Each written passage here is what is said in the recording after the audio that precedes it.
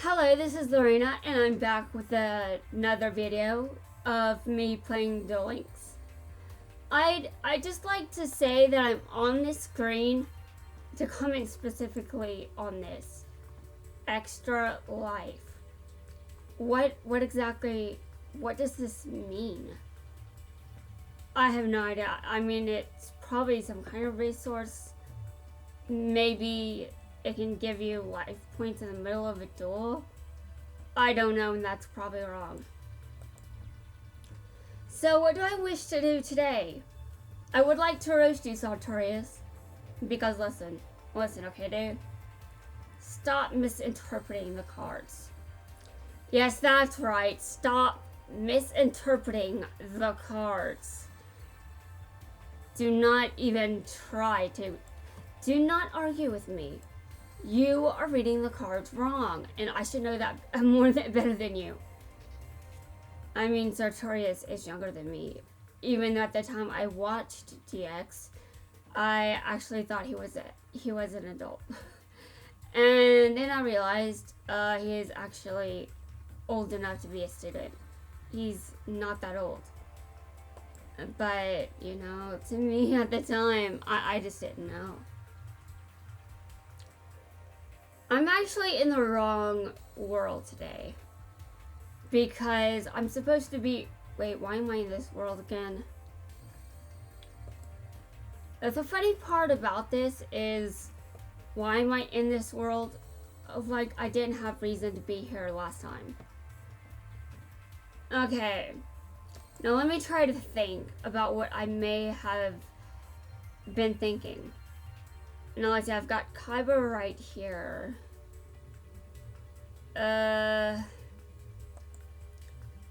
Maybe I'm still trying to get Mokuba. It's gonna be a miracle if I even get Mokuba. Because I'm starting to think that I just don't give two shits.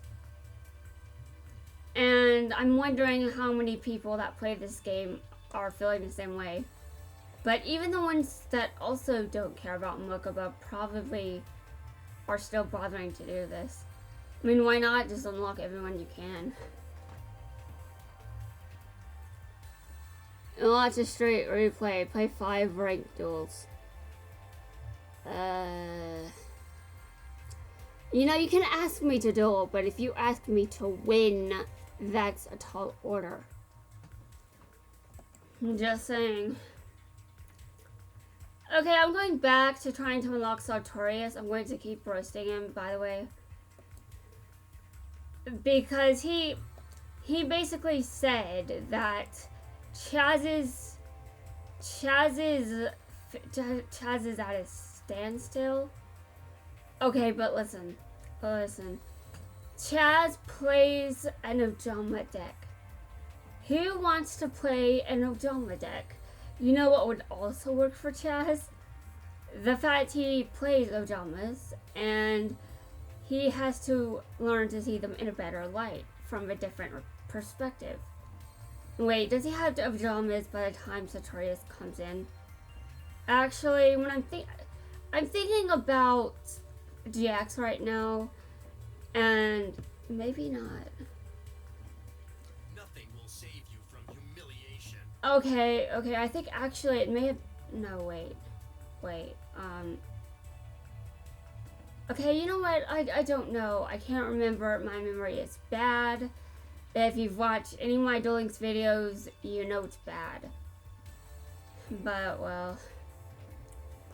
That won't stop me from recording these. Okay, shut up, Jaden.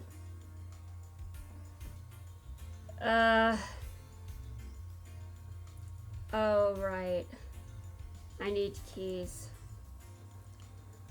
I lost a duel and now I need more keys so I can duel the gate. This is horrible. I wonder how my Karibo is doing.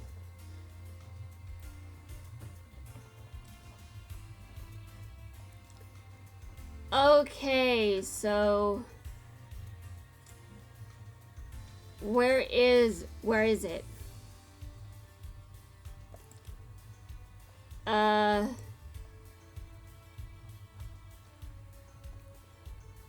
I have no idea, but I have to duel. And I increase my points meter by battling in ranked duels. Do you know what it takes to get me to do a ranked duel? Do you realize how many people kick my ass when I go in there? Have you seen the amount of stupidity that leaves my brain in a ranked duel? I'm pretty sure you do. And let me tell you, there would be more of a disaster if I actually continued to do ranked duels. Now, I'm going to eventually have to do that because that'll eventually be the only way I can progress.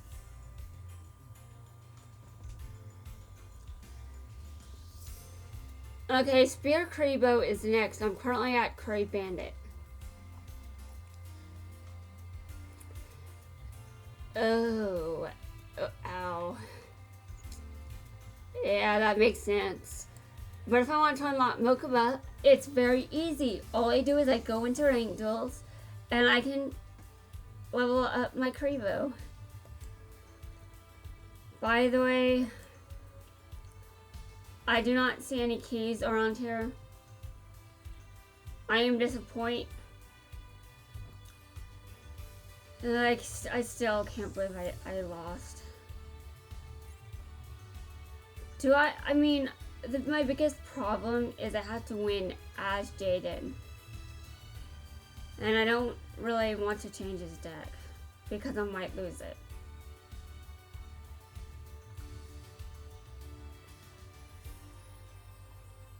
Okay, I need to look at which missions give me the keys I need. So, first off, I have to go find the gate. Find it! I found it.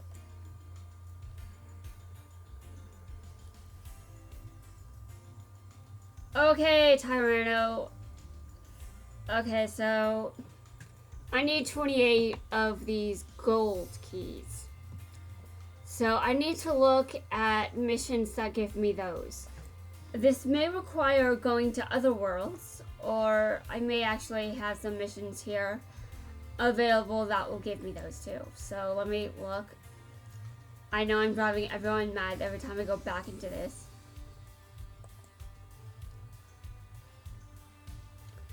I'm listening to the sound of gold.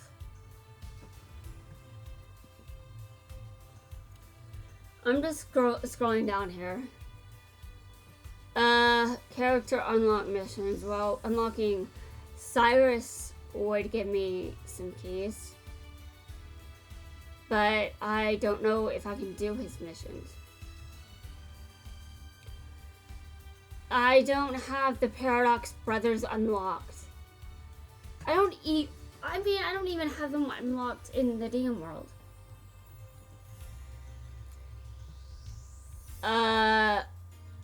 I don't think I have enough machine type monsters to want to achieve this.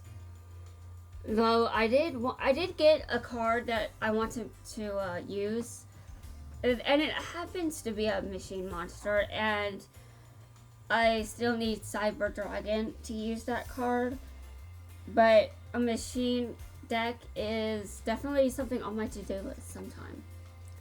I will need Cyber Dragon for that though, and as we know, it's rare. It's hard to get. Now let me look at everyone else. Is anyone nice enough to give me some? Everyone here is just complete jerks. Okay, that's not very nice, but to be fair, some of these characters are jerks.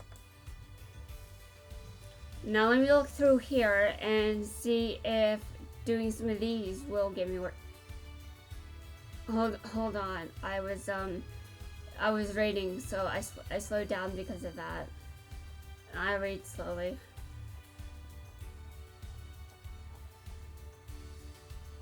But I actually have 2 of the Egyptian god cards. I only have Ra left to obtain. Ugh. I still have to unlock Aster. Oh, the pain. You know, I don't even know how many dark monsters I've used. And if I really have to use... How many times do I have to summon a dark monster to unlock Aster again? I think it's 100 times, but I don't even know how many times I've used one. I just know that I made a deck with all dark monsters for the exclusive purpose of unlocking Aster, because I want to unlock Sartorius. But I'm starting to think maybe I just don't care right now, because he can't read his deck. Yes, that's alright. I'm saying he can't read it.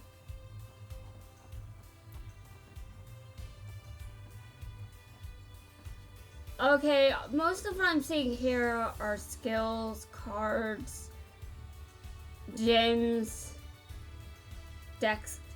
Wait a minute, does this say anything about how many times I've summoned a dark monster? Perform 50 fusion summons. Wait. Okay, I was reading that wrong, so. Okay, summon what?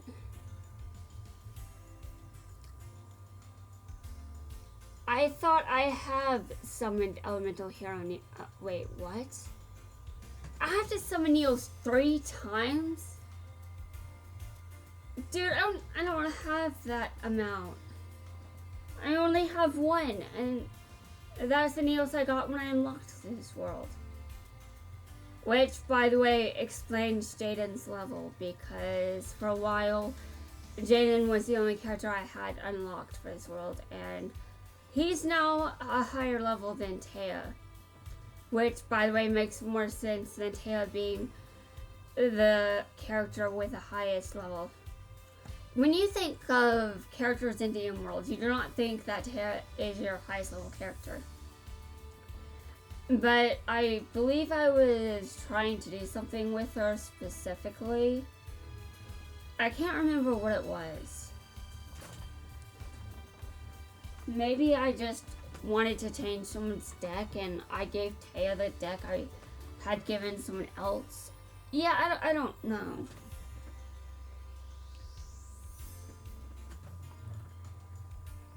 I'm trying to see if it keeps track of how many times I've summoned a dark monster and any other attribute monsters. But I don't see any of that here, so...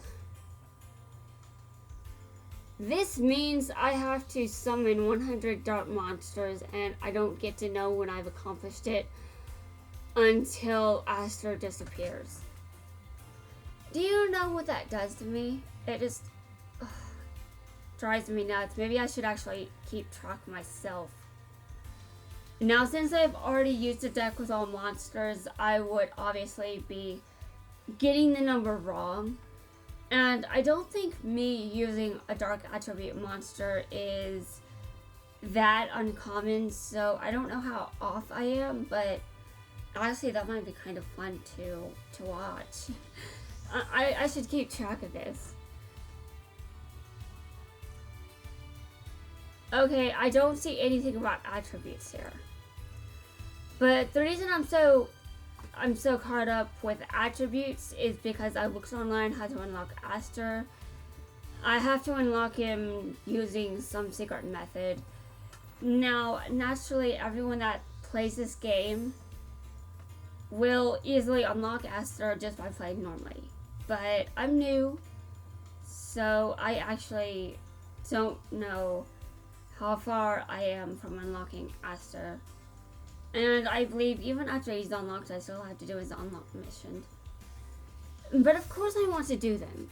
I need to unlock Aster to get the guy that can't read his cards.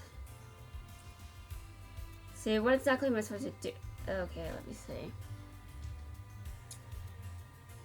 You know, I don't actually remember Aster Duel Links Sartorius. I assume that happened, but I can't remember.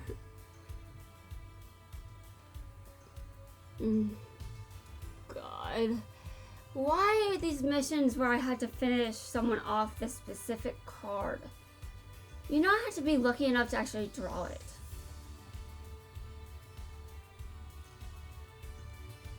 Now this guy right here is the character I'm trying to unlock. And last night, I failed.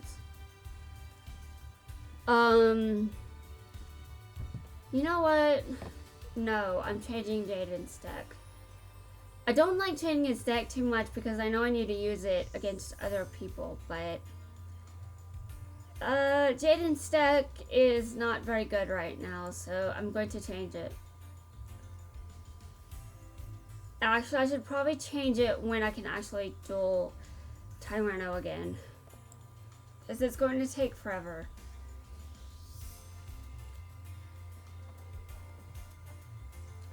I should really use that dual fuel before it runs out. Available until, give me a second, I'm trying to convert. Available until, which time zone is this? And does it matter? You know, actually, maybe I should look and see what happens. Would using these dual fuels help me get the keys I need? I'm gonna go check. By the way, I absolutely do not want to duel anyone with Jaden, because I would lose, obviously. I mean, I lost while playing as Kaiba. And that was embarrassing. And now let me go back. No. Oh, I have voice acting on. I have to turn voices off if I'm going to use dual fuel. I meant to change world and I forgot. My heroes are ready to throw down. I'm not.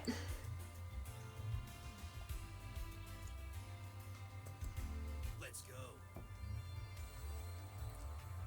I'm going to edit Kaiba's deck. It has been a while, so time to edit.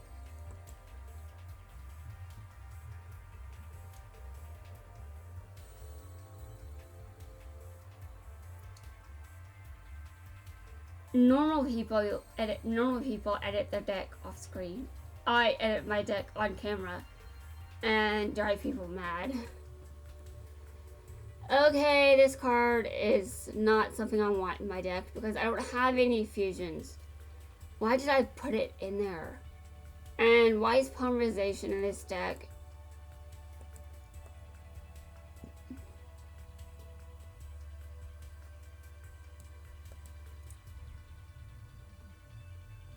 I don't believe that card is worth keeping in the deck. I thought I took this card out. Huh? Yeah. Okay, now I'm looking at these cards and I'm just thinking that, man, I really hope this is going to be a better deck that I'm creating, because if it's not, then this is going to suck bad. I don't really think I should have Amazon as Swordswoman in this deck. I mean, I wanted her in there because of her skill, but I don't think it works. And I think I should start taking out some of the other monsters that also don't fit with the deck, because peak performance only works with certain types of monsters. Obviously, I'm not going to be using monsters that are going to all benefit from the spell, but I would definitely have a better chance if my deck had more dragons in it. You know, just as Kaiba intends. I would put more than one Blue Eyes in my deck if I had 3 of them and the ultimate Blue Eyes White Dragon.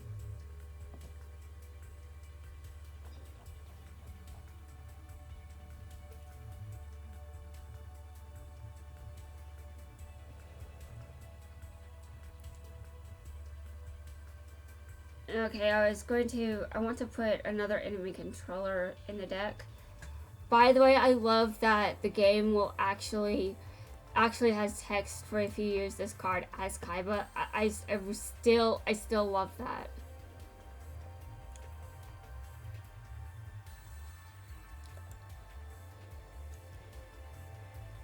Okay,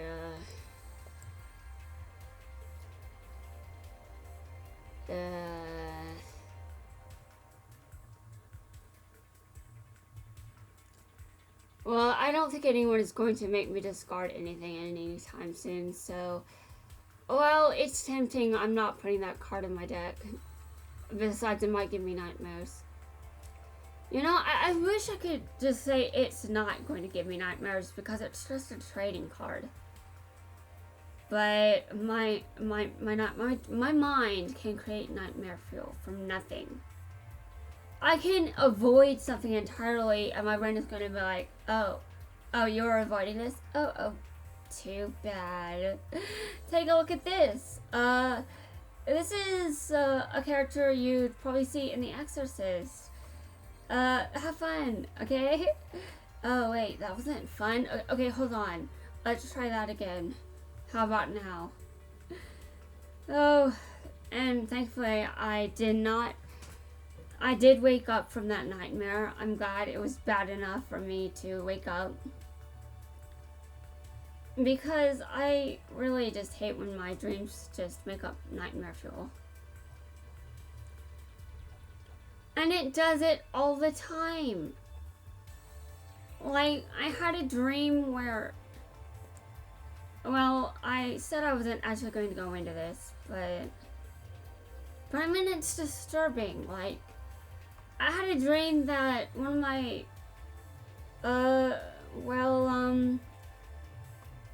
okay, I'm going to make this reference. It's kind of weird in a Yu-Gi-Oh video, but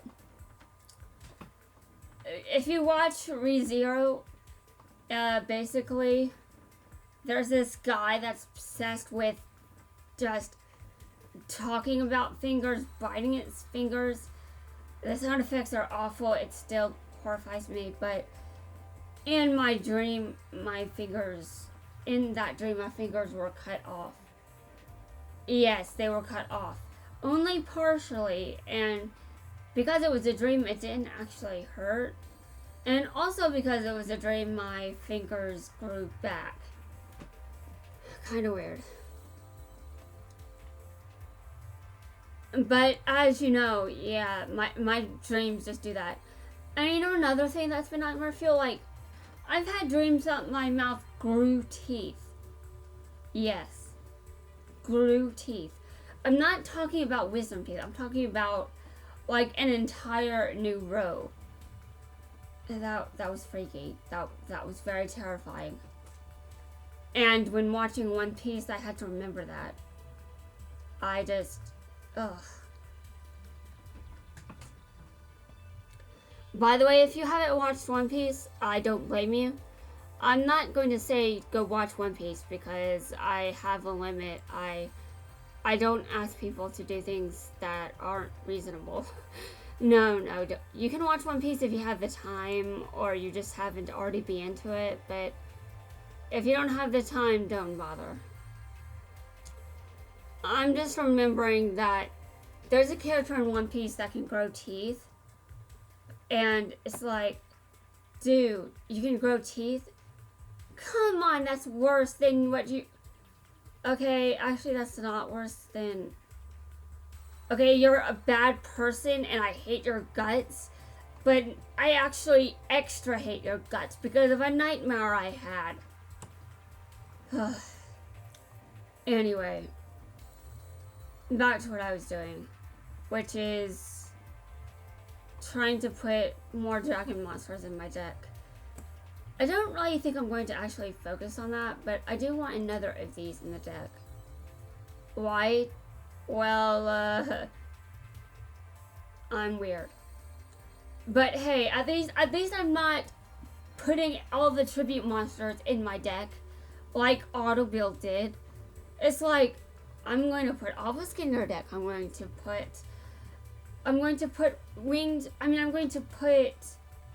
Grandora in your deck. I'm going to put Slifer in your deck. I'm going to put every deck in. I'm going to put every tribute monster you have in your deck. I don't know why I didn't just make it do it again.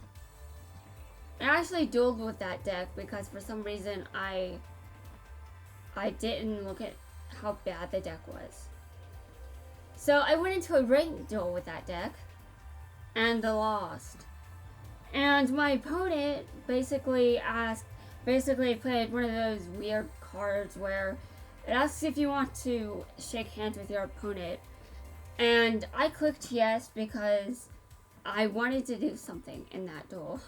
And I wasn't getting to do anything. So aside from putting cards down on the field from my hand that were spells and traps, I just said yes, I accept your handshake. I don't even know you.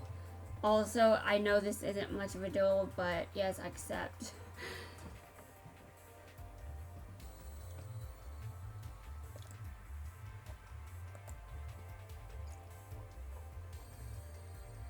I know I talk a lot when I type. I actually did think this could translate into real life. You know, like verbally. But I was wrong. I was quite wrong. I can say that I'm just as talkative as I am when I type several paragraphs long. And I mean, I did record a video that's 3 hours. And let's just remember, I started this channel this month, August 2021. My first video, I was talking all soft, and I mean, you could still understand what I was saying, but you could definitely tell I was not exactly the most confident. Now, I know that I'm not the most confident still, but I'm definitely talking a bit louder, and I'm talking longer, and I started talking about Yu-Gi-Oh! Even when I initially stopped talking whenever someone came into the kitchen. So basically, I'm starting to grow into this role. Okay, I want dragons. I need to stop rambling and get to this. Like, if you think some YouTubers ramble on and on and on, I mean, just think about sponsors. Think about the time it takes for those to be explained and gone over. Think about the time that people take to say, hey, if you like this content, like and subscribe to this channel. And how much of a delay that is. This video is much, much worse. Because, I mean, how many minutes have I been on this screen? Technically, I have been doing some things, I guess, but no major edits besides removing cards from my deck.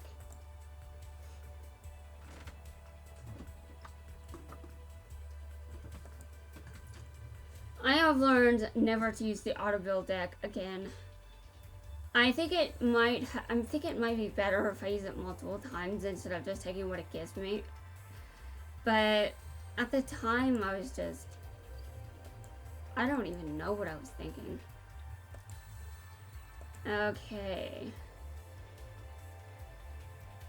And I think I already have one of those. Okay, yeah. I don't want too many tribute monsters in the deck. I've actually got a huge problem with that. Actually, as I'm looking at this, you can already see that I do in fact have a problem with that. So I'm going to make my deck 30 cards. The recommendation is you do not make your deck 30 cards. The ideal amount is around 20, maybe 20, 22 in some decks, but I'm going to put in 30 because I've got a lot of tribute monsters and I still want to be able to summon things. So let's see. I've got a blue eyes white dragon. I can put another in my deck. And I've got this one. Oh, wait. Actually, I'm going to put this card in the deck. And I'm going to put another... This is going to be a nightmare. I'm just taking a look at what I'm doing with this deck, and I'm like, I'm going to regret this. But it would actually be hilarious if I don't. Okay, isn't this alternative artwork? Yeah. I want some alternative artwork in here. Just have... Okay, this one is like the same artwork, but at a higher rarity. And there's this one at the lower rarity. And then I don't think this is quite the original, but it's better than the original artwork. Okay, so what I'm seeing here is it's a very bad idea for me to put more dragons in my deck, because I'll just have to do more tribute summons, and that would be very, very bad for my V to win. Okay, I'm going to actually find some monsters that are not dragons. So I know that I want to keep the field spell relevant. So let me see what it is. Actually, Kaiba has a new one. What is it? Until the end of the turn, increase the attack of all face-up. Oh, I'm gonna pick this one. Actually, never mind. I'm gonna make the deck what I want it to be. Which actually means I'm not going to change anything about it. I'm just not going to focus on dragons as much. Now, the unfortunate part about what I've done here is I've got a lot of cards in here that actually are tribute monsters, and just as bad as what Heart of Build did. But you can actually special summon a card. You know, if things got bad enough, hold on, let me think. With what I'm thinking of doing, I probably want to err on the side of caution and try not to overdo it with tributes. But at the same time, I'm still going for 30 cards in this deck. So maybe I can go for 20 monsters and 5 spells and 5 traps. Is that good? No. But you see, I do have some equipped spells and some cards that really take up the back row, which means I don't have a good use for those cards if I draw them. And if I have 20 monsters in my deck, I have a higher chance of victory. So I'm going to get to work on figuring out which cards I need to use. Now already I'm thinking I should use Amazonas because I have gone through the effort of collecting those. So I know that I've got, wait a minute, I can't put Amazonas Swordswoman in the deck because I've got 2 enemy controllers. Can you just imagine my response when I learned about that rule? No, I was so angry. No, I was so mad. But I don't need her. So I'm not sure what the big deal is. I don't actually need this card either.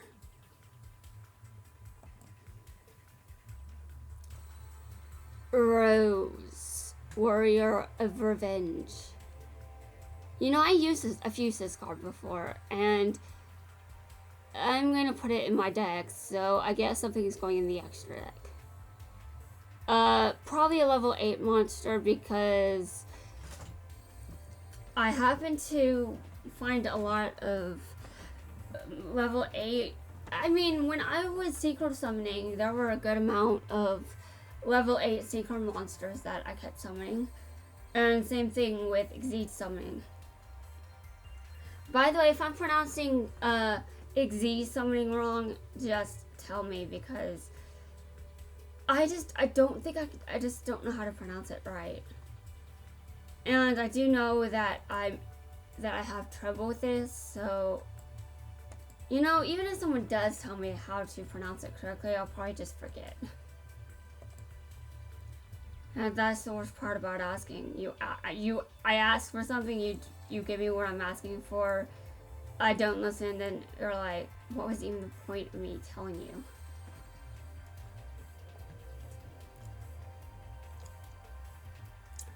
Okay, I'm gonna put Chain Master in the deck because I want to steal something from my opponent's hand sometimes. Listen, I'm going to be using Dual Fuel, and I just want to kill my opponent. Like, more brutally than Quattro has ever killed anyone in any duel. Okay, let's see. You know, actually, when I duel, I'm definitely a much different person than you'd expect, because it's a card game and I'm very competitive, so I'm generally super into being competitive when I play. So you'll notice that I question my abilities outside of the game, but when it's time to actually get started, I'm going to be trying to win. I'm going to be trying not to lose. So low self-confidence or not, I do what I can. Now, I do want to emphasize just how much I love Aki's deck. After I'm finished with DX World, I want to make an effort to unlock Aki. I suspect that's going to take a while, and I'm going to hate it, but okay. And now I don't think that anyone I want from the 5Ds world has to be unlocked by special means. Aster is basically the only one from what I remember. Actually, is he the only one? You know, I don't really know. I can't remember, and I don't think I've got the brain capacity to care right now. So, I think I should put Amazoness Tiger in the deck, and Amazoness Tiger is not a warrior type. Yes, the card I'm referring to is actually a tiger, so yeah, it's a beast type. Ooh. The Ojamas are haunting me, guys. They're there, and they're staring at me.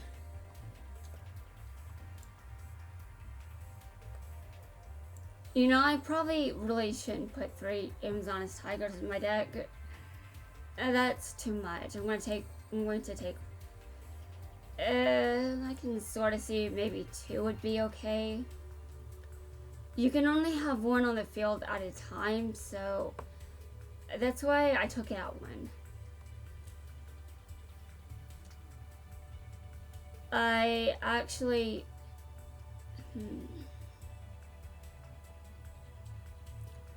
I'm going to take out an Amazoness Paladin. No, actually I'm going to take out an Amazoness Tiger and put that Amazoness Tiger back in the deck. Hey guys, you know, before I went to sleep today, I felt like I was going to go nuts. I feel like that again. I've had sleep, I swear.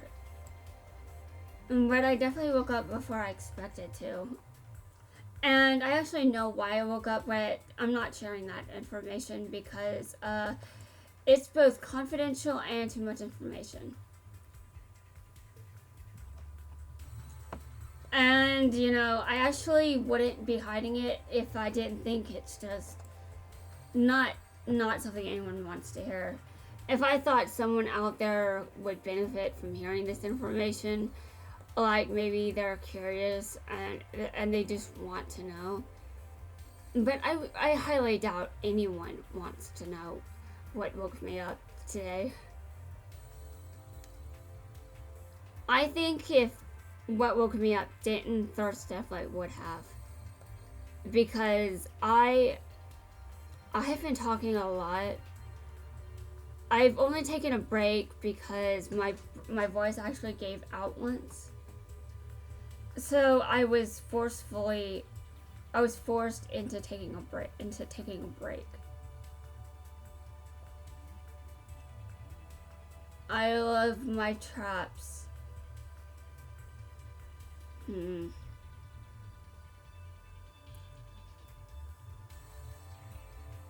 I don't really want to. I mean, I love the Rival Appears card, but I'm using Dual Fuel, and that's in Zell World. So this card would absolutely suck. I do not want to be using it in that world because Xyz monsters have ranks, not levels. But I don't see any traps that are worth using. Now there probably are traps that are, and I just don't see them because I don't know, no nostalgia glasses or whatever.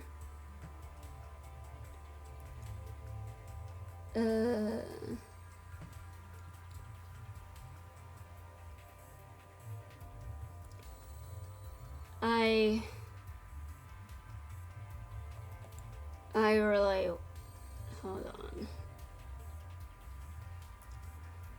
I don't know if this card has a use yet. I'm still pretty new.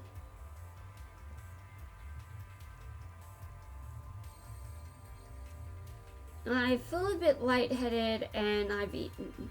Like I ate before I started recording, so I am definitely not hungry, but I could be thirsty, so I should drink something.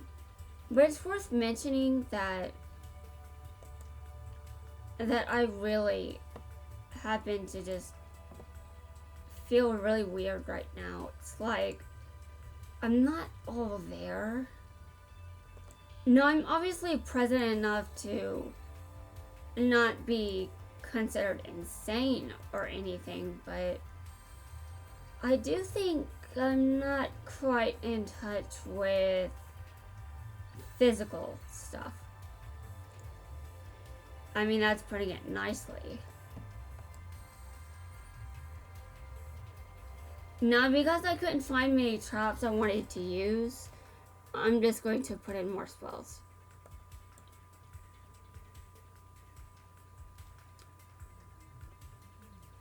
And I am going to put in one synchro monster. I believe level 4 is pretty dominant, so I'm going to put in a level 8 synchro monster, and that's just going to be the only card in my extra deck. So Kaiba can synchro summon, and I'm actually not synchro summoning for the first time, as you say. That's funny. Okay. Now there are quite. Now you'll notice that I'm using a bunch of cards that boost attack.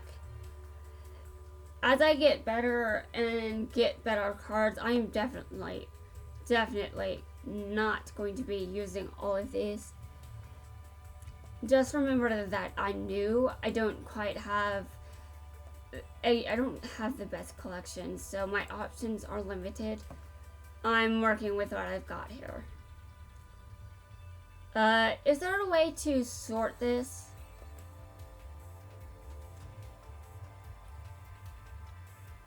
I just kind of want to know. Okay, you know what? Okay, guys, you get to hear me prove that I can do basic elementary school math. Okay, 1, 2, 3, 4, 5, 6, 7, 8, 9, 10, 11, 12. 12 monsters that don't require tribute summons out of 20 that I've chosen. Now I'd like to take the time to admit that this is very, very bad. But I'd also like to explain that I've also sacrificed some spells in Trap Room just so I can at least have a monster or two to summon, most likely at least once a duel. Now sometimes I'm going to get very unlucky, but that's my mercy. I mean, that's at my expense, not yours. And I'm asking for it, okay? I mean, I'm the one going into a duel knowing that it could backfire on me because of all these tribute. Wait a minute. Hold on a minute. Kaiba, don't reference that day. Don't reference that moment. No one needs to remember that. By the way, he said that to me after a duel where I was indeed defeated horribly.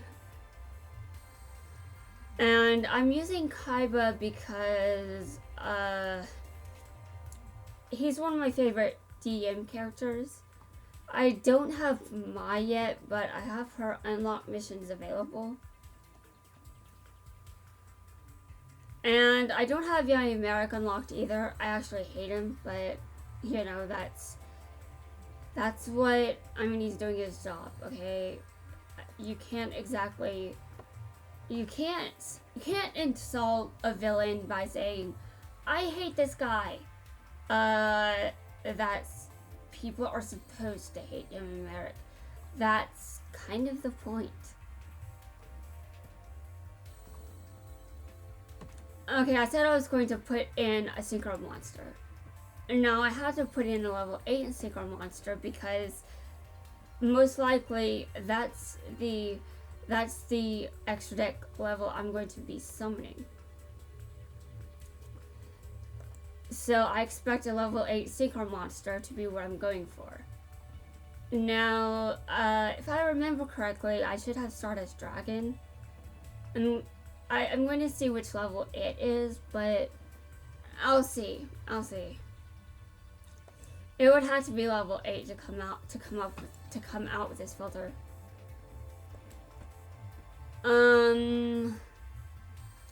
Actually, I think Stardust Dragon might be level 7.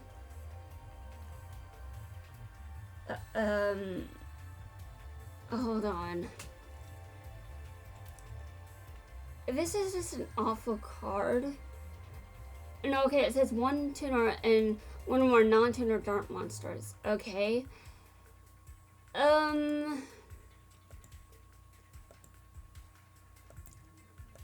It's not the worst card to have. I think I'm going to put one in the secret deck and the other one in the extra deck. Actually, hold on. Are these really the only secret monsters I've got that are level 8? Okay, I need to work on Sacred Dimension. Anyway, I do have some light monsters in their deck, but I think Dark and Dragon is the one I'm most likely to be capable of using. So let me go through here and see. I know Blue Eyes is a dart monster, but if Blue Eyes is on the field, why would I summon a synchro monster? I mean, I know that it would be tempting, but it kind of makes no sense. No. I'm just going to have this card in there. There is no reason to put 8 other cards in the deck because... Actually, do I have anything? Well, I am specifying that I want a synchro and a level 8 synchro at that. There are plenty of level 8 synchro monsters, by the way. I would have some if I was leveling up the synchro dimension, but somehow I'm going in order. And now order is probably going straight out the window soon because I'll probably care more about brains than Arc 5. But then again, Arc 5 is being released soon, so why wouldn't I at least try Arc 5 Worlds out?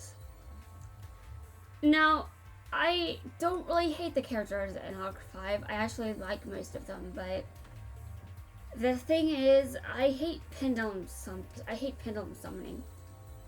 And I have no idea how that's going to be implemented into this game.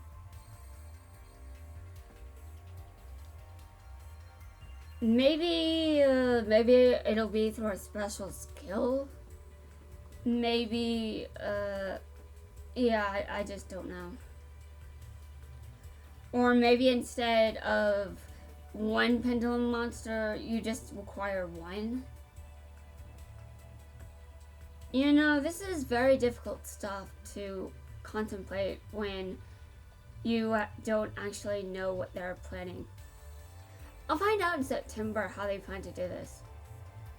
Don't I have to duel Joey? Okay, I have to duel him with someone specific. Let me look. And I'll also have to look at this level too. I'm pretty sure that I need to beat Joey at level 20 for Mai, but anyone specific with that? No. So you know, I was going to use dual fuel, but Joey's right there, so no, I'm not cruising for. Okay, listen, Joey. Wait a minute. What level are you? No. He's not the level he should be. I'm pretty sure it's specified level 20, not level 10. And now, as much as I would love to just crush him again, I think I've already done that enough for the time being, so yeah.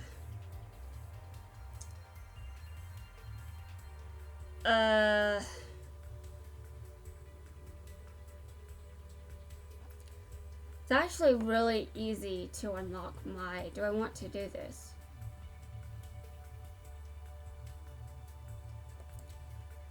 Well, I still need the keys because the Joey right here is level 10. Actually, what if I change his level here at the gate? Does it change it? Tyranno, how are you here? Okay, whatever. Oh. The world doesn't change when you change worlds. Yeah, see, that was the confusing part because I was like, wait, I'm not in GX world. Okay.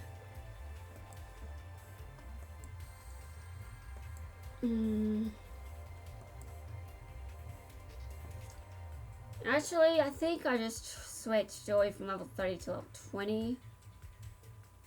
I've got enough keys to do this, so I'm just going to. Dude. Yes, I know. I can see him right there, okay?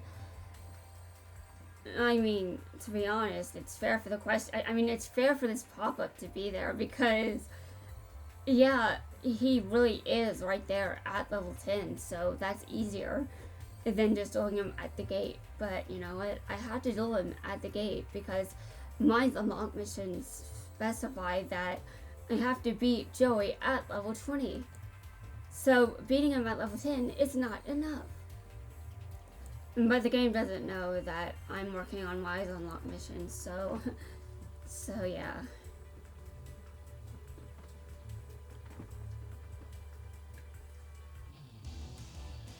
So as usual, I basically work backwards when it comes to fiction in general. I tend to like characters in fiction that I would not in real life. Puppy that he's more bark than bite. Kaiba, it's time I put your stinking mug in its place. All right. Get ready. Listen, I had to ramble, so I had to turn voices off so I can be permitted to do that. I'm gonna turn them back on when I'm done because I need to rest my voice a bit. But I basically tend to like characters in fiction that I would hate in real life. Kaiba is one of those characters that I would hate in real life. I'm not the biggest fan of Joey's character, but I would like Joey if I met him in person. So that's just, that's just one of my weird things.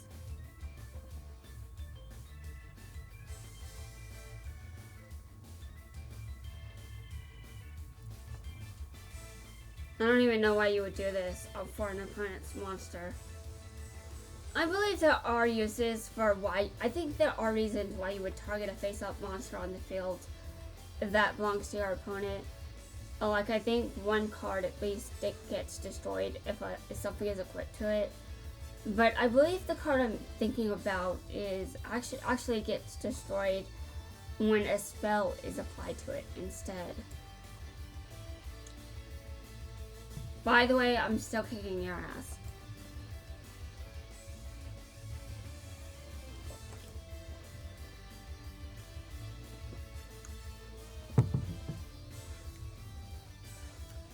Okay, I draw,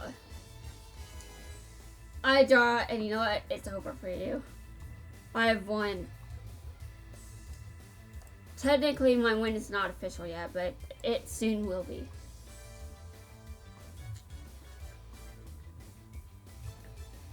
And now, as much as I roast Joey, I'm not the biggest fan of his character, but I do not mean to say that I hate his character.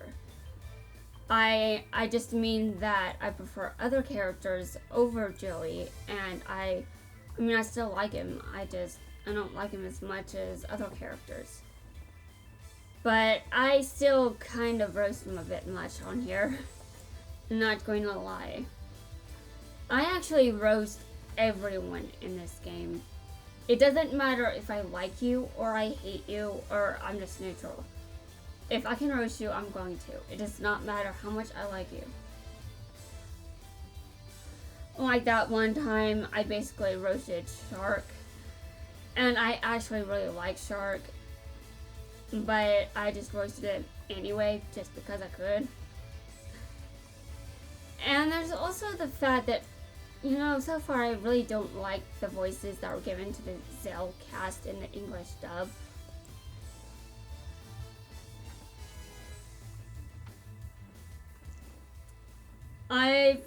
I've only heard, I only remember having problems with Yuma's voice and Shark's voice. Now I cannot remember if I heard Astral's dub voice, but he seems to be partnered with Yuma, so I wonder when he talks.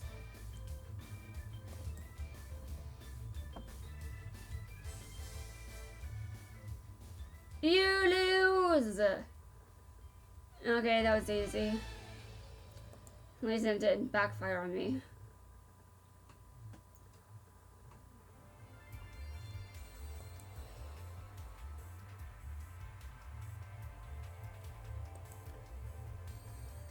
Okay, now I have to switch to Joey. I think oh, I remember what I said last time I read this. I was like, Joey, are you okay? Haven't you experienced this before? Don't you think that losing to Kaiba is a bit more tolerable? Just saying. Just saying.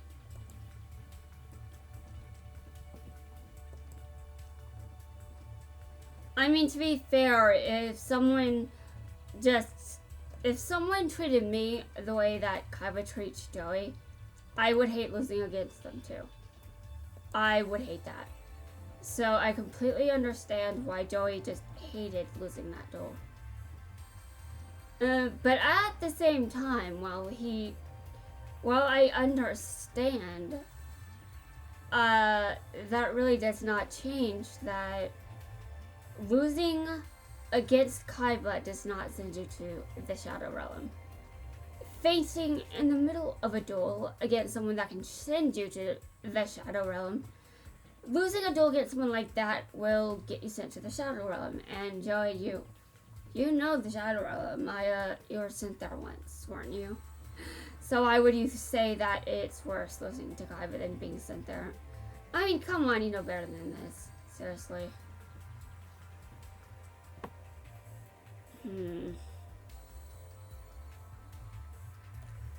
Okay, it doesn't specify a level that Mai has to be, so I'm just going in there with whatever deck Joy has. 1 minute. Okay, something this game likes to do sometimes is it'll crash when I change characters or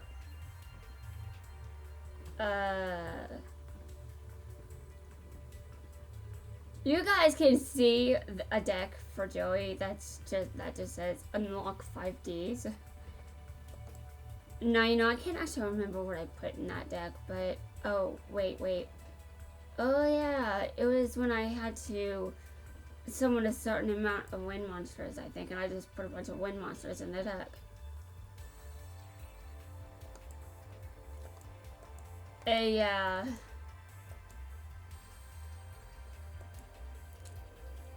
I'm taking this card out.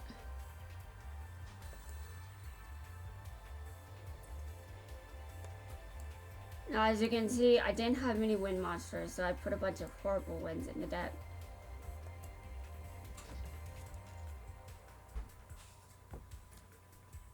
Okay.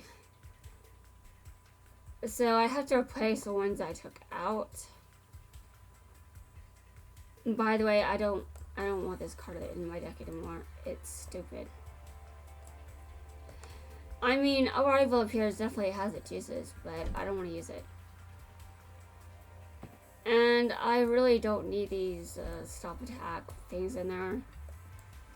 I'm just going to say right now that Joey is not a character that I'm going to play that often.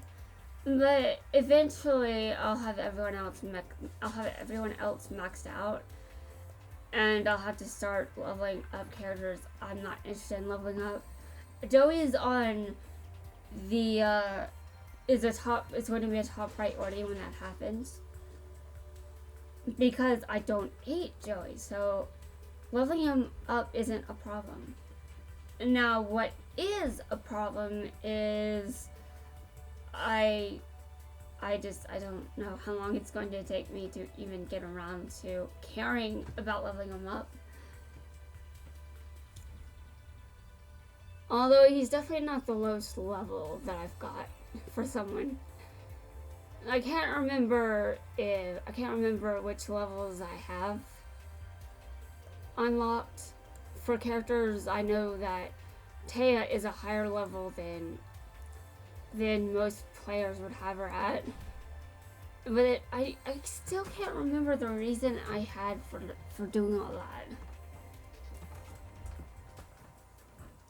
that. There was definitely a reason for doing all that leveling. And I'm just sitting here like, you know what, I seriously cannot remember. Okay, I'm going to put Red Eyes in the deck. I mean, I prefer Kaiba, but I actually like the Red Eyes Black Dragon more than Blue Eyes. Blue Eyes is stronger than Red Eyes, but Red Eyes is more of my aesthetic. It's more pleasing for me to look at. Ugh. Oh well, I know what I'm looking for, and I'm looking for a dragon, so I don't even know why I'm just sitting here like, you know, I keep drinking all this water and I still feel kind of out of it. I don't think I'm exactly sleep deprived either, because even though I did stay up for like around 27, 28 hours recently, I did get a good amount of rest. I got around 7 hours before I woke up. I didn't wake up by normal means, of course, but it's still basically the same sort of deal. Like, I got sleep, so... Oh, and I did confirm that I've eaten today, so... It can't be that. It could be dehydration, but... I mean, I've been drinking water as I keep recording this. I'm taking Baby Dragon out. I'm taking all of the cards out that are just super... just have awful attack. Okay. Now, can I set a minimum? Apparently not. But I can specify a level that I want a card to be. So here we go. Filter, here are the level 4 monsters.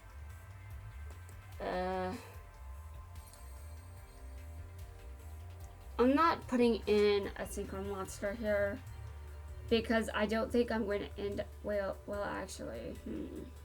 No, I don't think it's a good idea to put it in. I don't think I have a use for an extra deck monster.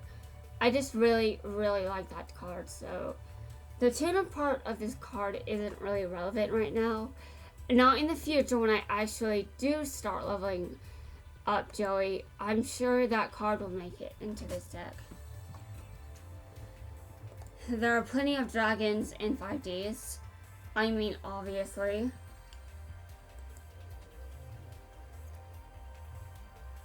I think it's funny that I've got this deck called Unlock 5Ds. And everyone knows the deck I used to unlock 5Ds. Probably because it was shown on screen long enough for you to at least pause the video if you wanted to see the build. Of course, why would you? I mean, it's pretty easy to unlock 5Ds. And to everyone watching this video, if anyone ever watches this video, I'm going to assume you are a better duelist than I am. I don't care when you started. I don't care if you just started playing this game yesterday. You're probably a better duelist than me. The only way you aren't is if you were introduced to this game through 7s and you want to play Duel Links, but you don't happen to know the main game yet. Now here's the main flaw with that. Why would someone want to play Duel Links if they were recently introduced to the game with Yu-Gi-Oh! 7s? Because it has not been introduced to an English-speaking country yet, to my knowledge.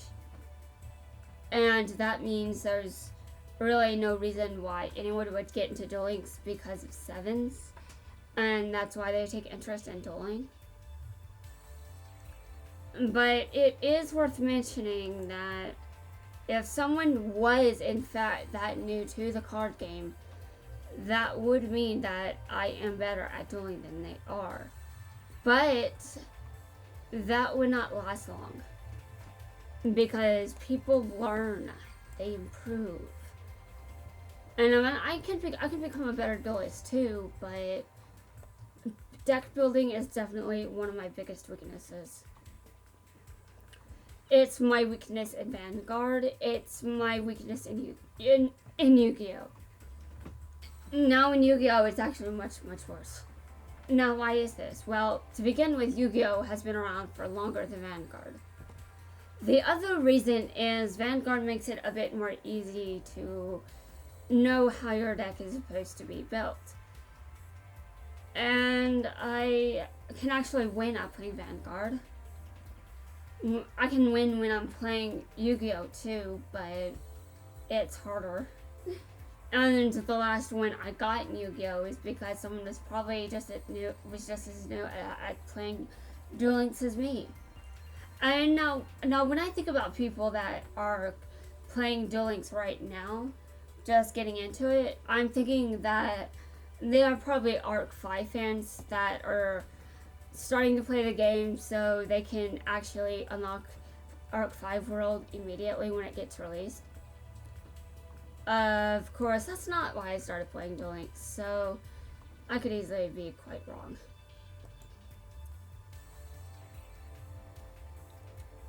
So what got me to start playing Duel Links? I saw people dueling. I decided that I felt like I wanted to duel.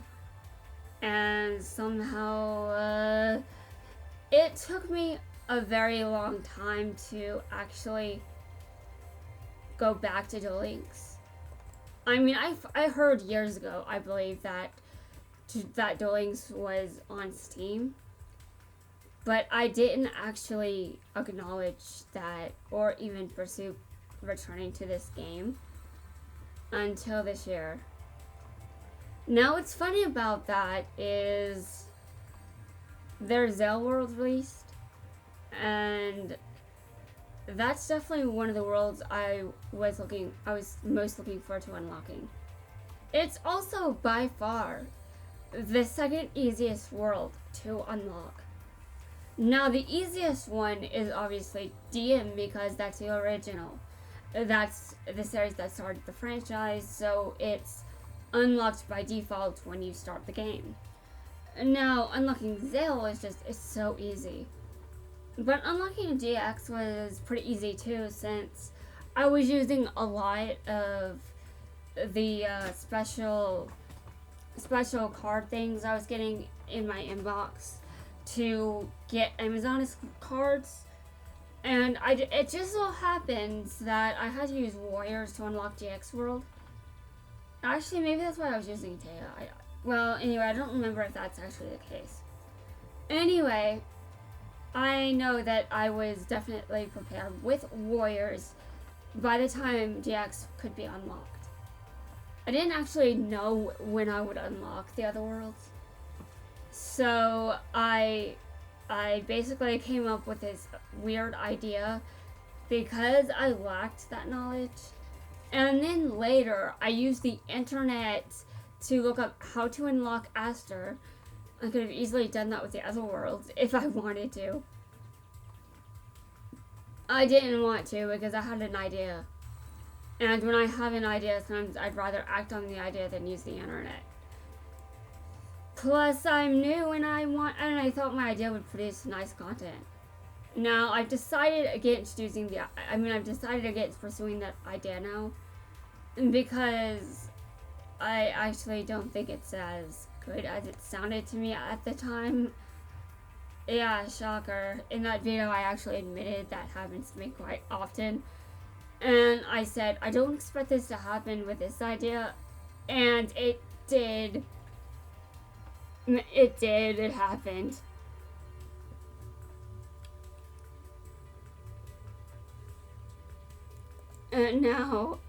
Now, I think the only thing I've actually done in this game that makes...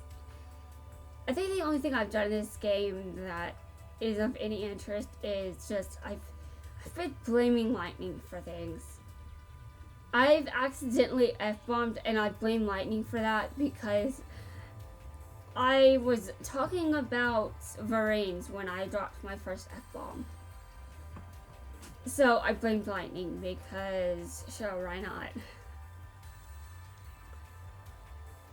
I actually thought blaming Lightning was hilarious before I realized that, oh, it's just so obvious to blame Lightning for things that after everything he said he's done, of course it's going to become a meme.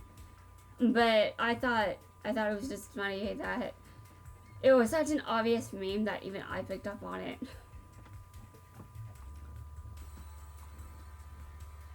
Is there a reason I'm obsessed with level 4s? Is there a reason for this? There is actually not a reason, but for some reason, I think I obviously love level 4 monsters. I put a lot of them into my decks. That's not necessary. I don't have to do that. There are other levels in the deck, but besides level 4 monsters, I usually put around 4, maybe 5 to beat monsters in the deck. Except in Duel Links, because, sure. Time for bad decisions. I make a lot of those. As we know, based on my opponent just sitting there watching me be a complete moron while I lost. I mean, I kept attacking my opponent. My opponent had a card on the field that would deal damage to me based on some skill that it had. I somehow never thought to check the skill. I lost the duel because I didn't read a card. Now, to be fair, I could have lost regardless. But it's just, I mean, I have to wonder, what was my opponent thinking when he or she or they just sat there and just watched as I destroyed myself. And I mean, the first time my opponent may have been like, okay, well, once, okay, maybe it was an accident. I did it a second time. And my opponent probably left that duel and was like, what? My opponent just destroyed herself. Actually, I'm not sure my opponent knew I was a girl because I think I was playing as Kaiba, so maybe my opponent was thinking, that guy was dumb. That's probably what was happening in my opponent's head. And you know what? I absolutely said after that duel that I cannot defend myself. That absolutely was stupid. My opponent has every right to think that I really should have been paying more attention. But whenever there's a timer, I make dumb decisions, okay? Now, when playing Vanguard Zero, that was a common issue. I would think that the timer was going to just...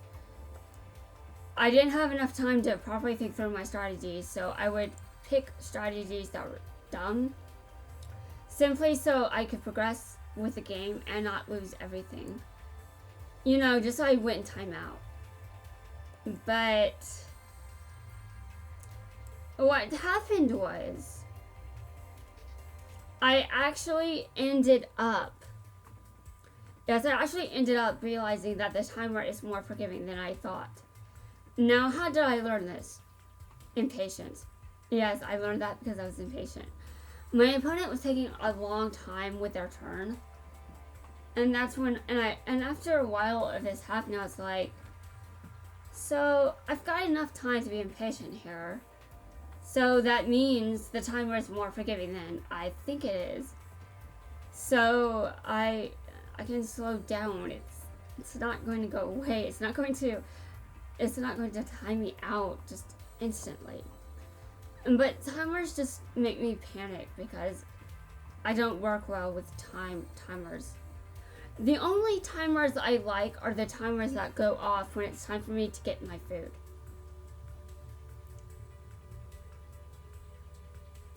I'm trying to decide on which other cards I want in this deck.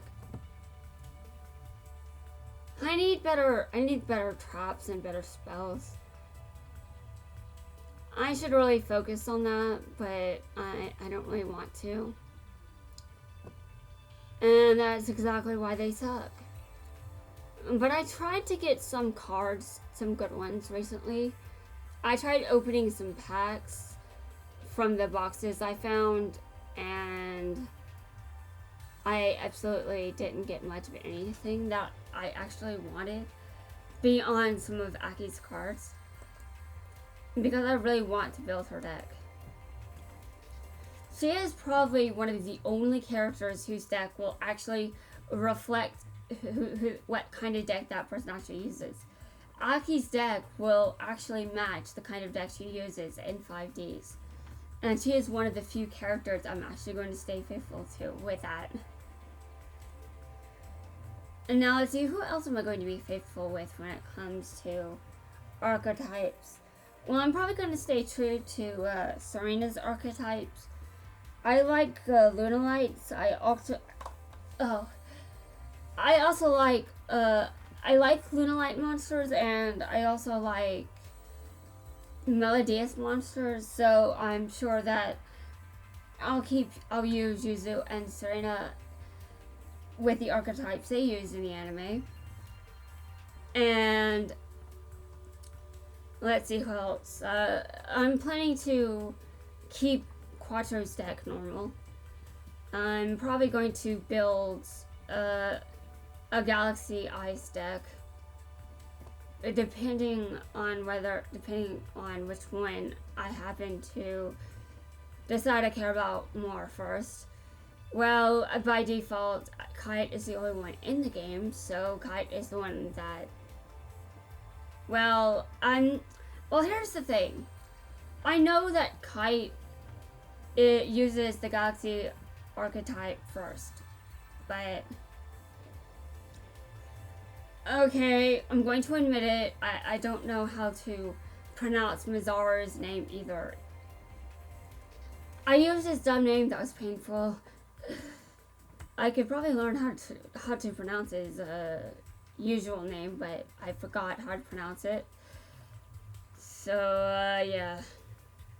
I mean, forgetting how to pronounce it is better than what Dex forgets. I can't pronounce her name at all. I need basic official lessons to pronounce hers. Now, I want to make a Galaxy Eyes with Mizar, but he's not in the game yet, so, I'm probably not going to stay as faithful with Kite's deck. Now, let's see, anyone else?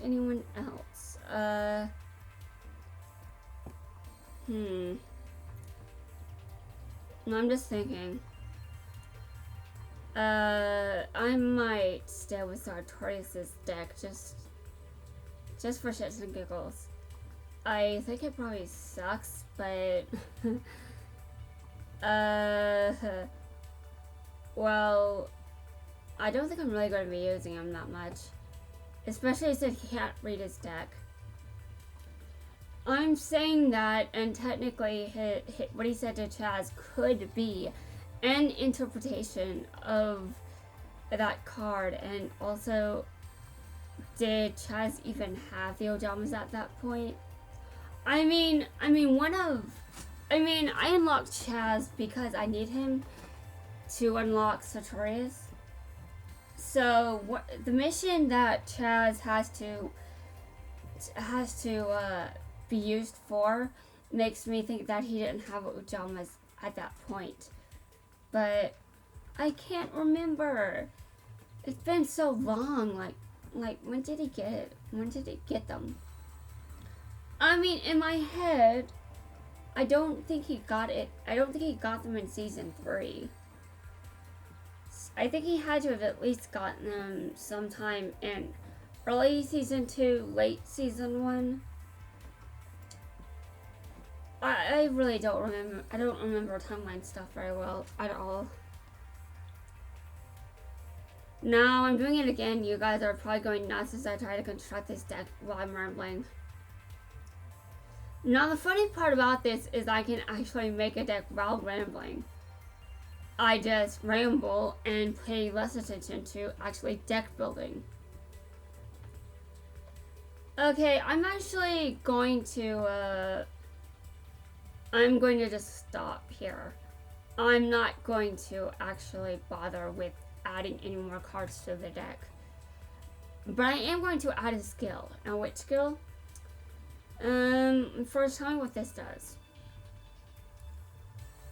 Okay, what does this card do?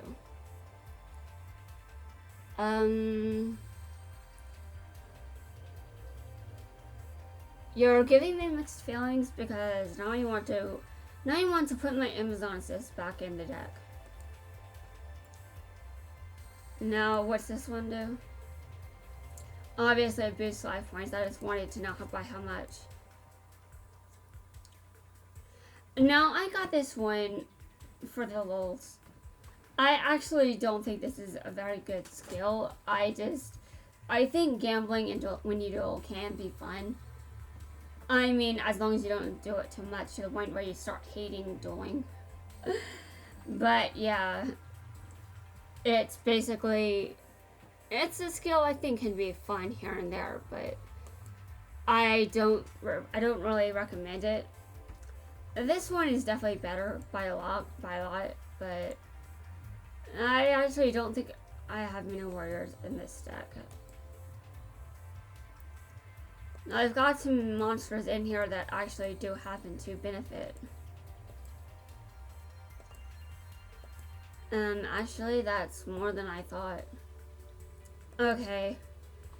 I can't believe it took me this long just to make a deck to Don't Lie.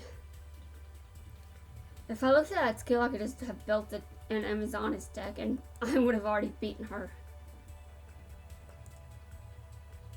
But I like the deck I made already. Okay. Alright, I'm going to duel you. You're going down. Actually, let me speak English. I still believe that I make these mistakes with my voice because it's a case of my brain thinking faster than I can speak. And that has never been more obvious than when I have to say things out loud.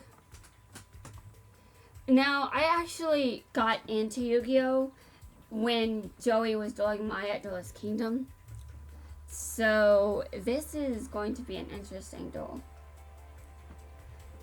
I actually remember that I actually think that Mai is the main reason I got interested. Although obviously Mai isn't the only reason I was into the show because obviously I'm still here. I'm still digesting and taking in Yu-Gi-Oh content. I'm part of the franchise. I've been a fan of this series since I was 10. Yes. And I think I even knew about the franchise before I was interested. I remember seeing a commercial for Yami Yugi when I was like 10, somewhere around there. Maybe I was 9. I didn't think I would actually be interested, but then the television was on, and I ended up realizing, oh, you know what, this is very interesting. I like this show. So I kept watching it. And then I've been part of the franchise ever since that episode aired. I've never once lost interest. And with all my criticisms of Arc 5, I can still say that I appreciate it. I do like it, and it actually does hold a very special place in my heart. As much as I criticize it, there are positives to the series, and the characters had a lot of potential. I thought they were very likable. They just weren't utilized as well as they should have been. But I think that Arc 5 has a lot of good things about it. But the reason it's special to me is because I could pinpoint its flaws and criticism and could criticize it constructively as it was airing. Like I saw things I liked about it first, and then as it was going downhill, I could point out what I didn't like that was happening. So it taught me a lot about constructive criticism, and that's the role it's played in my heart, and that's why I like it. And Brains has played a similar role, to be honest. Only in this case, it's learning to love something regardless of its flaws. Although I think I can already do that. But, I mean, with Brains it's especially obvious because it has similar issues. It actually has less episodes than Arc 5, and I think it really shows at the end of the day. Now, as Mai takes her turn, I have to do something real quick, so I'm going to be quiet for a bit.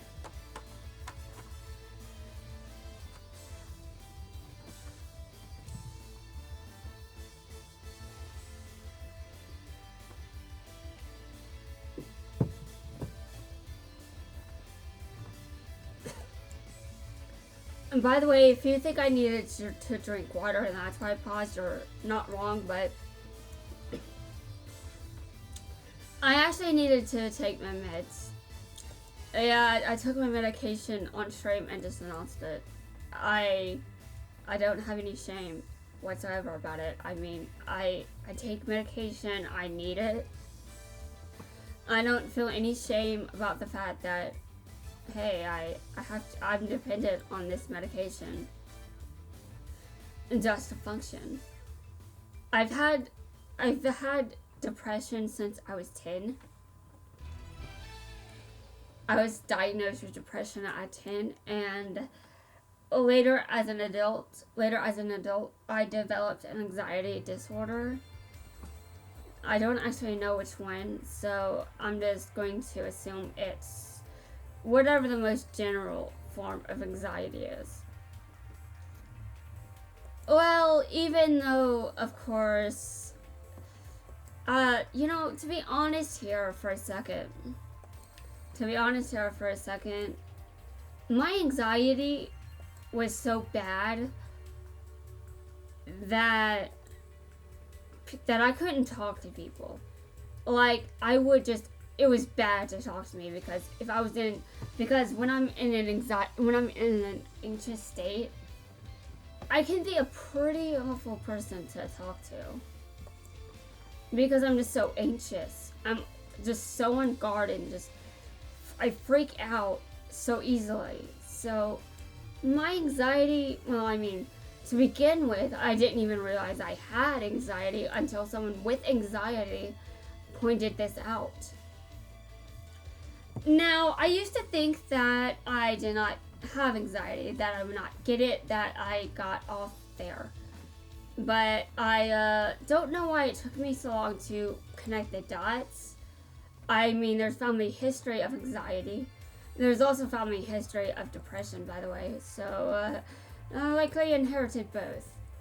But I don't necessarily know for sure if I did inherit them or if I just happened to be unlucky enough to have those conditions just by themselves. Well, I am going with the genetics explanation just because of the family history. But because I was diagnosed with a mental illness from such a young age, I just don't have any shame around taking medication anymore.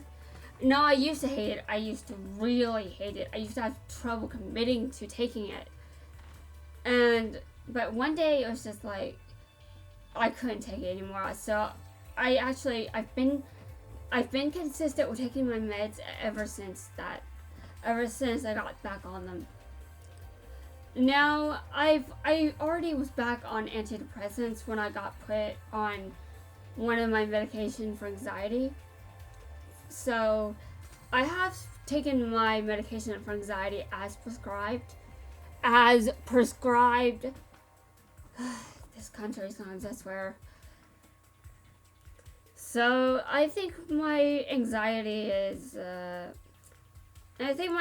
pretty bad because of the fact that I can't interact with anyone without being pretty bad to interact with in that mindset. Now, I know a lot of people just have this huge stigma associated around taking medication, and when they have mental issues, they have trouble wanting to see a therapist. They have all these problems, and I'm like, no shame. Absolutely none. I mean, I'm right here talking about it while I'm not even doing anything that's related to mental health on any level. However, I will say that Yu-Gi-Oh! Has got me through some very tough times. Varane's kind of the same thing. Now, Varane's is definitely an interesting case. You look at that series and you'd be like, how would that help you get through anything that's tough? Well, to know that, you would have to know my dark backstory. Give me a second. I am one of those unfortunate souls that can relate to Yusaku. Yusaku and I actually had sort of similar personalities.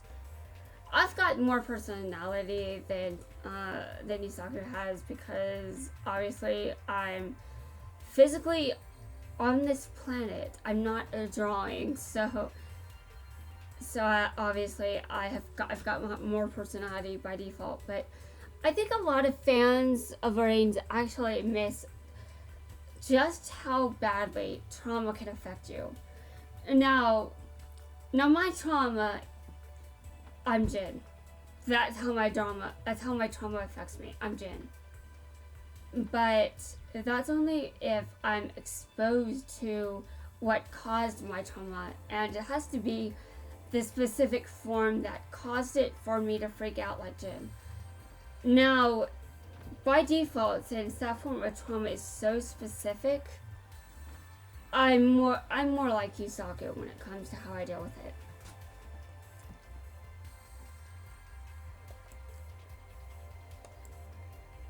And yeah, I did experience some trauma as a child. I was actually Revolver's age when I experienced it. Yeah, it didn't really help me better when I got older. I mean, to begin with, I was a child, so I couldn't quite handle what I had going on with me. I was young. I mean, an adult can obviously experience trauma too, and I'm not going to deny that, but adults are, adults, and for many adults, they can at least approach things from a more responsible angle. They aren't immature about it. But since I was a child when I experienced trauma, yeah, I don't think I really went about it in the right way. Now, fortunately, I don't have any PTSD. But I will say that I actually did have one flashback dream. I had one that played my trauma straight, and it was horrible. And you know what's more horrible? I can actually tell you that it was someone from this franchise. And you want to know who played the trauma straight? Yugi. Yes, I'm not joking. I'm not lying. It took me a while to get over that. I used it as an excuse to hate him for a while because I was immature. But I was also, when the dream happened, it was before I got all obsessed with a certain character. Okay, fine, I'll just come out with it. I used to be obsessed with Merrick, and having that dream where Yumi Merrick basically traumatized... Well, Yumi Merrick is someone more in character to traumatize someone, but having a dream where Yugi basically did the same thing to me as my... Having that nightmare with Yugi just inflicting me with so much trauma did not help me at all. I did not feel like I wanted to be mature about it because it was painful. I was screaming in that dream. I hated it. I may have been obsessed with Merrick and may have been biased, but that dream still hurt, and I was still in pain. And it took me a long time to really forgive Yugi. Actually, let me actually change the topic there. Let me change the wording. It actually took me a while to be mature enough to get over what happened. For me, it was a dream. With Merrick, he experienced something far worse. Like, Yugi didn't do anything to him in a dream. His past had nothing to do with a dream. It was a real experience. Although to be quite to be quite dark here for a second. I've got depression, so you can pretty much imagine what kind of child I was if I was obsessed with Merrick. I had a dream and I used it as an excuse to hate on a fictional character. You can pretty much guess. I was sort of similar to Yusaku. I think I was actually worse. Now, why would I say I was worse than Yusaku? Well, Yusaku is younger than me. Hold on, give me a second.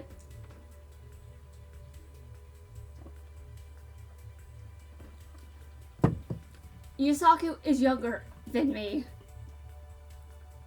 Yusaku is probably always going to be the kind of person he is right now. Or whatever kind of person he was after the series ended. The last 3 seconds should have shown us where Yusaku was instead. But, you know, as much as I criticized those last 3 seconds of the final episode of Reigns, I don't actually hold it against them. I don't hold it against the writers for doing that because I've got a connection with dark things. I hope you noticed because I hope you noticed. Anyway, it's actually weird that I don't have Astra unlocked because I'm over here claiming that I have this connection with dark things. And I don't have Astra unlocked, so how many dark monsters am I using? Obviously not enough to have them unlocked.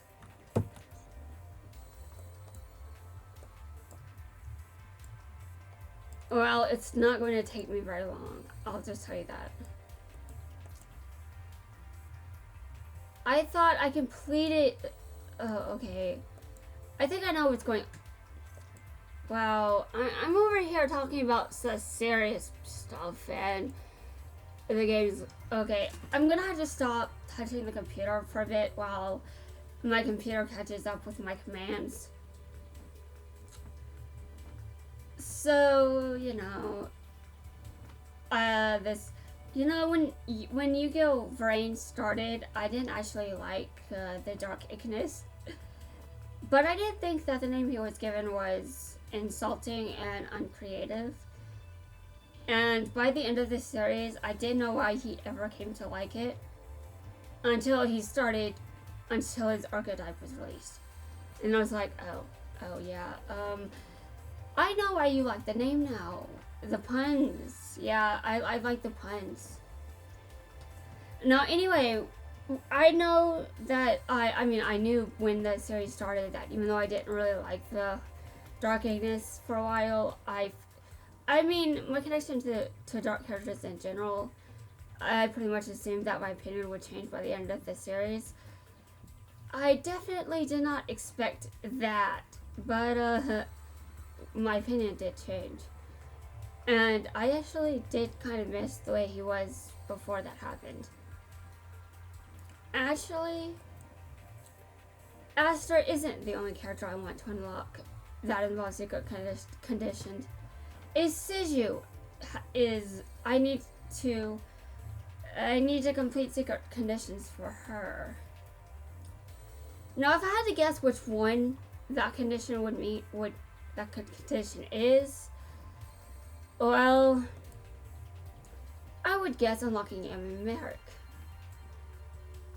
for obvious reasons. Now, is this actually going to be what unlocks their missions? Well, I don't know, but it is possible, and that is what I'm going with. I want to look up on the internet if I'm right. So, instead of playing the game the way that I'm supposed to change worlds. Give me a second. I'm about to open Chrome, but before I do that, I'm going to change worlds.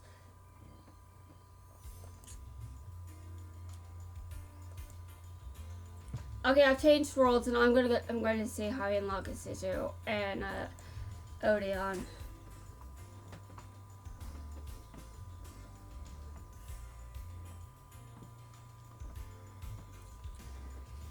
You know, I did that dueling quiz a while back. I've actually got a video of it. And one of the characters was, what is this character's skill? And it was about Odeon's skill, and I was like, And I picked the one that was associated with traps, and I was like, I remembered playing a game where Odeon was using a bunch of traps against me, and I was like, oh, you know what? I can see that this trap-related skill could easily fit him, and it was the right answer. And I got this right, basically by just thinking about the character and what kind of skill might fit them.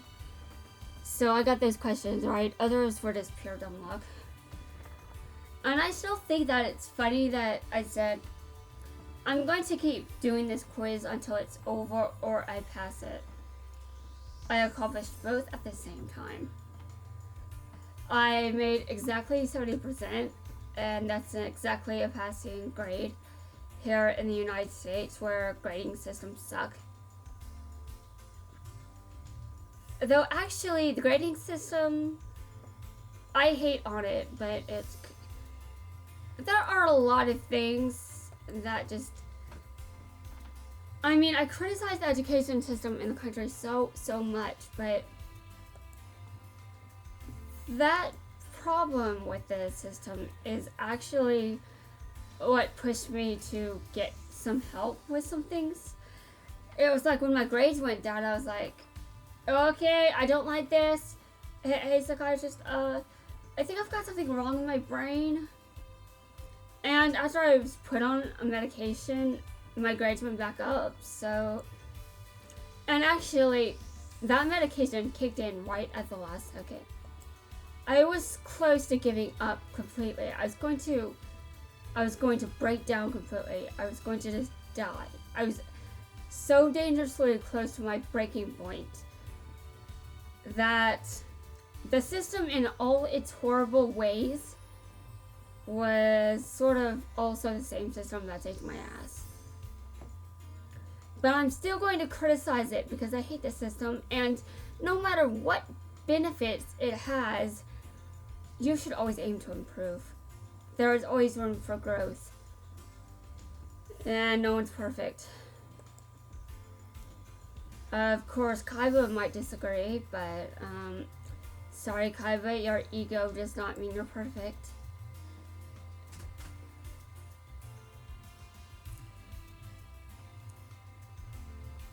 Okay, I need gold keys. That's what I was on about. Okay, I'm going to end the duel. I'm going to end the game. I'm going to end the video here, and I'm going to. Oh, I remember why I went to Duel Monsters World.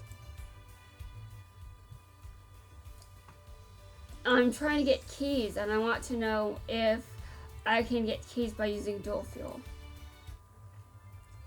And I made a deck with Kaiba so I could test that out.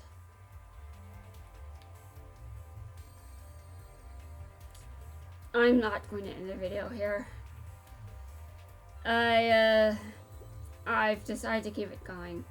So where is the video so far? How long is it? It's almost 2 hours. Yes, guys, I've almost made it to 2 hours again. If I keep going, I'm gonna have another video over 3 hours long. And you know what would be terrifying if I made it to 4 hours long? You know, I would actually link that on a server. I would be like, you know, guys, I know you have a video that's over 4 hours, but here I made a video. It's also over 4 hours, but I'm the only one that's talking in it. And see how they react. Now, actually, that might be something that does end up happening, because knowing me, I'm not stopping recording anytime soon. But at least because of that 4 hour video they have, I know I can at least upload a video that long. So hopefully it's not too far over 4 hours because that would be absurd. Anyway, I think I'm going to go it. I'm going to do it. I'm going to try to last for 4 hours. Can I think? I've got a brain. Alright, where's the dual fuel location?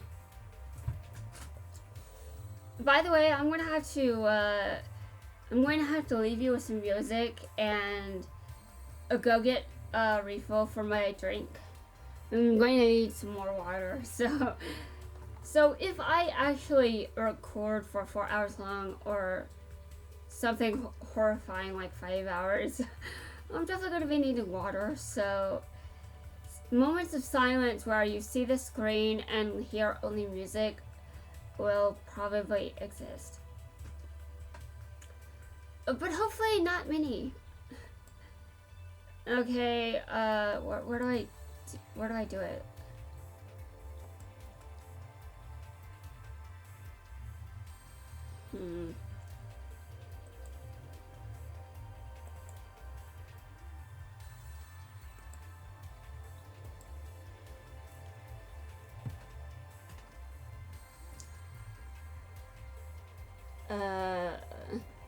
You know, I actually like this event because I get to spin things.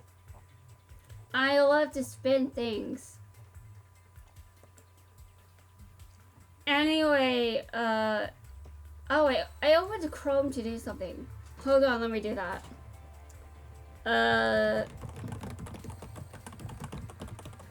I assume I'm assuming the secret conditions are the same for both Decidu and Odeon, but just in case, I'm gonna check his page too. I don't know why his would be different. I mean, as I recall, Odeon was the only one that kept Yami Merrick in check. And when something happened to Odeon, that's when Yami Merrick came out. So what are her conditions? Okay, light monsters. Interesting.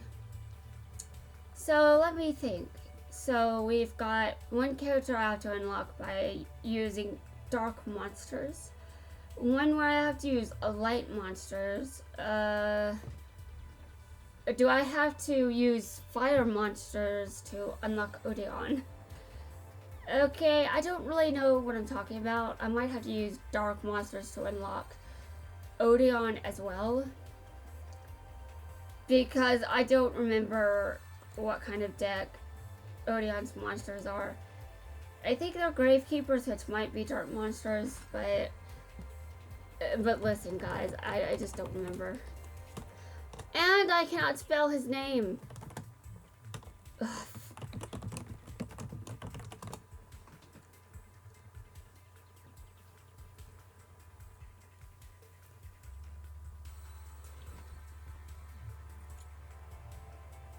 That's how I spelled his name, isn't it? Oh, whatever.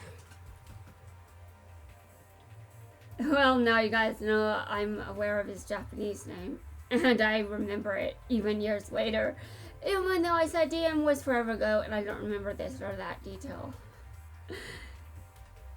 Well, to be fair, I mean, it's not entirely surprising that I am indeed, that I still have that name in my memory.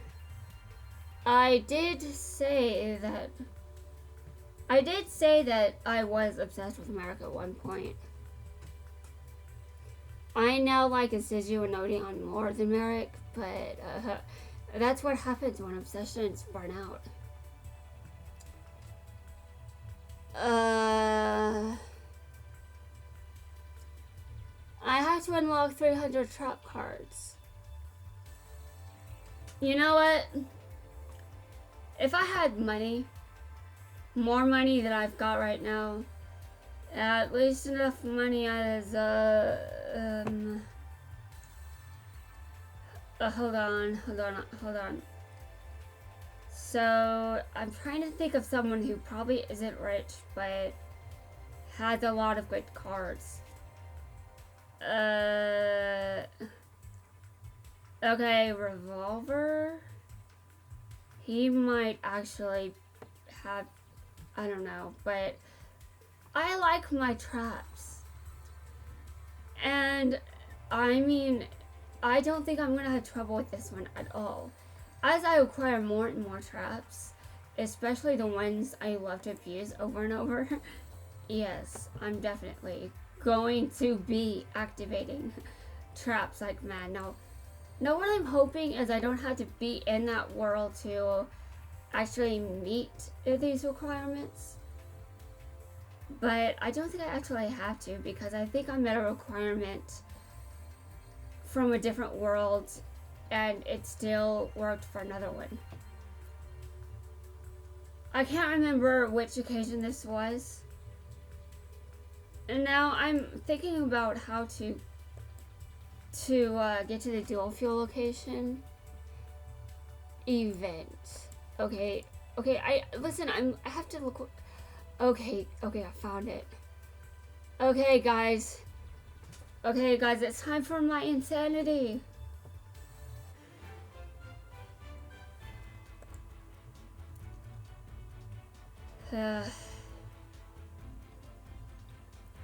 By the way, guys, I'm going to get some more water. Just stare at this screen and I'll be back soon.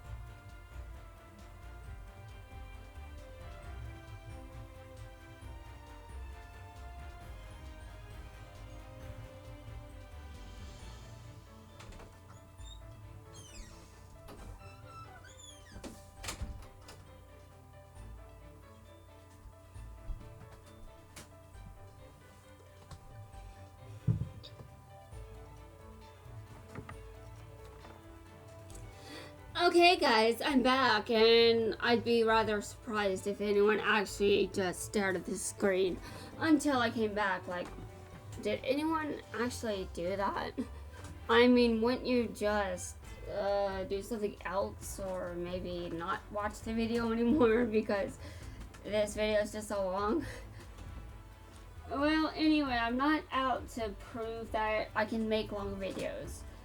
I'm just insane, and I think that there is a very high chance that I can just make a video that's obnoxiously long on my own with no one else in the vicinity of the area of where I am. And oh, you're gonna lose again, dude. Well, anyway, DM is actually going back to, is actually having some relevance. Also, I'd like to take some time to explain exactly why I wasn't gone for very long. My room is actually a dining room converted into a bedroom. Now, it was not originally going to be my room. It was originally going to be my adopted sister's room, but I stole it. Now, my room, I actually used to have the master's bedroom, but I have some very strange experiences. And to put it simply, the master's bedroom feels haunted. And you know what's even worse when it comes to the master's bedroom? You know what's worse? Well, sometimes it doesn't feel like there's anything in there. Sometimes I feel like something is there and sometimes I don't. That's creepier. And I actually have a lot of unusual experiences of the spiritual variety. Obviously, I can't see spirits like Jaden can see his dual spirits. And obviously, I can't do anything like Yuki always done, but I do have some interesting spiritual experiences. And the master's bedroom is an unknown mystery. And as a child, I've always felt energetically sensitive to things. But as a child, I actually did not believe as much in certain spiritual stuff as I do right now. It was actually by experience that I started to believe in certain things. So it wasn't like, this sounds cool. I assume it's true because I heard it. I read about it on the internet. I've actually experienced some very weird shit. And let me tell you, one of the weirdest things that has ever happened to me is that one time I could physically click on a Discord channel with my physical mouth. Sorry for that mental image. I'm sorry. I didn't mean to be creepy. There was one incident when I could briefly click on a Discord channel that wasn't actually there. Like it wasn't there at all. I could still physically click on it with my mouse, so I could interact with the channel, but it wasn't a real channel. It wasn't there, and it vanished. It was gone before I could actually remember what it said, and that sticks with me. I'm just like, what? How's that possible? Dude, what? But yeah, I actually did experience something like that, and it was the weirdest thing. Like, it sounds like complete bullshit, and like that could never possibly happen, right? But it did, and I swear, I was like, excuse me? No one is going to believe this. No one has any reason to believe this. What? That was weird, even for me. But it's actually pretty interesting, but it has some bizarre implications as to how it got there. Like, why did it exist? What was the context for what was in that channel? And what kind of bizarre situation would have called for that kind of situation? And channel, I don't know if I want to know that information. That channel is almost creepy just because it wasn't actually there. And I'm still surprised that I could physically click on it. Also, I'm the only one that was able to see it. I'm the only person that was able to see that channel. No one else could. And I know no one else could because it was gone like it was never there at all. And the contents in the channel made no sense based on what the server was and the kind of information that was in the channel. It was very weird. It was just weird. And I must admit that I actually do have someone in my life that sort of is like an astral Yami Yugi, and I mean, you may think that sounds weird and impossible, but you know what? I thought it was. I thought it was impossible too until it happened. When it happened, I learned that it was possible, but after that came a period of great pain. Because let me explain some things. Like when I was growing up, I actually didn't have many friends. I was often a victim of bullying, so I didn't learn how to talk to other people and form bonds with others. Hold on, how did that car get on the field? Oh, well, I do have a blue eyes in my hand, so maybe I had the second one. Okay, anyway, back to what I was saying. I was bullied in school. I really went through childhood as a very lonely person. I really didn't have anyone in my life. And in middle school, I think it was 7th or 8th grade, it was probably 6th grade, but there was definitely one year where there was a new kid, and we were friends for the first year that she was there. But as soon as she was no longer new, she completely left me behind. We were no longer friends. She wanted nothing to do with me. And that betrayal haunted me. And I was just, I just looked at DM and I was like, I'm so jealous of Yugi right now. And, you know the plot of DM and how Yami Yugi had to eventually go back to the afterlife after he achieved his destiny and all that. But I was still jealous. I was like, I don't have friends.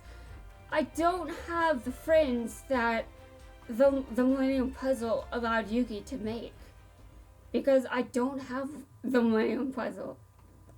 So I was so jealous. But I didn't really think it was possible for anything like a spirit to exist in real life until I finally realized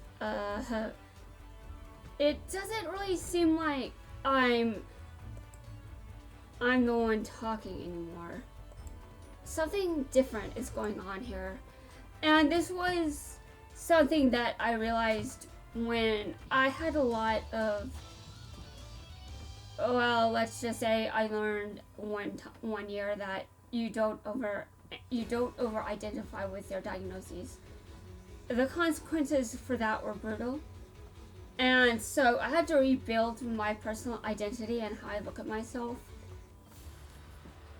I had to do that in a way where no one could take it away from me. So I did that. Oh, by the way, Kite, you suck. Okay, I'm sorry, Kite. I don't mean that. Anyway, I had to reconstruct my identity so I wasn't depending on labels like professional diagnoses and stuff like that.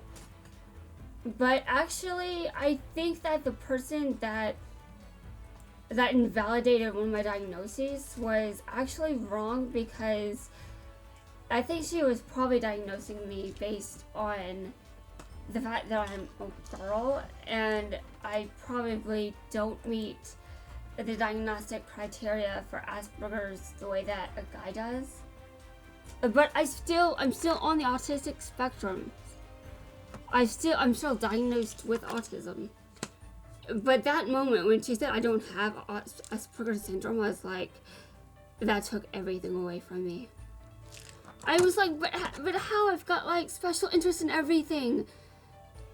But just wait. It just this is just a very complicated situation to unravel. I mean, seriously. I actually did not have a special interest at the time to back up my reasons for thinking I've got autism. I was actually experiencing limerence. And if you don't know what limerence is, I found out that it exists by comparing it to drugs. Yeah, I used to be obsessed with Merrick to the point where he was basically like a drug addiction. I am not lying. I actually experienced limerence again with 4 Quattro, but it wasn't as bad as with Merrick, so I still like Quattro. With Merrick, that was just no. But anyway, I know that I interact with spirits because I can actually receive information that I don't have from myself.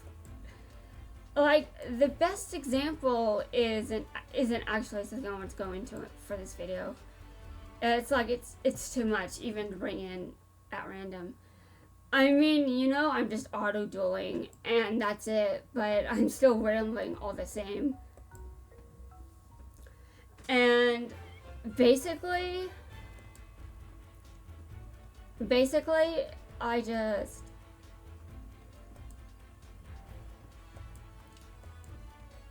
there are things. I mean, there are things there's information I've obtained that I could not have obtained on my own. Let's just say that. Like, I felt something similar to acupuncture once. I couldn't even spell the word until I tried to look up what was going on. So basically, I've had a spirit that gave me acupuncture. Yeah, I had a spirit that did that. It was nice. But, oh, well, I actually, when I found out that I do, in fact, interact with spirits, that I, in fact, do seem to be experiencing something that is indeed possible, contrary to what the majority of people might believe, I was still lonely. I'm not alone in my head anymore, which is very good. Me being alone in my head is very, very bad. Okay, so spirits being able to communicate with me inside of my head is good. I'm mentally stable and everything's good because I have all these friends and so much support from these spirits. It's amazing. It's awesome. But I still need physical people too. So that realization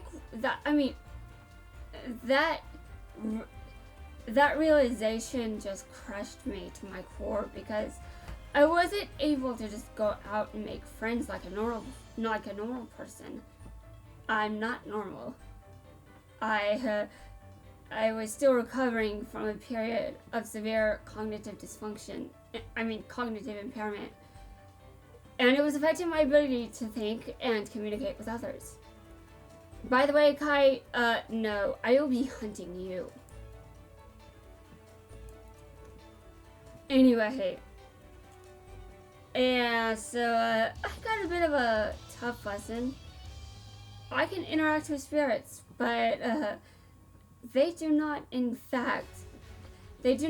take away my need for, physical connections. And that's how you know that this is healthy and not something that you need to be concerned about. In fact, one of these spirits broke me out of limerence with Merrick. Yeah, after that spirit showed up, I stopped being limerent with Merrick entirely. Like, I'm not even sure if the spirit said anything. It just, the limerence was gone. And I forgot about Merrick for so long. It didn't even immediately register that it had been days since I last thought about him. And that was great. But also because of that, I don't really know when I met the spirit. So, you know, well, to be honest, I actually have a lot more than just what I wanted when I was jealous of Yuki. And when I was like, I want someone to be able to read my mind, and I don't want to be alone in my head. I want people to interact with my thoughts and stuff. And I'm like, years later, like probably this year, I'm like, wait, I was jealous of Yugi because of his connection with Yugi. Okay, hold on.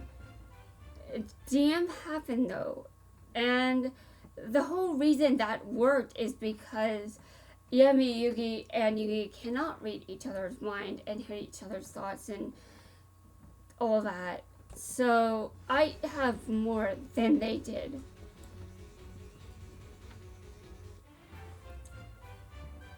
No, but by the way, I actually don't really like the Millennium Eye much. You know, the Millennium item that can see into your mind. And let me tell you why I don't really like it. Pegasus had to sacrifice his eye to get that item. The dub may have censored that, but I think you can figure out for yourself that if there's a gold eye on your, if an eye fits in over your eye socket, like it doesn't fit on his eye like a monocle. It's like there as though it is the eye. So if I use this information, I can determine that actually even in the dub, just based on the fact the eye is there, it seems to suggest that something happened to his other eye. And obviously in the original, he did indeed sacrifice his eye to get that card. I mean, to get that Millennium item. And oh god, I know he may have thought it was worth it, but you know what? I don't think even I would have the guts to do something like that. I mean, I can fall for people hard, okay? But I cannot handle pain worth a damn. Which actually makes my past a bit weird. Because I felt physical pain that well, actually, that topic is a bit sensitive. But let's just say that Merrick and I both have physical scars. And his weren't his choice, and mine were, well, some of them weren't against my will. Let's just say that. But I mean, I actually have a scar that was left behind from my time with the chicken pox. So even outside of a self-destructive context, yes, that I do have scars and you can see them. I could have had, I mean, I was actually in public once. I had a seizure, and I actually didn't believe that I had a seizure, but if I wasn't in public, I could have had a scar above my eye or something. Because when I had that seizure, my head face planted. I mean, basically my glasses cut through my skin. And then I needed new glasses. But fortunately, I was in public. I also got stitches, so it didn't leave a scar. But I like 4, and I actually wouldn't mind if it did leave a scar there. I know it sounds bad. It sounds bad, okay, but I wouldn't have minded. However, I would have minded waking up and noticing that I'm covered in blood and I've got shattered glasses. I think it's for the best that I was in public and I was actually able to get treatment for it. Even though I'm weird and I wouldn't mind getting scars. I mean, seriously. I mean, I'm sure there are scars that would be too much for me, but I mean, that wasn't too much for me. I would have been just fine. But actually, it's just, I'm too scared to do. Oh, excuse me, Kite. You know what? You are going down. You are going down, Kite. You do not say that to me. We are going to have a real showdown, and I am dueling you legitimately right now. So get ready to lose.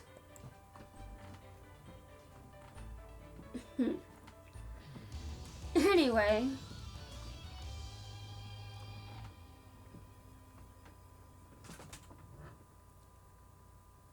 I don't know if I was going anywhere else with my thought process. Maybe it would be a good time to move on to actually talking about the game. But no, I am not too scared to duel. I will duel you. You are going down. Everything I ever said in the past ceases to matter in the face of what you just said to me. Although, to be fair, sometimes I am too scared to do things. And Kite.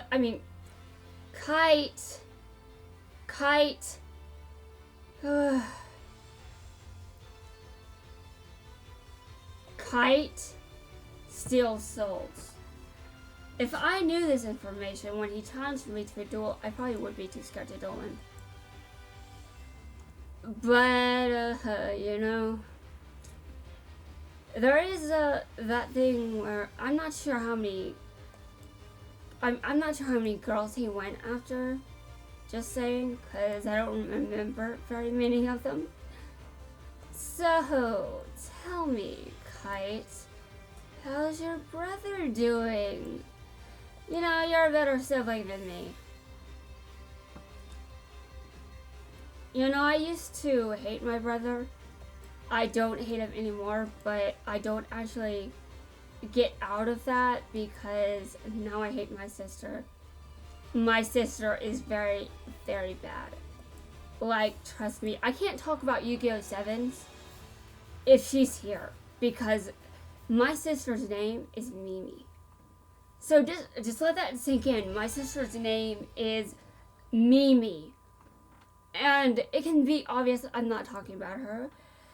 Because, I mean, Mimi, from 7s, I'd be mentioning things that obviously don't apply to her, but if she hears her name, she will think I'm talking about her. And I could explain, I'm talking about a Yu-Gi-Oh! Character called Mimi. My sister would just rage. Yes, she would. You think I'm joking, but I'm actually not. She would rage. And it would just be because I said her name. She is not stable. Now I say as I'm not doing much better. I mean, I am doing a lot better actually, but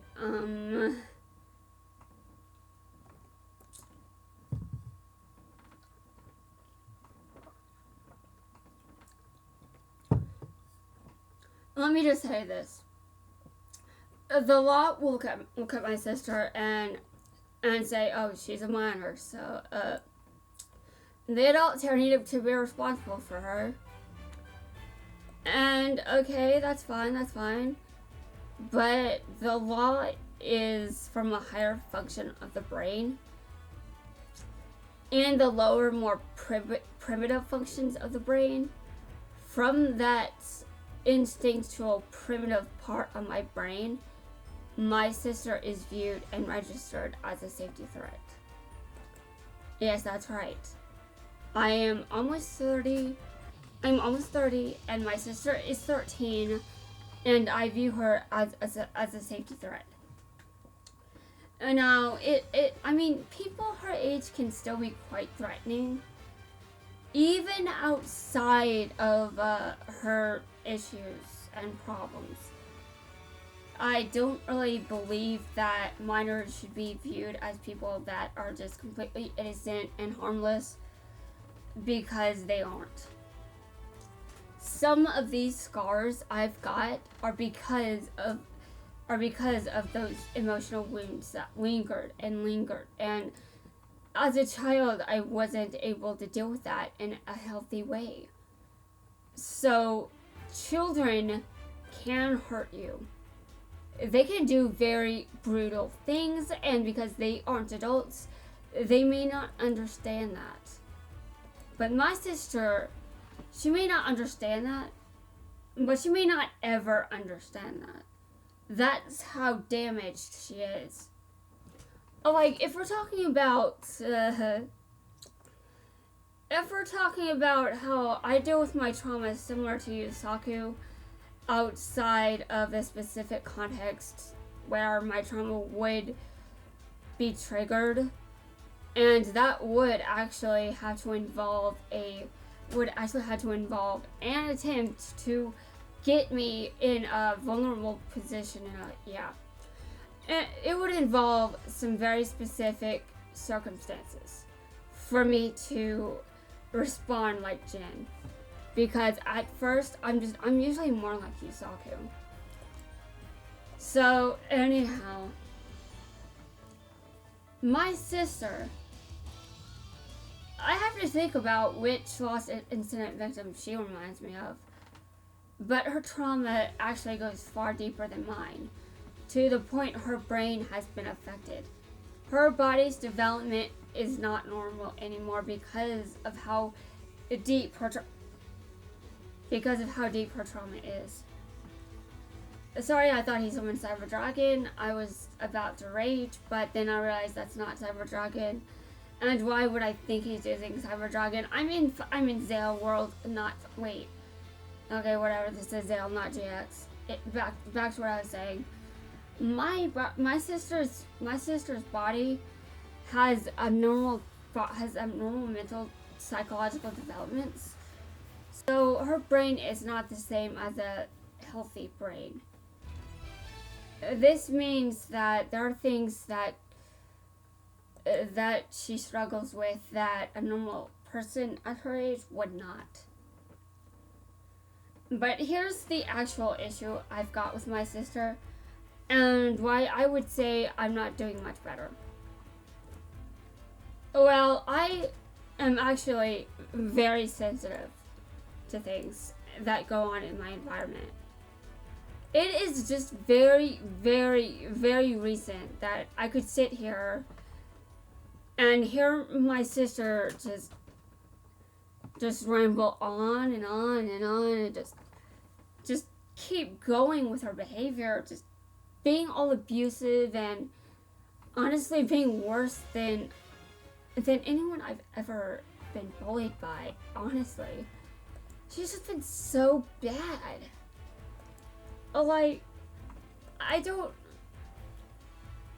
No, my mom is the one that gets abused by my sister, but I think I'm more sensitive to that behavior than my mom is. My mom was brought up in a specific way that she seems to deal with this situation pretty well. She's committed, she knows what she's doing, and while this may be difficult, she's hanging on, she's not giving up on my sister.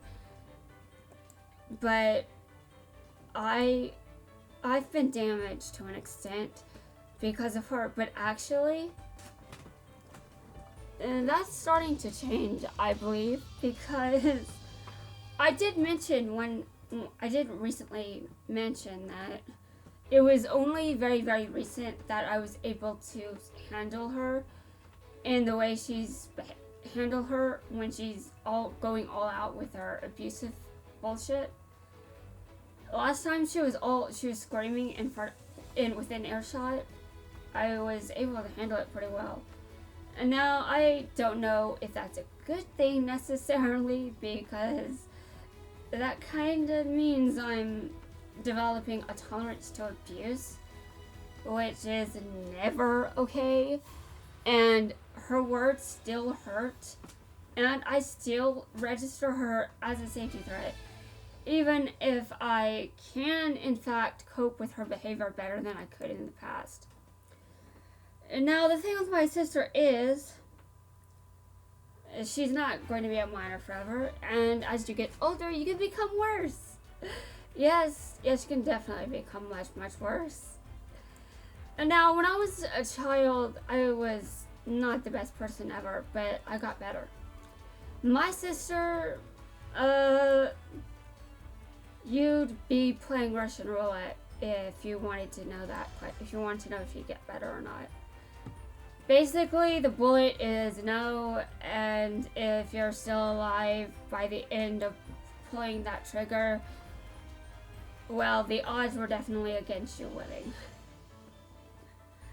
Russian roulette, that's kind of just dark, but it's basically, there's no guarantee that she's going to ever improve how she behaves. Like, she abuses like a parent would abuse their child, only she's still a child, and but if she was an adult, I could see her easily taking on the extremes of the typical abusive adult. Because the abuse from someone, when a child is abusive, if nothing is done about that, they can become worse later. Because what tends to happen is, whatever you don't deal with in childhood, you have to keep dealing with that shit during adulthood. That is basically, that's the thing, that's what happens. So if my sister makes it to adulthood and her therapist and the system doesn't make any progress with her, she could become quite dangerous. But I actually believe that she could become dangerous at any point during her high school years. Although this is just based off how I experienced my high school years, where basically for some reason, I had a lack of empathy to some extent. I wasn't heartless. I was just not as squeamish or sensitive to things. So I was able to handle torture scenes better than I can now, because now I'm back to normal, I'm squeamish again, and I don't want to see anyone getting tortured. I do mention this, but I've actually watched someone getting tortured on screen, and yeah, just to be fair, I do have some of those tendencies from when I was a teenager back, because my sister is part of what triggered them to return. Obviously, since I'm an adult, I deal with those things better than I did back then, but because my sister because I can't escape her, I can't block her. Like, the other two people responsible from some of those personality traits returning, and me learning that certain aspects of my personality as a teenager do in fact still exist. Those people, I don't have to deal with them. I can block them out. I can tune them out, whatever. But my sister, I live with her, so legally I could move out. No one could stop me. I'm a grown adult. No one's going to stop me from moving out if I want to. But I'm not stupid. It would be very stupid for me to move out. Oh wow, this is wow. Wow, I might actually keep a Blue Eyes deck for Kaiba. Wow! Oh my god.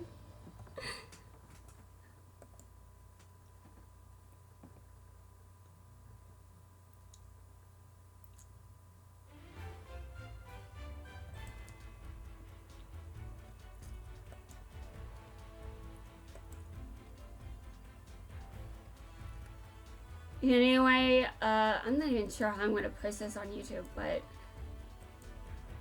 I'm kind of getting mixed feelings about it.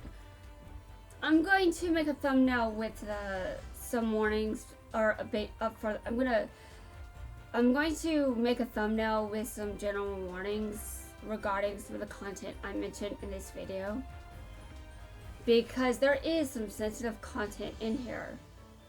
I might also age restrict this video because don't do what I did, children. Just don't. I was a terrible child. I did things, and don't let me be a bad influence, okay? And now this is one of the reasons I'm thinking of age restricting this video, because I don't want to influence in a way that ends up hurting someone else. I don't want to hurt people, okay? That's like my worst nightmare. Like my worst nightmare yet, I have actually done that recently, unfortunately. It was not because I wanted to, by the way. It was a mental health thing.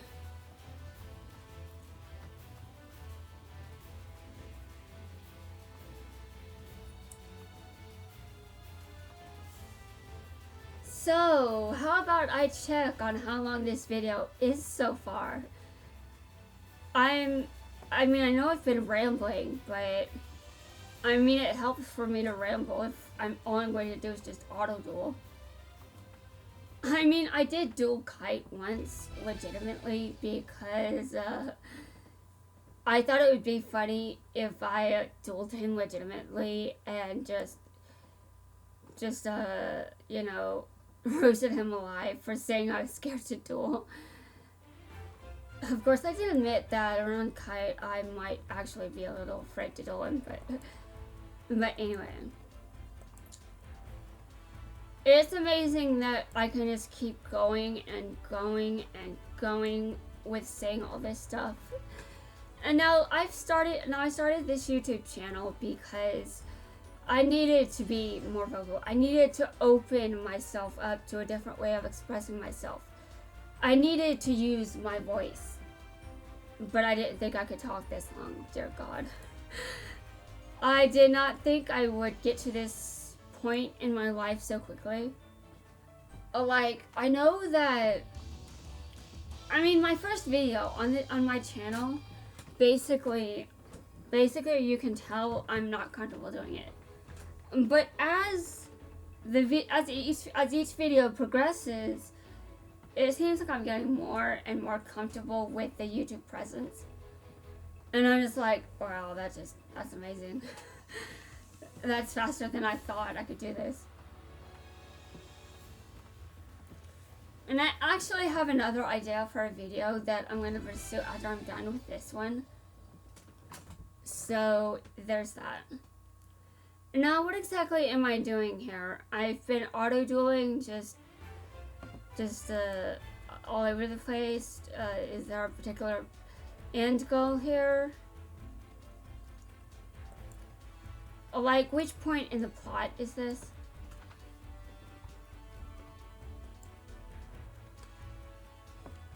I'm assuming we're still in season 1, obviously. I don't see any season 2 characters there. Just saying. Oh, wait a minute.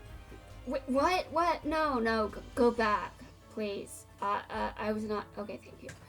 Okay, thank you. Wait, there's a card lottery? Okay, guys, don't play the lottery, please, because, gambling is bad, and it can be too addictive. I'm a bad influence because I do spend money on gacha games. This game would be considered a gacha game, by the way, because you can spend money, basically. Has a free-to-play model, but you can still spend money, and if you want a lot of the best cards, it's easier to just spend money than to just take a gamble and save resources. But I am determined to stay free to play for this game specifically. Why am I specifically? Why specifically? Well, I'm trying to make better financial decisions now that I am aware of my potential to get carried away. Let's just say that. I'm tired of dueling you. I'm like, can I duel someone else?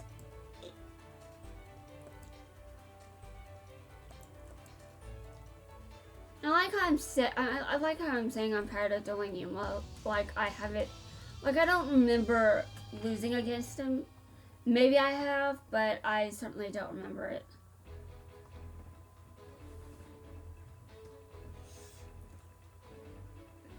I lost against Shark yesterday, to be honest. Though I lost against him yesterday. And that was annoying because I wanted it to get revenge, but I ended up moving on, so I never actually got to get my revenge. Although there is the plot. Yes, the plot. We both know what I'm talking about. Okay, I jinxed it, guys. I lost.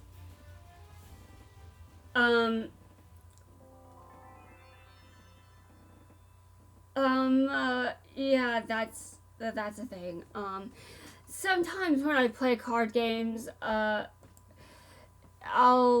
sort of feel something could happen, and sometimes it actually does.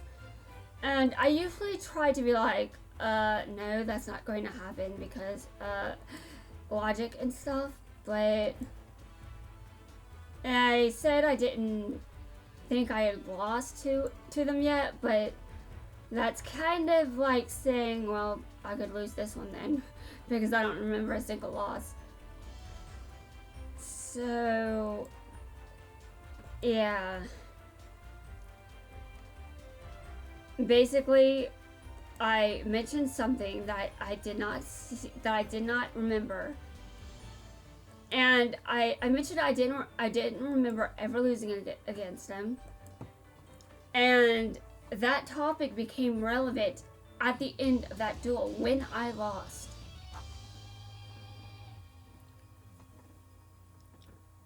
Sometimes I even draw the card I'm thinking of right before it shows up too. It's actually interesting. I remember when this first started happening, like, I was playing one of the World Championship games for 5Ds. I think it was 2010. And I was offended that the player character was not a psychic duelist like Aki, and I'm just like, why can't I be a psychic duelist too? Like, please. And that duel was an interesting duel. Let's just say that I picked up quite a few cards that I was thinking of as I was dueling Aki at that point in the game. And since then, I've gradually ended up with more and more scenarios of seeing things happen before they do, or feeling things happening before they do. And it's not something I can control. It just happens. Like it'll occur to me, I could lose this if I keep going. It may not be the best idea to continue. But human logic and usual and general reasoning will tell me, no, that's not how this works. No one can prove that you're going to lose a duel or any card game just because of a feeling. But actually, I seem to be able to do that pretty often lately, and it keeps happening more and more often, and I swear I do not cheat when I play any game unless cheating is part of the game. There are games where cheating is part of how you play. So in those games I would of course cheat because that's normal. It's not against the rules to cheat if cheating is part of the game. But cheating isn't part of this game, so I don't cheat, but it's quite easy to think that maybe I do. Because trust me, some very strange shit happens when I'm dealing with cards. Like, first it started with my tarot deck. And I draw tarot cards that I was thinking of. But guess what? Tarot cards are not the only cards out there. There are also trading cards. So eventually it started carrying over and I end up drawing cards from games I'm playing. Like, do you really think I need to know what card I'm going to draw? Like, come on, really. I'd rather there be some mystery to it, and I don't really like the idea of when I feel like I'm going to lose, and I don't really want to make that assumption, but every time I try to challenge that feeling, I've lost. Yeah, I've lost. I haven't been able to rebel against that feeling successfully ever. It's odd. I'm sure there will realistically be a time when my brain is talking instead of whatever sorcery is causing me to know I'm about to lose this card game. But yeah. You know, in Vanguard, there's actually a concept called psycholia. In Vanguard Zero, the mobile equivalent of Vanguard, and you know how this game is the mobile version of Duel Links. Vanguard Zero is the mobile equivalent of the Cardfight Vanguard carding game.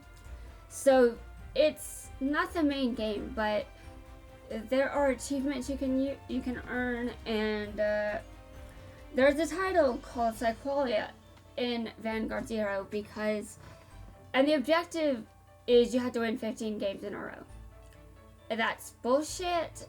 I hate that achievement, and I also hate that other people tend to get it pretty easily, and I don't.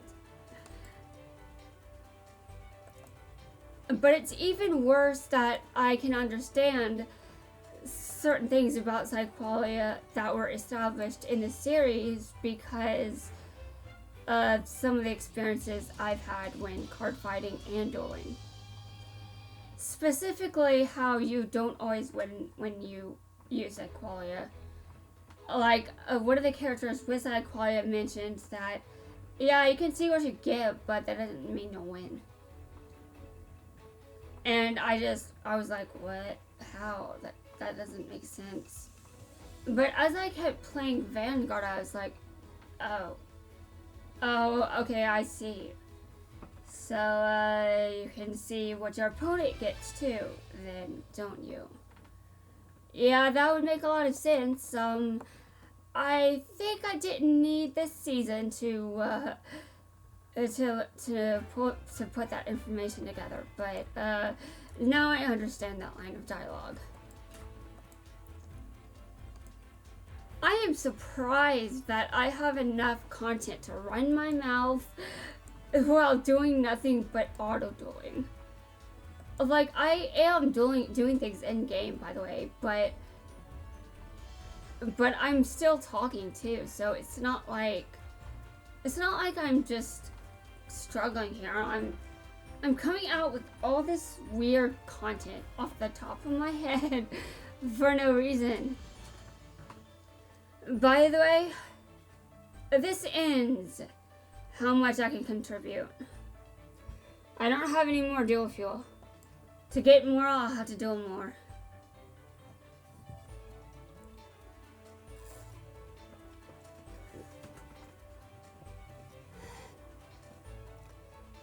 Man, I love water.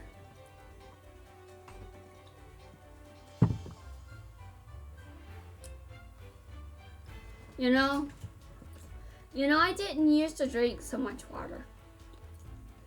You know, even now, I don't always get enough water, but water is actually the only thing I drink most days now. And the way this started is, I wanted to save some straws, but I could never remember, to actually just buy straws at the grocery store. So because I could not remember to just go to the grocery store and buy the straws, it was pretty routine at that point to go by a fast food restaurant after my therapy appointment. So I was thinking, okay, so this is common. How about I just get some water and save the straws? And I've been doing that ever since. But I also need more water than I used to as well. So what I'm seeing here is interesting.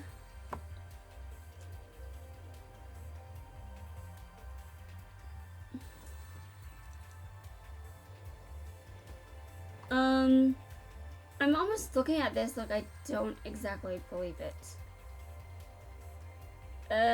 Give me a second.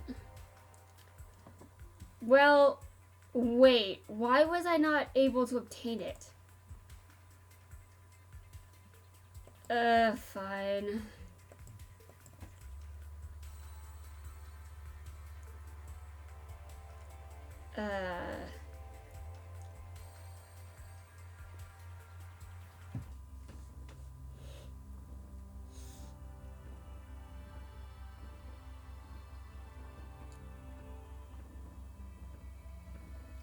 Okay, well, interesting.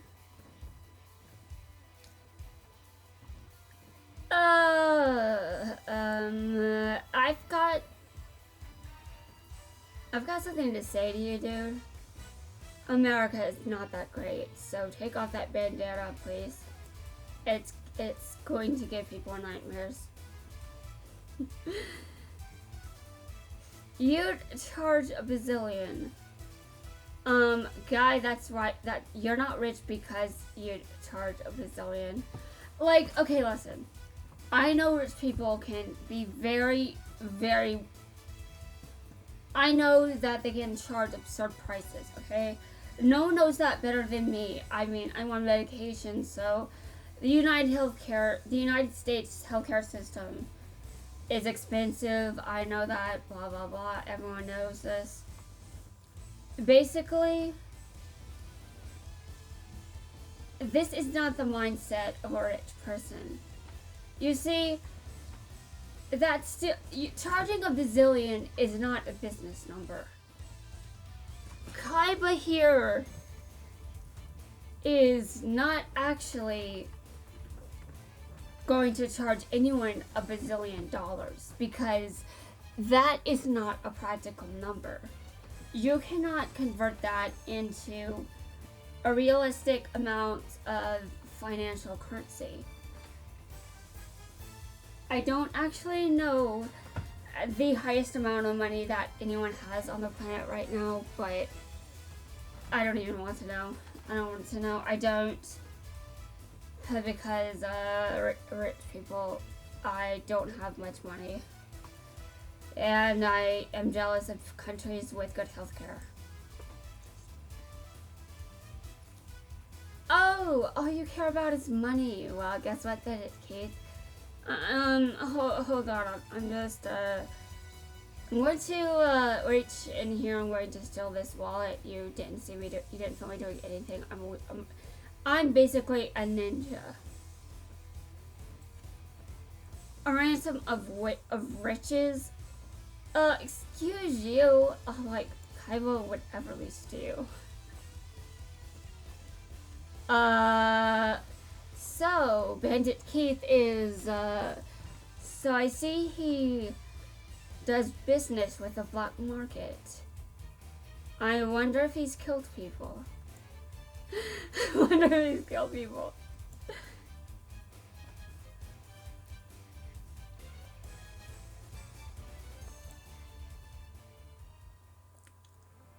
Well, now Bandit Keith's unlock missions have appeared.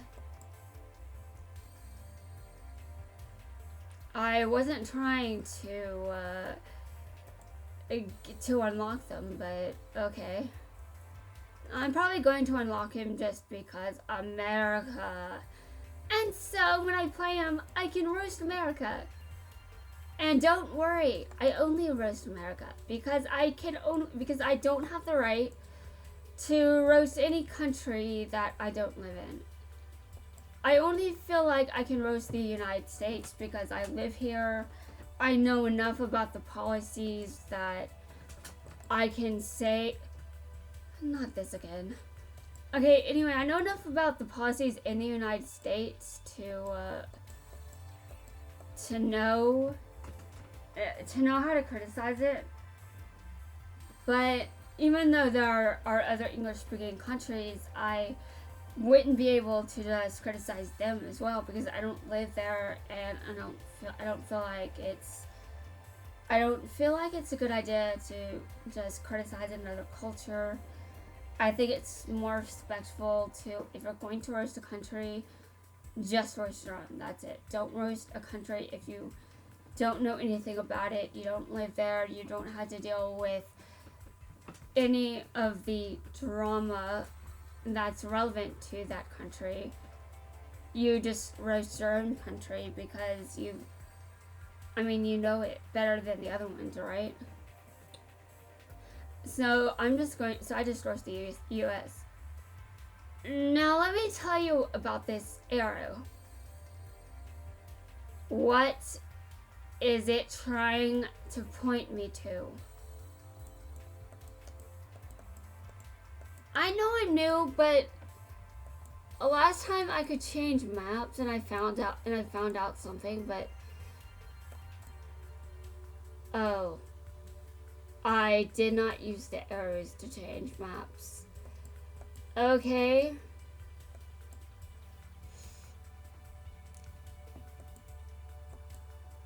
Well, what am I clicking on?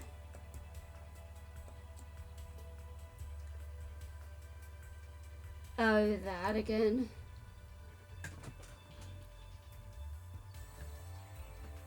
Deckless. You know I haven't actually been following these, right, game? Although it's interesting to point out that I have not been following these, but I've made a lot of progress with Yusei. And the reason for that is I believe I've purchased, I think I bought something with gems that just fills in some of the gaps from that deck list. So because I bought that, I now have Yusei accomplished, Yusei's deck sort of completed. And now it's not all together in the same deck because I haven't started working on 5Ds, which is interesting considering I want to unlock Aki. I just love Aki. I relate to her a lot. And years later, I still relate to her.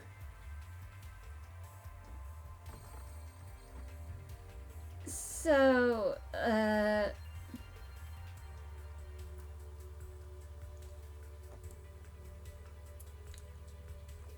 how do I unlock Bandit Keith? Does he give me any keys I need, by the way? You know, just asking. Asking for myself. Not a friend, it's just me. Okay, Bandit Keith, you're useless. Actually, this is surprisingly easy. Well, I don't think Bandit Keith is the kind of character that would be particularly difficult to unlock, so not too surprising. And Kaiba is almost the same level as Jaden. And that does make sense because I picked Kaiba when I started. Obviously, I picked Kaiba. When I went to the character selection screen, you only saw the characters I had unlocked, and Yami-Yugi was not part of them. But I do, in fact, plan to use Yami-Yugi quite a bit. And now, especially now that I'm mature enough to not hold a grudge. In fact, I actually think that I like him more than I did when I was actually watching DM to begin with. Like, even before my issues kicked in. Let's just say that. But I do want to remember when exactly I can unlock him. By the way, I picked Kaiba on my first account as well. And if you're wondering how this is my second account, that's because I didn't save the information for my first one. Now, I didn't have a lot of space on my phone, so I had to get rid of a game on my mobile device, and I picked Duel Links. Ah, yes, stage 16, I see. When do I unlock Yugi? Okay, fine. Fair. I do plan to use at least one of Yugi's decks because I like the deck that he was using in Dark Side of Dimensions. With all those Dark Magician Girl alternative designs and whatever. I just really loved that deck. And now, is it a good deck? Well, it's Yugi, so it better be a good deck.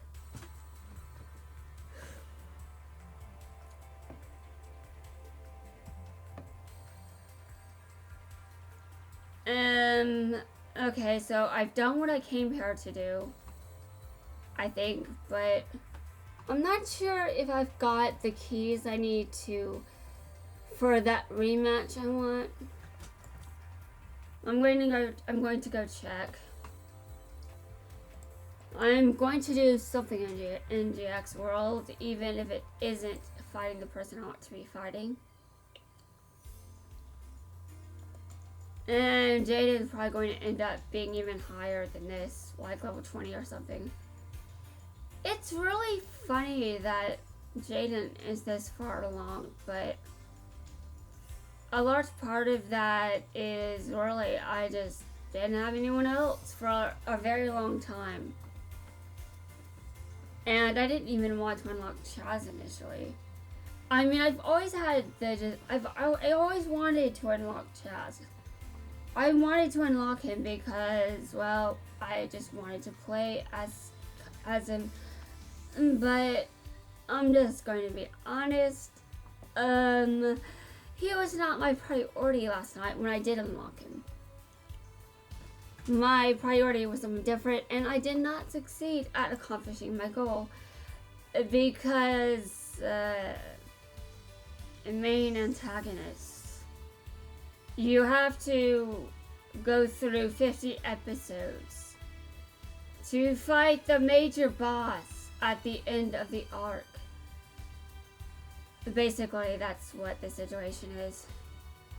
That's what it feels like, at least. And it's not far off from the truth. I'm trying to unlock Sartorius, but I had to do like a million things before I can do it.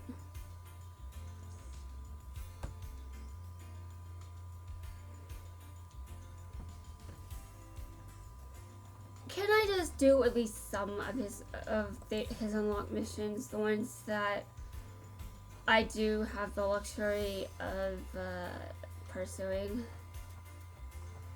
Like, before I change Jaden's deck, for example. Okay, before I change Yugi's deck, I'm going to do what I know I can do. And now, I've been trying to unlock Tyranno, but I lost last night. Now, why did I lose? Because I wanted Jaden's deck to stay the same. I needed it for something important. And I've had a problem where I change decks, but I don't seem to end up keeping those decks.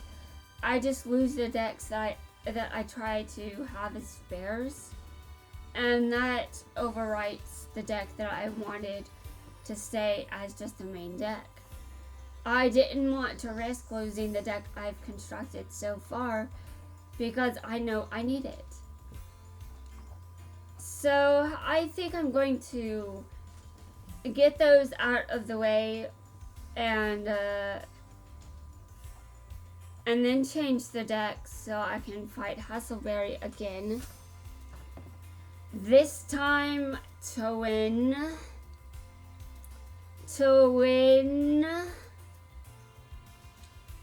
How am I going to deal 3,000 or more points of effect damage in one duel? Okay. I'll find a way, trust me on that one. I mean, I basically like, I say I don't like to deal burn damage, but I can in fact resort to that strategy. And I am willing to do so in order to win. When I was playing some of the Yu-Gi-Oh games that I had on an emulator, I would make entire decks just for one person. I remember specifically making one deck just to beat Sayer or Divine. I don't know if I pronounced his English name correctly, so I made sure to refer to him by his subbed name as well. I don't remember why I was having a hard time with him, but I'm sure it had something to do with my obsession with a certain archetype. Yeah. I'm now over some of the things that were holding me back. And I find it very interesting that the series that assisted me with this is the series that also kind of reminds me of my greatest, deepest scar. Yu-Gi-Oh! Brains. Now, I don't know how it managed to help me heal in any way, but it has. And I've always thought that's weird because you watch that series and you pretty much don't think that's going to... I mean, there are people dying every single season. Like seriously, death happens so much it might as well just be... It might as well just... It may as well not even be worth posting in the newspaper anymore. So, Brains gets a newspaper. Headline does not mention anything about death because death is too normal. Yeah. That's how common death was in Brains. And considering how dark Brains was, you don't really expect it to really help you move on or heal, but it actually did something for me, which I've always found very interesting. And by the way, I would like Brains World, please. And everyone is just like, Arc 5 is not out yet. Zale is still missing most of its cast. What are you talking about? And I'm just like, I can wait. You think I can't wait? I can wait a long time. I've waited over 15 years for a Yu-Gi-Oh! Series to treat female characters with respect. Do you think I cannot wait for Brains World to exist? Oh, I can wait. I can more than wait. I can do so many things while waiting that I basically just I have nothing left to do in this game by the time it comes around. Okay,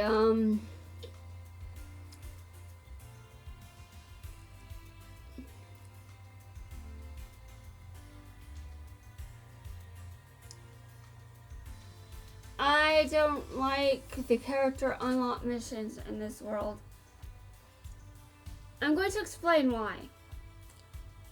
There are too many of them. I have to use Jaden for like everyone. And I get it, he's the protagonist, but okay, I get it. He's the protagonist, he duels a lot, okay? Everyone in the Yu-Gi-Oh series duels a lot. Well, unless you're a female character and you're from a series produced by Studio Gallop. In which case, sorry, you probably did not duel a lot unless your name is Blue Angel, Blue Girl, or Blue Maiden. And even then, you're just losing fodder for your opponent. You're just losing fodder for your opponent.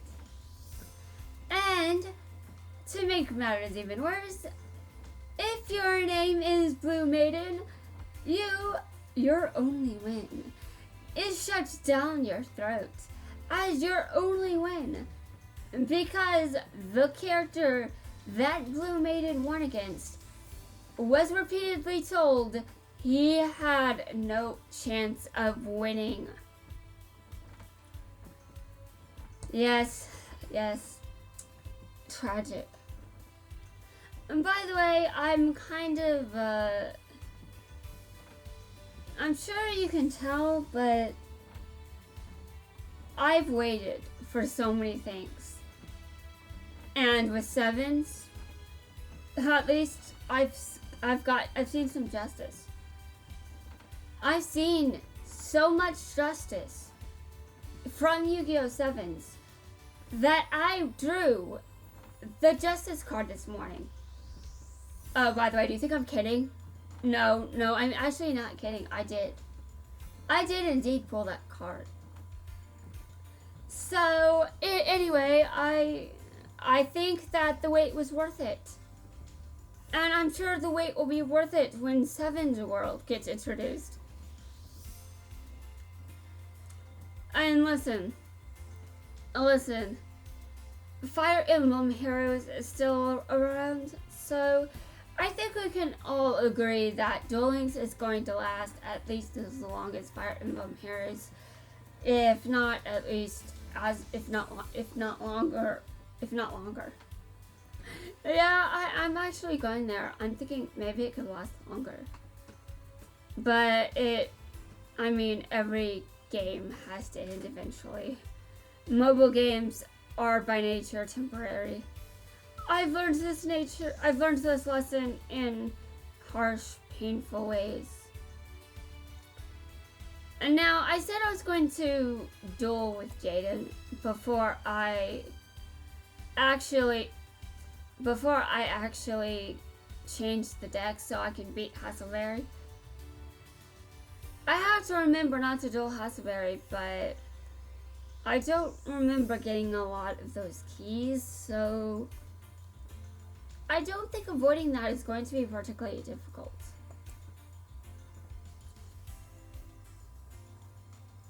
Now I can fight him at level 10, but that's it. The mission to unlock him requires 28 of these. Anyway. Okay, I'm Jaden. And I'm going to duel someone that can't read his deck very well. Hold on.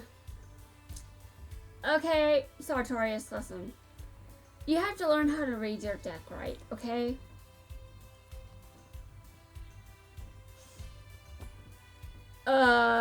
Really? Because, hold on a second. I'm looking at the episode listing for this series. As it turns out, yeah, Jaden does in fact have room in the universe. And guess what? Really, you're just, I don't even know. You know, you're hard to roast when you aren't misreading your cards. So misread some cards. Okay, fine.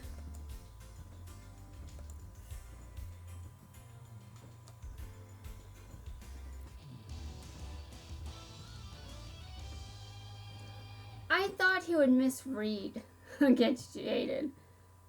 But every time I keep saying he misreads his cards, I keep feeling like did Chaz even have the Ojamas during season 2? And I always forget that maybe he did not.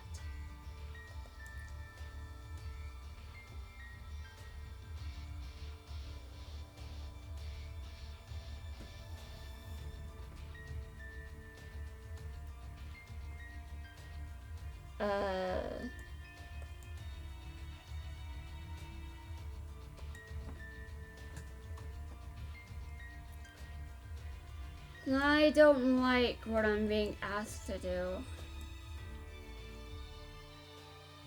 I lost against Hasselberry, level 30, with this deck. What stops me from also losing against Sartorius? Oh, God. I bet I could do one tarot reading and it would still be your turn when I'm done interpreting the card. Would you like me to see that? Would you like me to look at the top card of my tarot deck just to see if it is indeed possible? Actually, I'm going to do that and I'm going to see if it is still his turn. Oh, God. Ugh.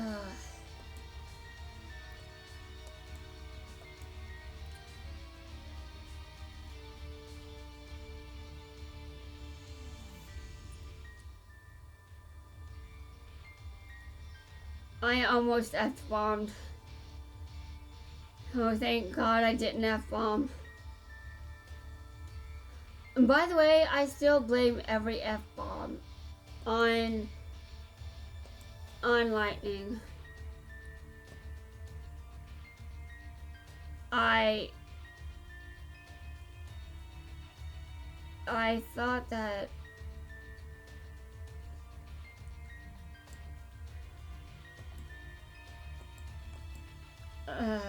that hurts. I misread that number. If you want to know how I'm misreading numbers, well, that's a more complicated question. And now can I interpret an entire card while Sartorius, what?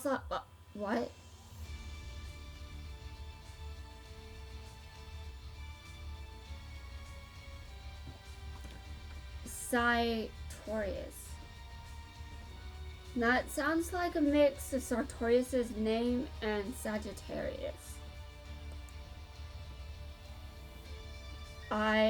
That's a very awkward mistake to make, but I'm going to look at the top card of my tarot deck and interpret it while Sartorius makes his move.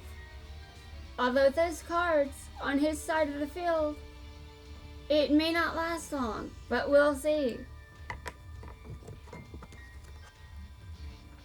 The top card of the card on top of my deck is the Lovers. I'm not making this up.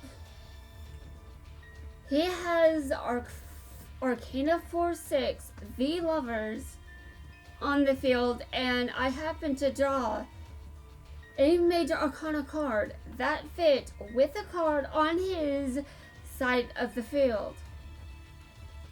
Interesting. Now how about I start interpreting that? I have a choice to make. The choice I can win or I can lose. And you too have a choice. You must choose heads or tails. Actually, I cheated because that card's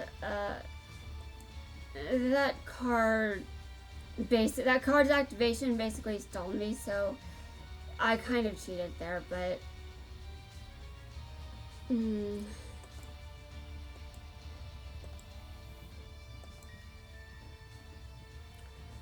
oh Lord. Yeah,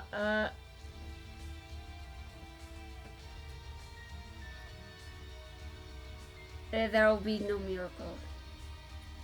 I have been defeated. I have lost. I will now, not be banished by the Shadow Realm. I will be blinded by light. I will be trapped in a white void. Not a black void. And not the Shadow Realm, but the White Void Realm. I just made that up. Everyone knows that doesn't make any sense.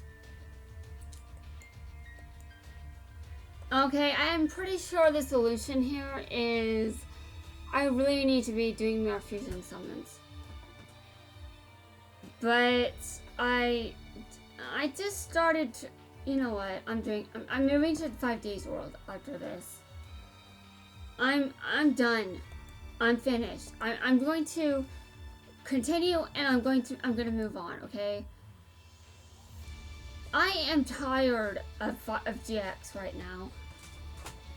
School is out of session. Ugh, seriously.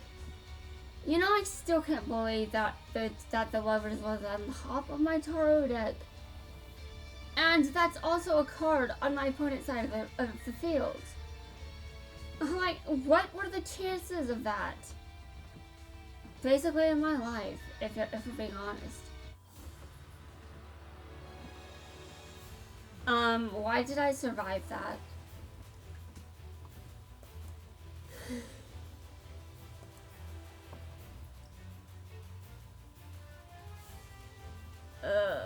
Activate skill.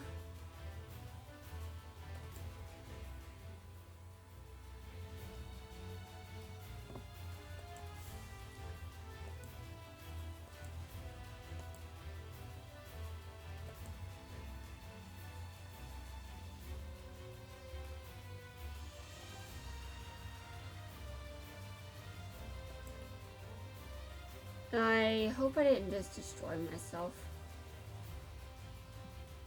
I still lost. I insulted Sagittarius. What? My opponent is using a Taru archetype as his deck. Why did I almost say Sagittarius again? Okay, whatever. Well, so I lost. I'm going to a different world to get over this. I'll be back when I'm over it.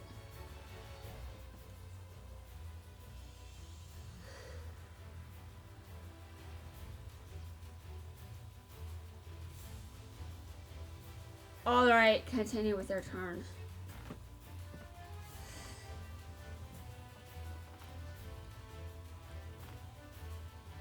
I feel so insulted right now.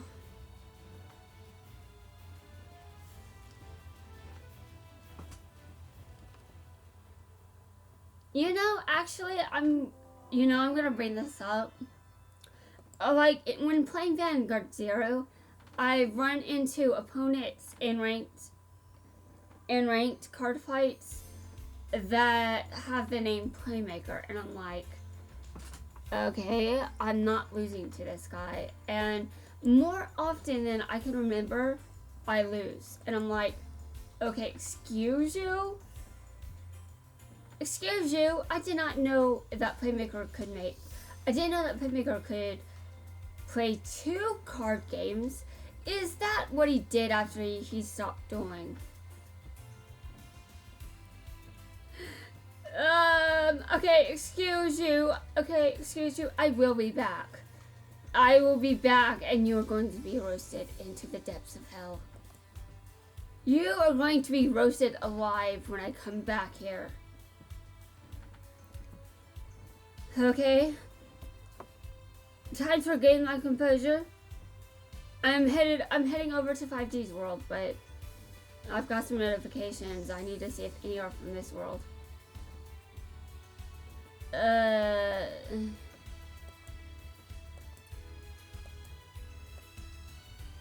I'm not doing any ranked duels. I've gotten my ass kicked enough times tonight. And I could still lose in 5D's world, but at least it won't be again as Jaden. Ugh.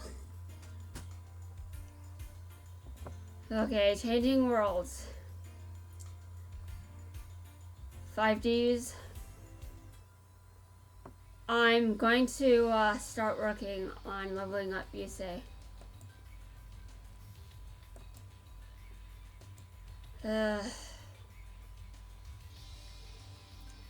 You know, a normal person would just end the video before this point. But we've already established that I am not a normal person. And I am completely okay with this. I am at peace with this reality. It does not bother me.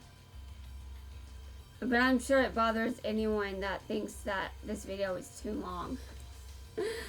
And you know what? You are absolutely correct. This is the longest video I have ever recorded. And all I've done is ramble on and on and on for almost 3.5 hours. If you're still watching this, I greatly appreciate it. I hope that you find me entertaining, because I definitely do want to be entertaining. Of course, my avatar that you're looking at is the most generic thing you've ever seen. But I hope to at least have hair done at some point soon. I really just hate how making hair in this program works. Like, I'm not the most experienced when it comes to modeling things. I'm not the best artist either. I'm more of a writer. And, I don't have to just say I'm more of a writer. I think I just give that away. You see that I wrote a post that's 7 paragraphs long? You see at the end that I want to be a writer, you're like, okay, makes sense. That's definitely long enough, I can say it. And now you watch this video, it's almost 3.5 hours. You can probably see I want to be a writer. It makes sense. I talk a lot. A lot more than I ever thought I would. And I'm really getting into this role quite well. I'm completely surprised. Okay, 5G's world, please be nicer to me. Be nicer to me, or I'm going to tell you to give me some milk. You think I'm joking? I take my milk very seriously.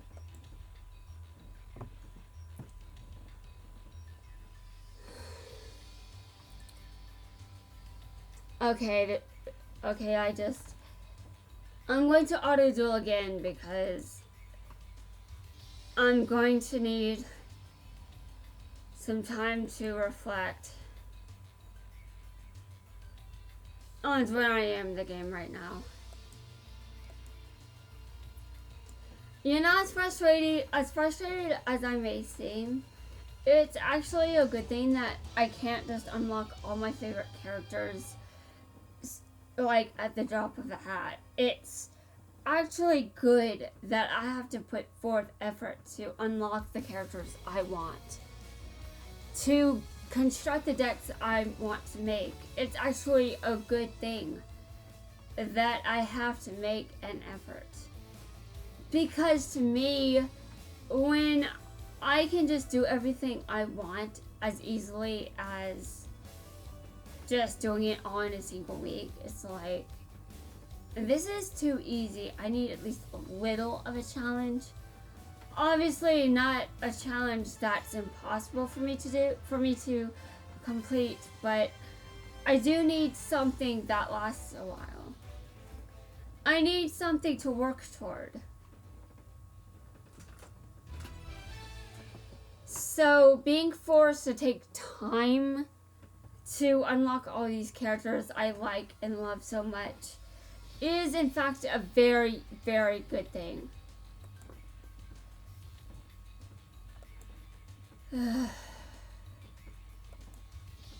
By the way, if I'm breathing loud, it's because I'm allowing myself to.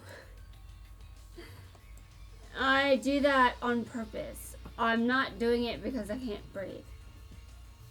I'm doing it in part because I'm kind of tired. But, by the way, I'm also very stubborn and I don't want to stop playing.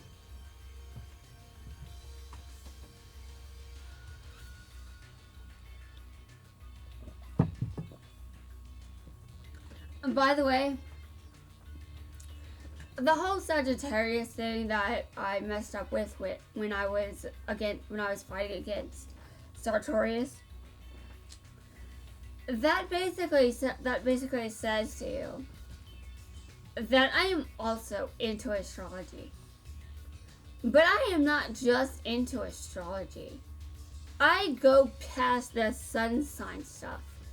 I do not just merely research the sun signs. Oh, you're a Cancer because you are born on such and such today. Okay, I see. So, what's your ascendant? What time were you born at? And what sign was the moon positioned at when you were born? I see. So, that's your big three, I see. Interesting. So, I'm very interested in how the rest of your chart looks. That's right. Astrology can actually be very complex. It's a very difficult subject to study because it requires a lot of dedication and hard work. So it's definitely a lot easier to just disregard it, and discard it. It's easy to just insult astrology because, I mean, who has time to really think about things like this? We're in a fast-paced world where everything is just instant, fast. But with astrology, that's not how you get better at reading charts. Astrology is it's something you master over a period of time.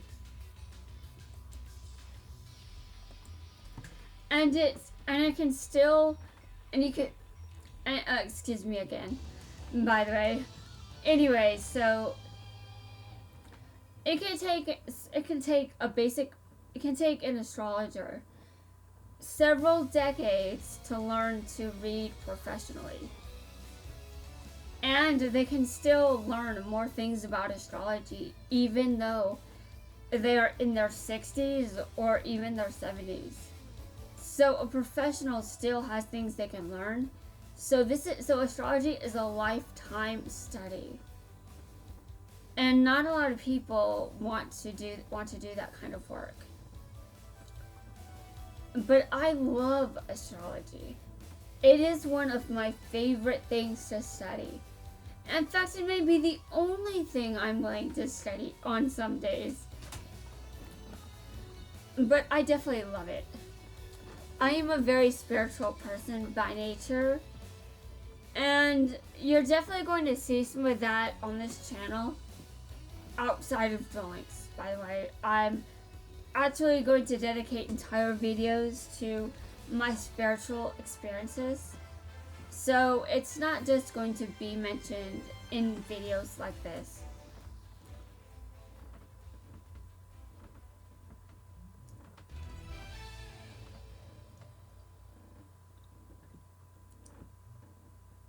You know, I'm actually trying to get this video to last for 5 hours.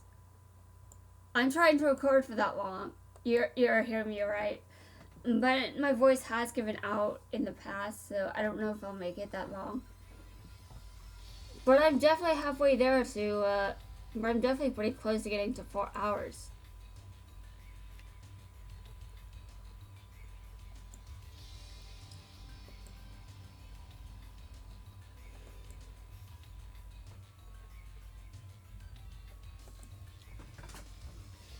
When I started uploading on YouTube, I was really nervous. I had to talk, and I wasn't exactly comfortable talking just verbally out loud.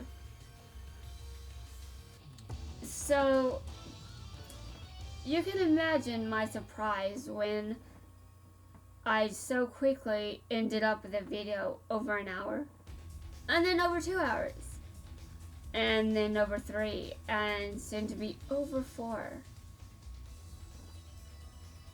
I think this says a lot about how important it is for me to have a vocal outlet. Like, writing is fine and it's good, but it's not enough. I have to speak. I have to be verbal. That outlet is a necessity for me. And now, I was initially thinking I could pursue this through singing, but that's a bit, it takes a lot of time, and in the state that I'm in, I need an outlet that is more available to me. So, at random, I decided to start a YouTube channel. Although this channel has technically been around for years, I have not uploaded videos on it for years. It's only this month that I started doing that. And my favorite thing about this whole experience is I can see exactly how much I was holding inside. But I was also initially uncomfortable with all the hate I know I'm going to get in the future. Like, I don't even have to be one of the big names. I just know that eventually I'm going to start getting hate. But I also realized that a lot of my favorite YouTubers, they also get hate. And when I think about that, it's like, dude, if they can deal with it, so can I. I'm actually doing this YouTube channel in part to thicken my skin. So I'm not just on here because I need to have an expressive outlet. I definitely still need that, but I also need to have thicker skin. And it's because I need to have thicker skin, I can do that by being on YouTube, because, I mean, seriously, you can just there are a lot of brutal YouTuber comments. There are a lot of YouTube comments. Like, when you go to the YouTube comment section, you can find a lot of hate for pretty much any video with a decent amount of views. As long as a video has some relevance to at least some community, it's going to get hate. The only reason I have not gotten hate yet is because I'm still under the radar. Not many people know about my channel. And the people that know about my account are the ones that have seen me comment. They have not specifically seen me mention that I have videos to watch.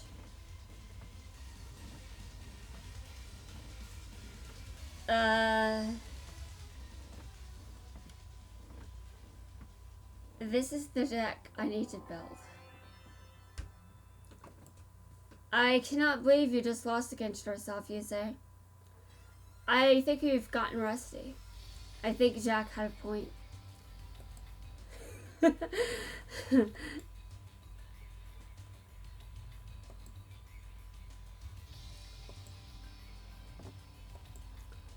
So I believe being on YouTube will be a very rewarding experience. It doesn't matter if I never get subscribers, but let's just be real. I continue to make Duel Links content. So this gives a little bias toward attracting Yu-Gi-Oh fans that also like Duel Links and the franchise. So yeah, I'm likely to attract a lot of Yu-Gi-Oh fans, at least initially.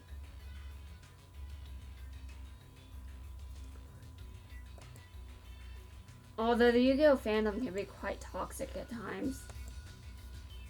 And I know how to deal with criticism when it's constructive. But if someone's just like, your video sucks, that's not constructive criticism. Like, yeah, it may not be the best video on my channel or even on YouTube, but tell me how to improve. Why do you think my video sucks? And you can't just say because I mess up and just repeat myself all the time because I'm new, okay? I'm trying to get out there. I'm trying to get established. I mean, I don't really expect to ever make it big or anything like that.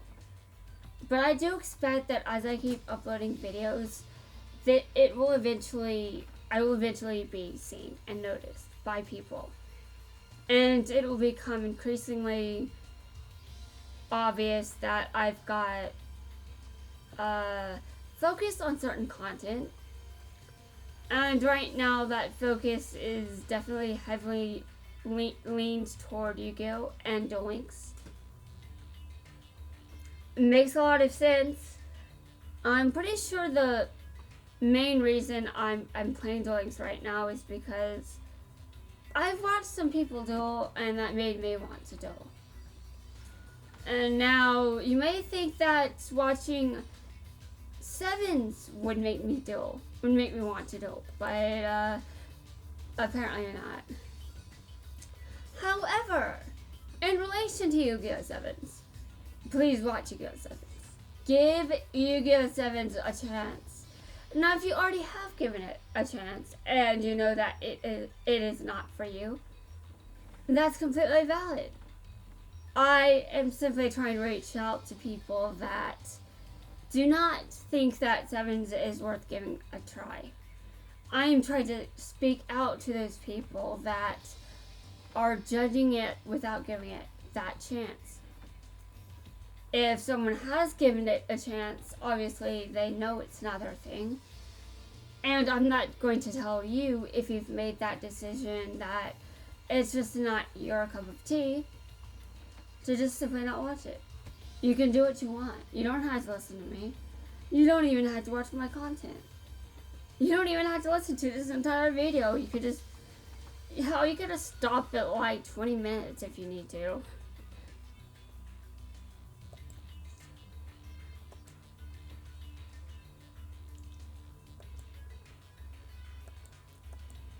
Now, my favorite thing about Duel Links so far is I feel like my channel needs a focus. I do not actually have a focus for this channel because I'm trying to find myself in some form. It's very difficult for me to know where I can find success out there. I'm not sure what kind of content I should be focusing on. I don't know all my strengths. I don't know where I best succeed. And I feel like a YouTube channel will definitely give me a good idea of where my strengths are, where I overcross my boundaries, where I need to learn, where I need to grow, and overall just be an overall rewarding experience. I believe that I will find out a lot by being a YouTuber. If you can even call me that. If you can even call me that. But in any case, I just believe that this is overall just as beneficial for me as for anyone that potentially ends up enjoying this content. I do admit that I am not as I'm not as skilled at making good content as other creators on this website, but I do have to try something that will give me a chance to. I need to find something that tells me what I'm missing. Like, why do I feel like I don't know my strengths? How do I learn those strengths? Well, first off, I want to be a writer, so if I want to be a writer, well, I can't just, I can't hit the road as soon as someone tells me my work sucks. Writers don't succeed if they just want to stop writing or showing their work to people simply because it doesn't appeal to one person. That's not what's going to make a writer successful. But here's the problem with my writing that I've struggled with for quite some time. I don't know what kind of content I should be writing about. I've got some general ideas, but narrowing down the specifics and where I've got the experience to truly have that audience that would be interested in reading my work is so difficult. I've got to find my story, but I think much of that is about finding out what content do I produce that other people like. I want people to like my work and my content. So what can I notice about what people like about my work and my content on YouTube, and how can that be brought back to my work as a writer? How can I get better? How can I figure things out as I improve my channel, its content, and just in general build myself a platform here? It's definitely going to take a while. I realize that making YouTube videos isn't exactly, it's a commitment, but I'm not just making this channel because I want to make it big or because it sounds cool or because I want money. No, that's not what this is about. This is about a personal problem I've been having. My personal problem is I can't find that story that sticks deep inside of my soul. I cannot speak through my heart because I don't know where I have the most impact. And I need to know my strengths. I need to know my blind spots. I need to know what to improve on. I need to know how to do the right research. I need to learn all kinds of things. I can definitely accomplish these things on YouTube while having fun, because I don't want my work to be boring. Part of my work as a writer is, yes, I want to tell a story. A more serious story than Seven's, of course, but I do want humor to be part of the story. I don't want my work to look like brains, because that is not how to write a good story. Sorry, brains, but sorry, but you kind of remind me of my writing when you were airing, and I'm not a professional, so maybe Brains could have used some polishing there in the writing department. Just saying.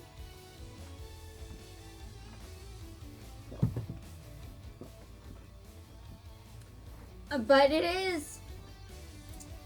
it's a very, very good sign that I am on here on YouTube. And definitely showing more emotion than Yusaku on the average, in the average episode.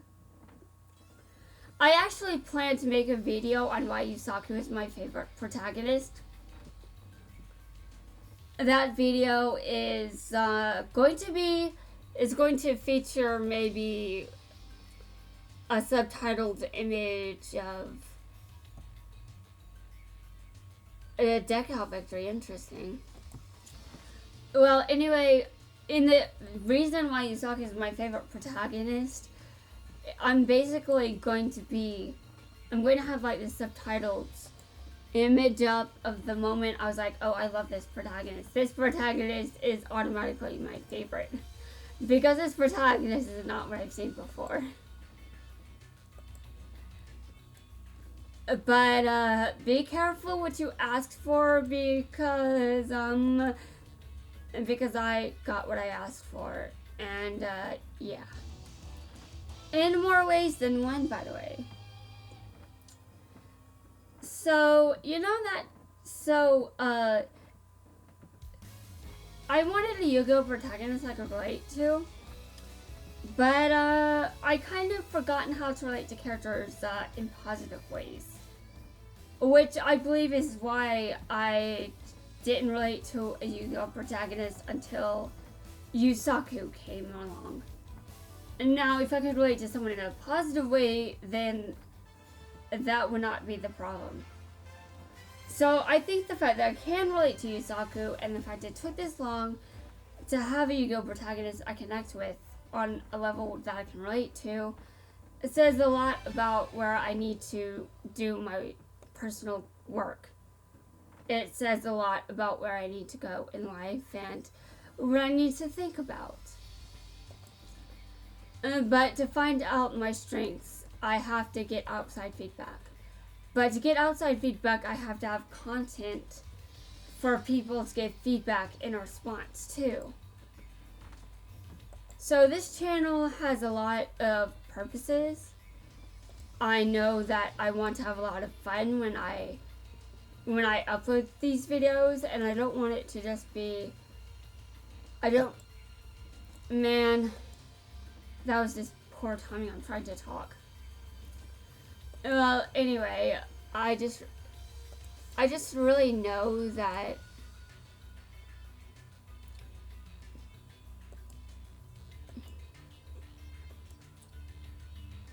I just really feel it.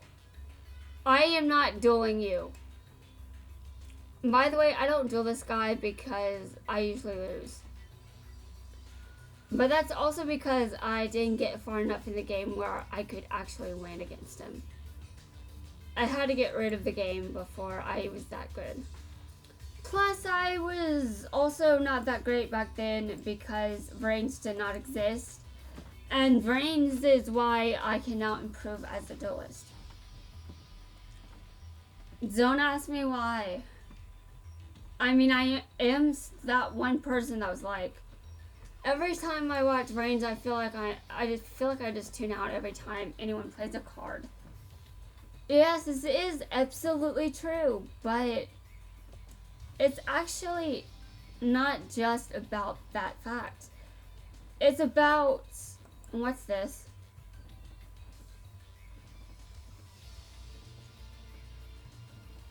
Okay, but guess what? Do I really have to listen to you? What if I want to ride my motorcycle around? Do you think I want to be held back by you, of all people? No, I ride my motorcycle wherever I want. Actually, I don't, because I don't even ride motorcycles, but, you know. So, this channel is hopefully going to be a source of great growth for me. And I hope that I can learn a lot about myself while I do this channel and manage it. Of course, there is a possibility that I could actually end up with a really good YouTube channel. it's possible that maybe my channel becomes very successful.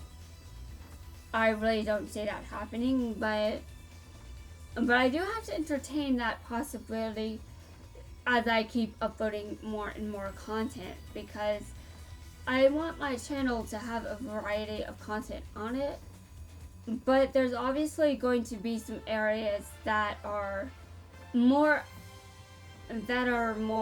dominant. For example, like Duel Links content is definitely the current main focus. So you know that when looking at this channel, I have a current focus on Duel Links, which means that my channel does have some dominant priorities and themes.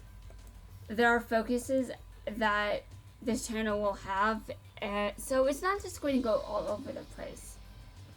But I'm not sure how far this channel is going to go. I do know, however, that it will have to get somewhere eventually, because I seem to be very obsessed with this. Now, I have no idea why I am so obsessed with uploading videos. This is not something that the average person gets obsessed with. Like some YouTubers have to upload content because it's a source of income for them. For me, I'm not pursuing it as a source of income, at least right now. I don't know if I will ever consider it as a form of income, but it does depend on whether I can do that realistically, or if it's better to just be humble and not ask for money. And now the reason I might potentially break out, I might potentially begin to accept donations and even use the Patreon account where people can donate to me and stuff. The reason for that is I'm poor. I feel like I'm locked into poverty. So if I were to gain a certain amount of subscribers that are willing to support me, I feel like that would help a lot with getting out of this trap that I'm in, because I just have all these issues, and I'm just going to come out and say it. I'm on a fixed income, and the main reason I'm not pursuing money with this channel is, one, there's no reason to give me money right now. My channel is small, why would you? And two, because Social Security requires that my income be very, very limited. This is very, very problematic for me, because while I am on a fixed income, while I do have mental illnesses and a legitimate need for these medications that keep me so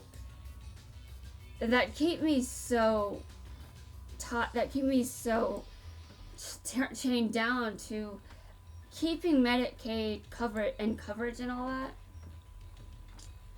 being on a fixed income is not actually what I want to be on for the rest of my life. I do have dreams and goals and things I like to do with my life that I don't want being taken away from me, because I was born with depression. I was born with anxiety. I don't want my life to be affected by the fact that these conditions require treatment. Since I require so much, since I have to have a limited income, this means I have to limit how much I'm willing to do to even get out of this. From what I see when I read about Social Security and Medicaid policies, it's heavily discouraged that anyone try to get it's heavily discouraged for anyone to try to learn to work. And if you do learn how to work, it's possible for you to have your benefits taken away, but you don't make enough to afford healthcare insurance.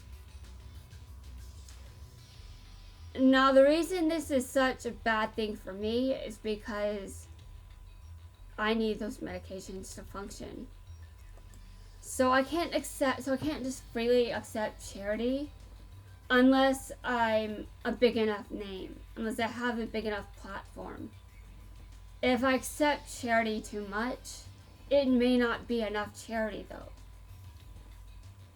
I have to know that I've got enough power in numbers that I don't feel guilty if someone kindly gives me $100 because somewhere down the line my content becomes better and they really enjoy my content, or I end up helping them cope with everyday life.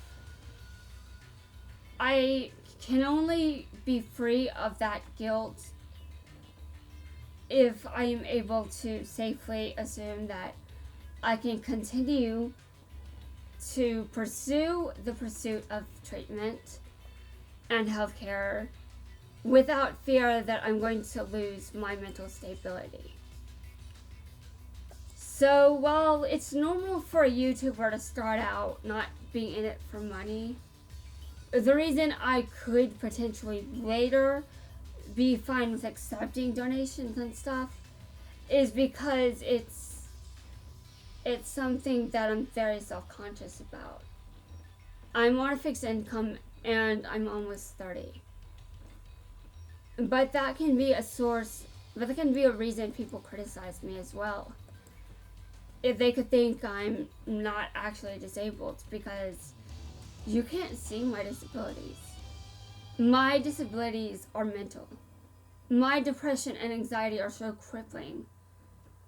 There's no way that anything is getting done if I don't have medication.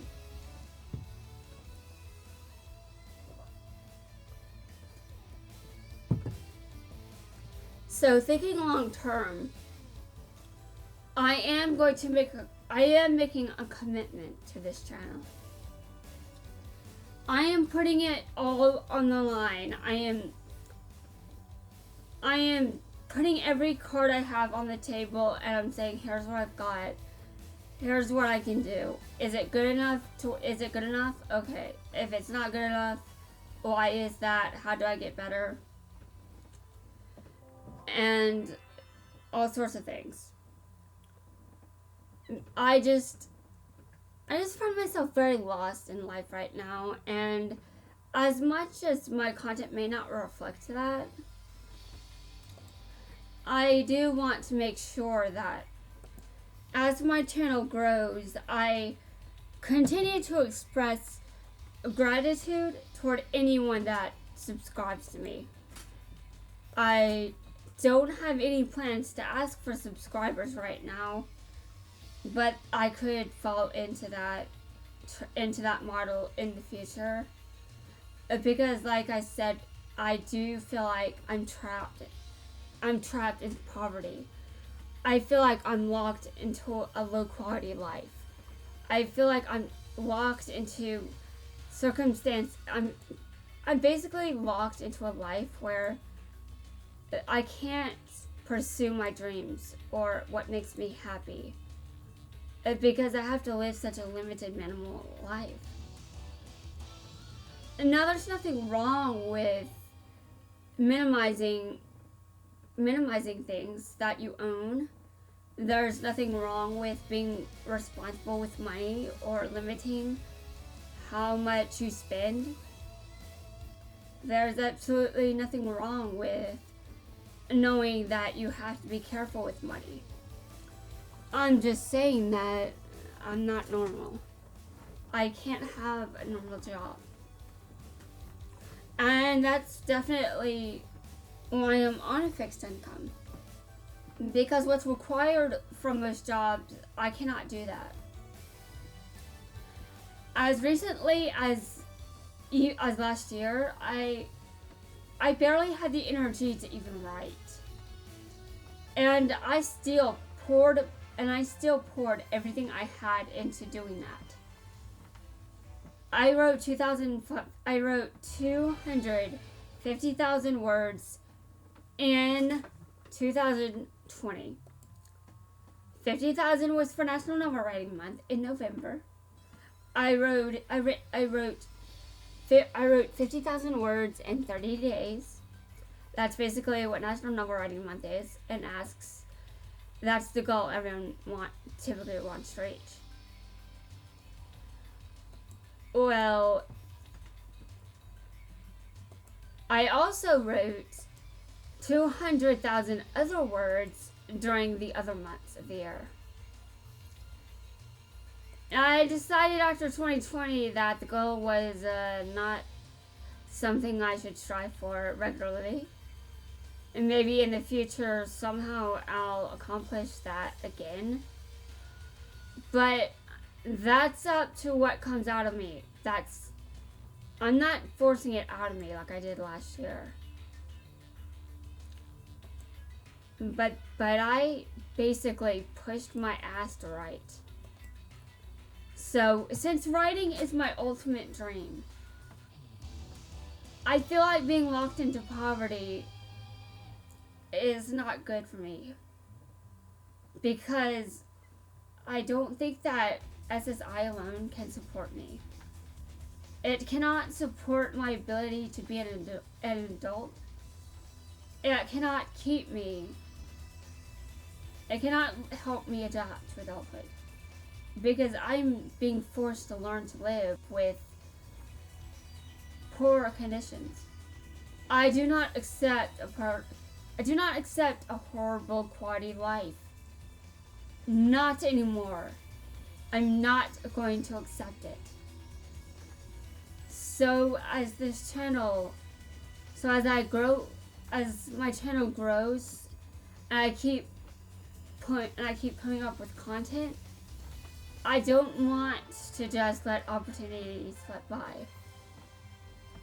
If someone is kind and would like to support me, I would like to be open to that. But for now, I do have to take a very strict policy of not making money from anything I do on YouTube. This is likely going to be the case for at least a few years.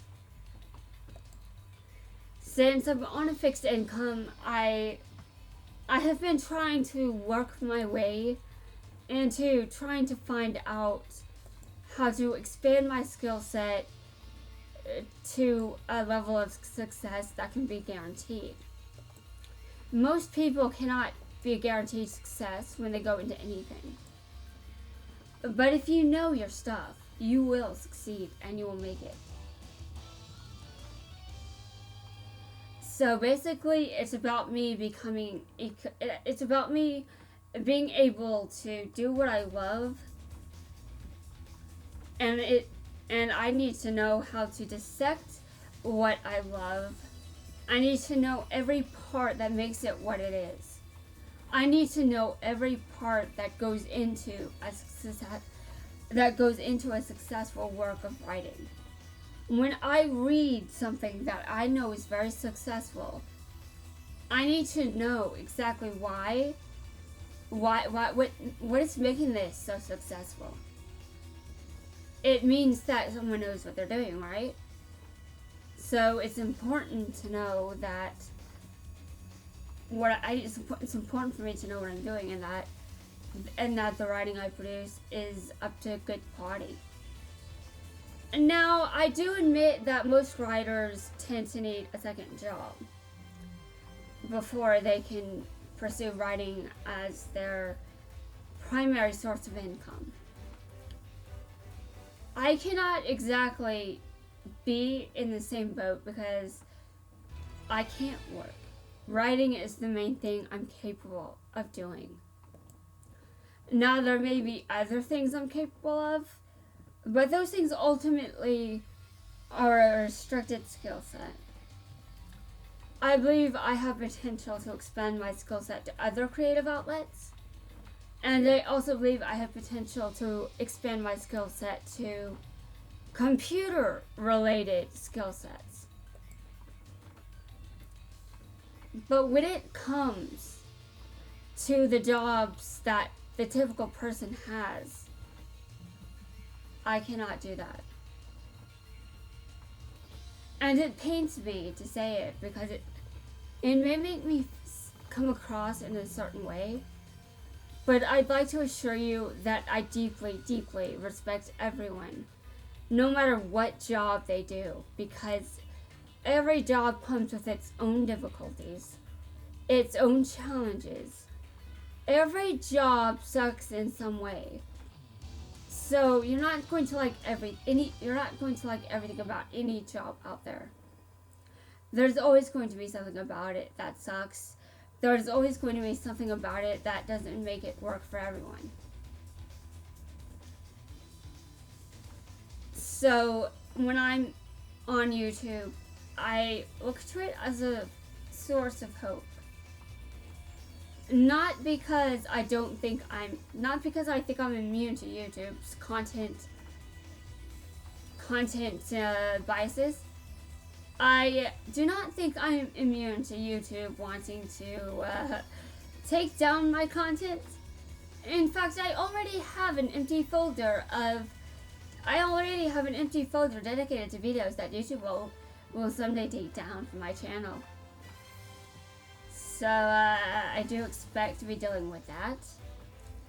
Hopefully I'll be in a better place mentally for working through all that. But as far as content goes right now, I think it's very helpful for me to have an outlet that's definitely vocal in some form. I don't complain about the person that is putting the I feel like I'm walking on eggshells when my sister is here. And that's not good for anyone's mental health.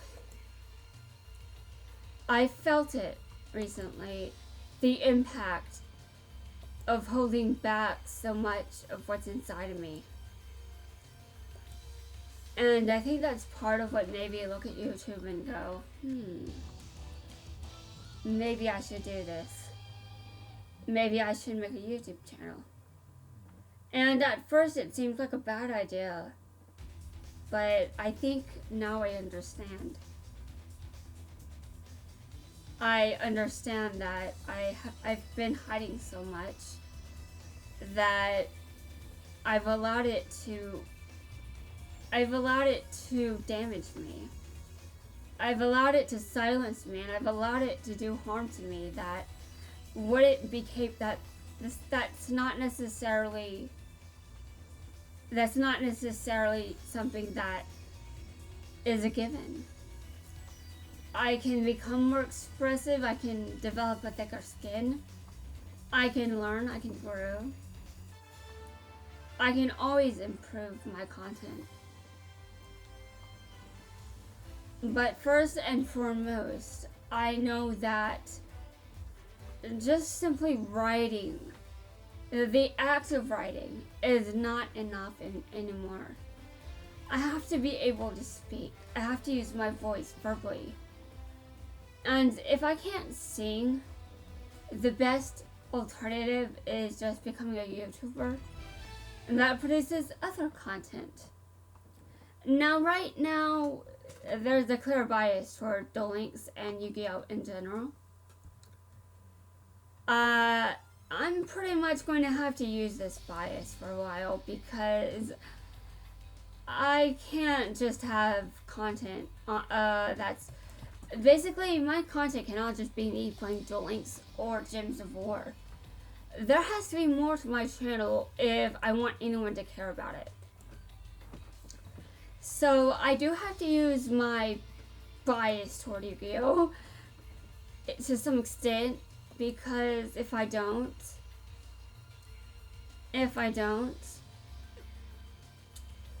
I'm going to be here all day trying to think about what to do with my content. I won't know what to make. So I'm going to have to tap into all these years of Yu-Gi-Oh! And the franchise. And I've decided I should make a series or something of what every series has had. I should make a series about the impact this franchise has had on me. I should make a series about how deeply personal this franchise is to me. Why I continue to support it. Why I still tried out sevens, even though I was completely shocked by the announcement at first. I want to go through what every Yu-Gi-Oh! Series has done to contribute to where I am today. And I want to reflect on this and give myself some time to break down what I love about each series in the franchise. This means I have to catch up with sevens. Oh, and by the way, I definitely have an idea about sevens. I would like to explain why I'm so focused on wanting people to actually watch sevens. Why I think it's a good idea to give it a chance. And now, obviously, there is no dub for it just yet. At least I haven't heard anything.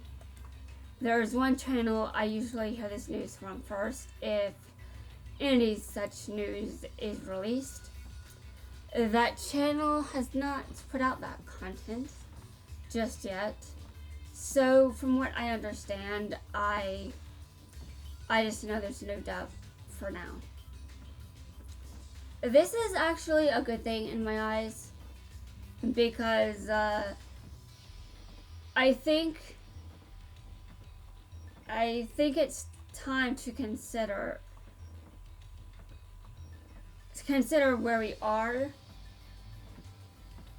in this series. You know, like, this is a franchise. Every now and then things have to change. It's okay to hate the art style. It's okay to hate the characters. And it's okay to hate rush duels. But, by the way, if you do hate rush duels, you're the general antagonist of the series. So, I hope you have fun trying to uninstall rush duels. Anyway, on a more serious note, I think that I'm going to stick with what I said in a video I have not posted yet. That it was a good decision, the absolute best decision for Konami to change studios. Everything needs to change every now and then. For anything to grow, for anything to evolve, there must be change. And Sevens is the biggest message for that. The old methods do not always work. They sometimes need to be modified. They sometimes need to be upgraded. Sometimes they need to be changed altogether. Guys, there's a problem going on. I think I'm getting emotional. Like, you can tell this franchise has done so much for me, because I just confessed that I'm getting emotional. Like, on the internet, where people can just go on my video and insult me right there in the comment section if they so chose. Well, anyway, I decided that for now my channel is going to focus a lot on Yu-Gi-Oh! Because that's what I've got. And there are indeed other things, but as far as getting subscribers, I've done a lot of recordings for Duel Links lately. I keep doing it, so I think that's a sign. Maybe it's time to take my Yu-Gi-Oh content outside of Duel Links and make other Yu-Gi-Oh related content. And now I'm going to be straightforward. Very straightforward. I happen to have a lot of things planned for the channel that just aren't Yu-Gi-Oh related. And I'm generally an anime person. So Yu-Gi-Oh is not the only anime that I watch. I think this is pretty obvious actually, because I mentioned Vanguard earlier in this series. Earlier in this video, and I mentioned an episode of Cardfight Vanguard where Psycholia was explained as not necessarily guaranteeing victory for the opponent. Psycholia doesn't necessarily guarantee you'll win. In Vanguard, Psycholia gives the user a special ability. That ability basically means they cheat. I'm just going to translate it that way. Although, you know what? There is a Yu-Gi-Oh equivalent of that. Playmaker getting all those cards from the Dueling Storms. From those data storms. Okay, listen. I know that he didn't. You pulled those cards from those data systems just to win that, just to win the duel, and you pulled the card you needed at will. That's basically cheating. That card was not in your deck when the duel started.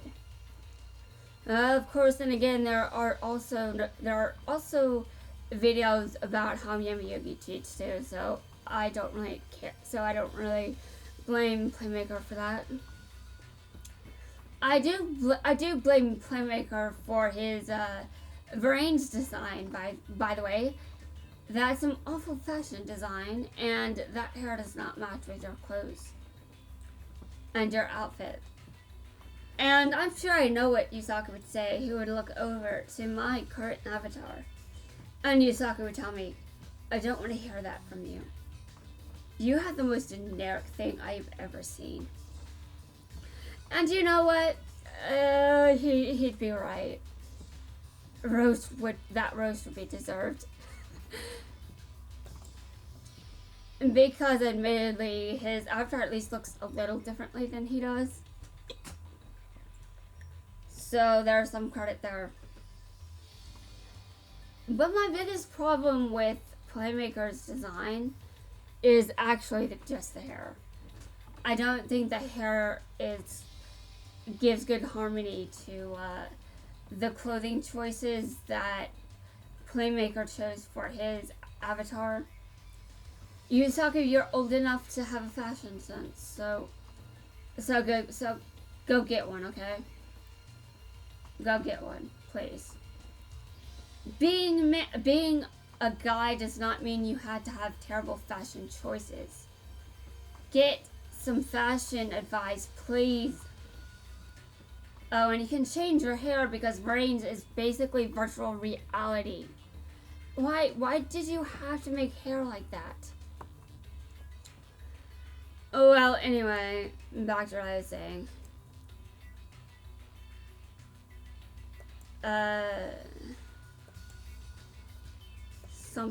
Something about my content.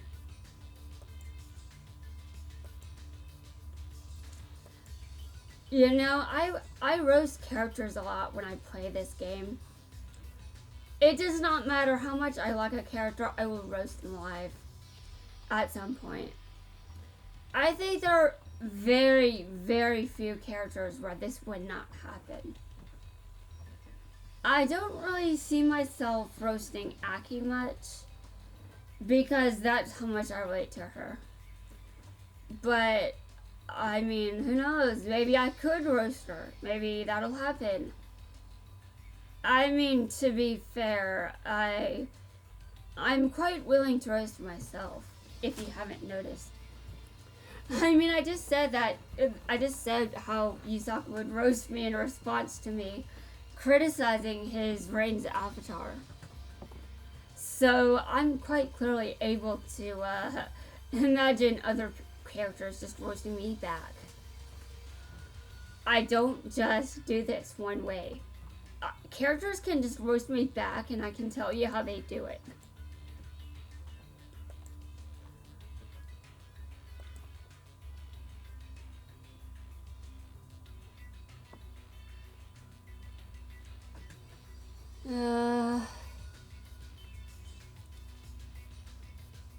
I have very bad cards.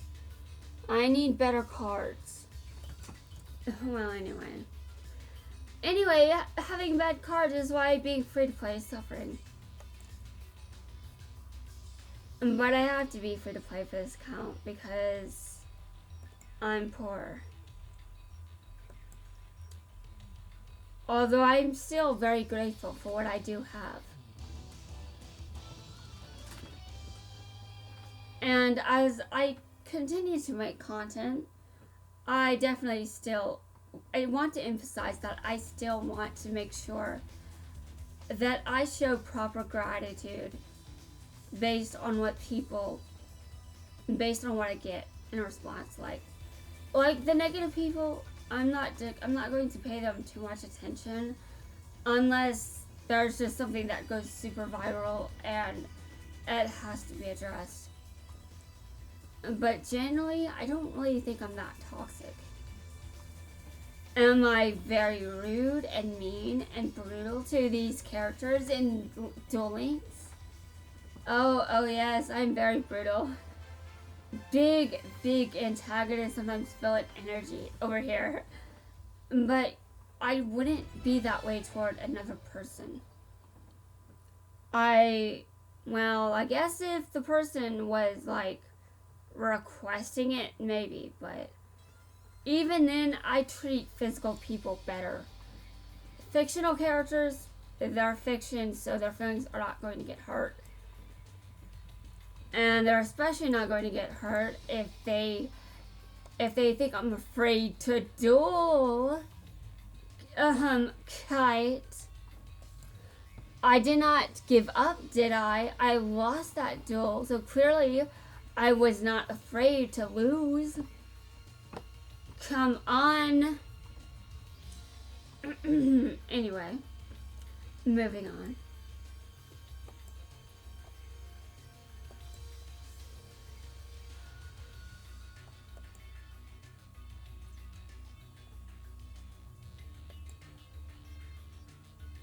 I do have a certain personality here on YouTube so far.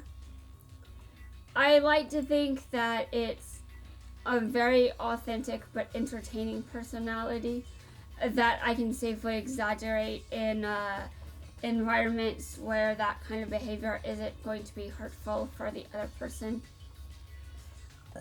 Like, I can insult Yusei's deck and he's not going to respond to me because he's a character in a game. He isn't going to be upset over that.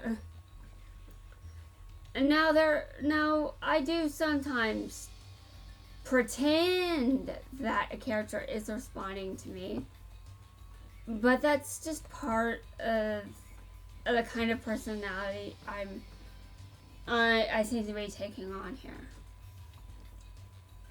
By using this channel, though, by not making a new one, I am making myself very vulnerable. This may be in fact a good thing because, I have to put what I've got out there. And I don't want I don't want to make another channel just for my current name to not clearly be associated with me. My name is mine. My online alias should stay. You should see it, and you should be able to keep associating it with me. I shouldn't set up another channel and be like, I've got another account over here, because, you know, that's just so easy for someone to do if an account doesn't have any videos. So so I want to keep this name. It's definitely a risk to keep it because it's also the name of a character I have. But, I do have a lot to say about why I've got a character with the same name as my online alias. And I'm sure a lot of people would judge me right now if I came out and explained that. Most of those people would have to be writers, obviously, because I have a self-insert. Yeah, I'm coming out, I'm saying it, I've got one. And now, does this mean I intentionally made one? Well, most people don't really intentionally do that. But I try to change my protagonist for the current series I am sort of writing. I'm basically going at the pace of let's see, what pace can I choose this? What pace works for this? What? Oh, okay, I got this. Don't worry, you don't have to know anything about the series to understand what I'm saying here. I'm basically taking my time writing my story in much the same way as Oda is taking with One Piece. Although I'm actually concerned that One Piece could end before I figure out what to do. Like, is it really possible for Luffy to find One Piece, for the series to wrap up, and for me to still have no clue what to write? That is a fear. And I'm hoping that I hope that I destroy that fear. I'm hoping I can bring that fear down before it has a chance to materialize into physical reality.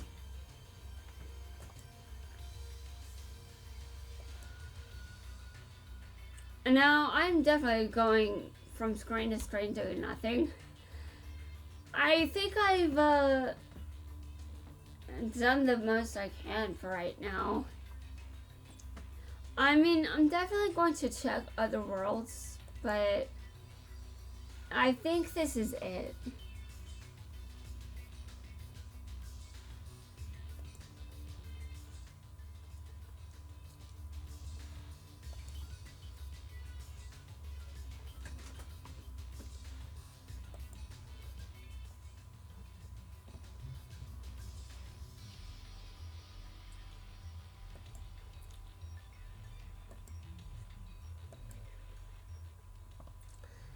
So, I don't think I will be successful at making this video 5 hours, but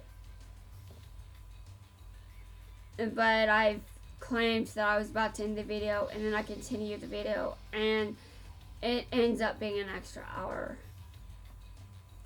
Or even 2 in some cases, I suppose. So, what else can I ramble about? I'm not actually trying to come up with anything to ramble about. I'm just saying, I do sometimes come up with things and ramble about them on the spot, like I just materialize that content out of nowhere. And the most painful thing about this video is I have to rewatch it to make sure I don't forget the ideas I've talked about in this video. So, yeah, I've got to watch this. Now, a good thing about watching this is I generally record audio and it's often stable. If, for example, Duel Links were to start lagging again, the audio would still be there. I could still get access to those ideas, but you know, I really don't want Duel Links to lag again because it seems to be a primary source of content for what I'm going to be posting on this channel. I actually have several videos I need to put up for Duel Links. This isn't the only one, by the way. And if you're afraid, I just said that I don't think this video will make it to 5 hours. And I tried to come up with that goal because, okay, look, when I decide to do something insane, it's usually just because I like to come up with weird goals. I like to come up with ideas that sound very, very insane. Now, these ideas do not come in the form that a lot of weird ideas come from. Like, I don't, for example, gamble that this or that isn't going to happen, and if I lose, I get a pie in my face. I do not waste pies, even though I don't really like pie. But in any case, I don't make bets that I think I'll lose. So, just saying. When I have a weird idea, I love pursuing that weird idea. And I set this weird challenge tonight of making it to 5 hours of recording time, just so I can upload this video, so I can link to it, so I can explain that I am the only person talking in this video, and I did this in a single sitting. Well, I did get up and refill my water bottle, but I'm surprised I haven't done that again. So this weird challenge I came up with to record for 5 hours, and that actually isn't as far off as I thought. So maybe I should do my best and see if there's anything I'm missing. Oh yes. Oh, these tutorials. I could definitely do this. Oh, and by the way, I do want to mention that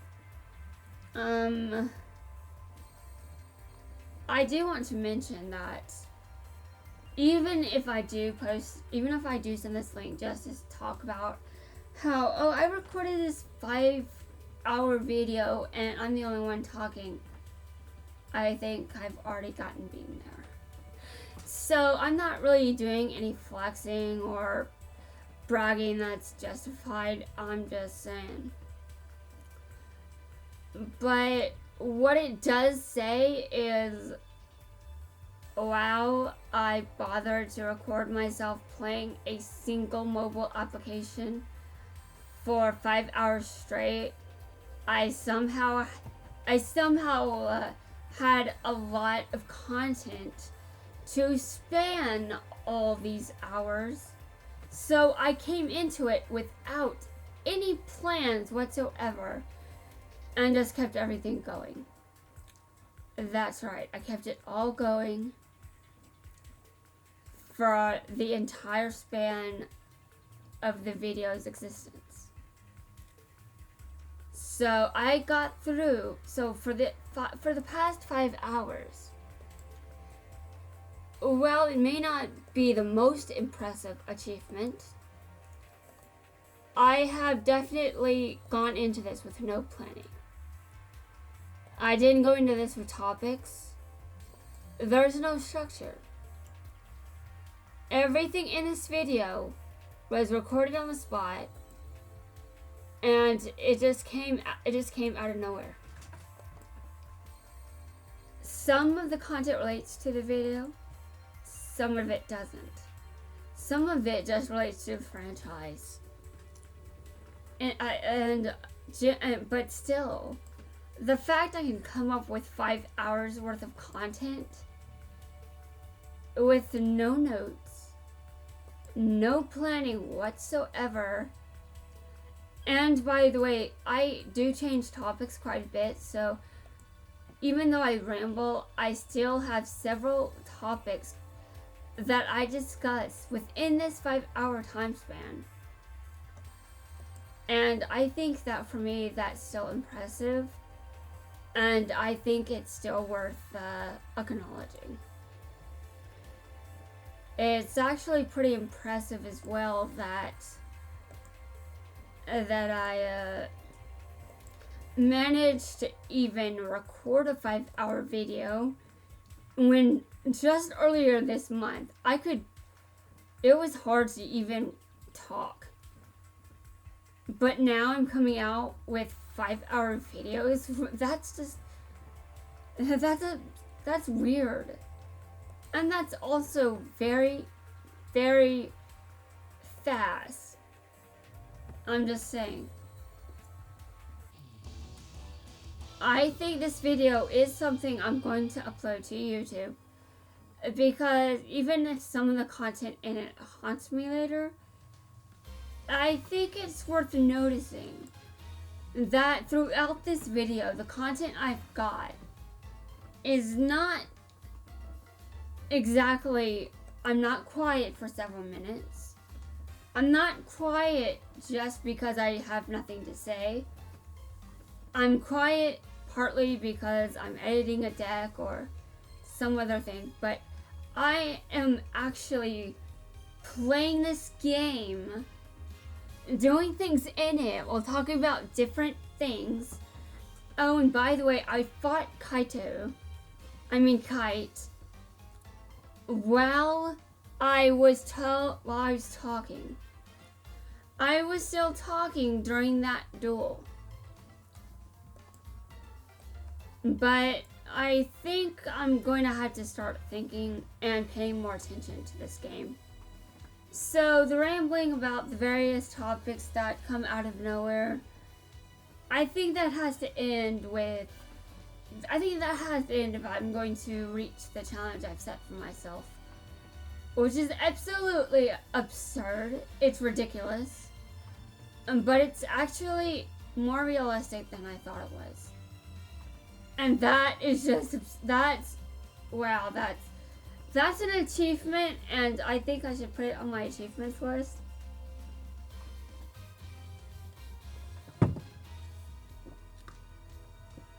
So this video is going to be uploaded, even though I'm kind of scared of what will happen if anyone watches it all. But I really have no reason to be so scared.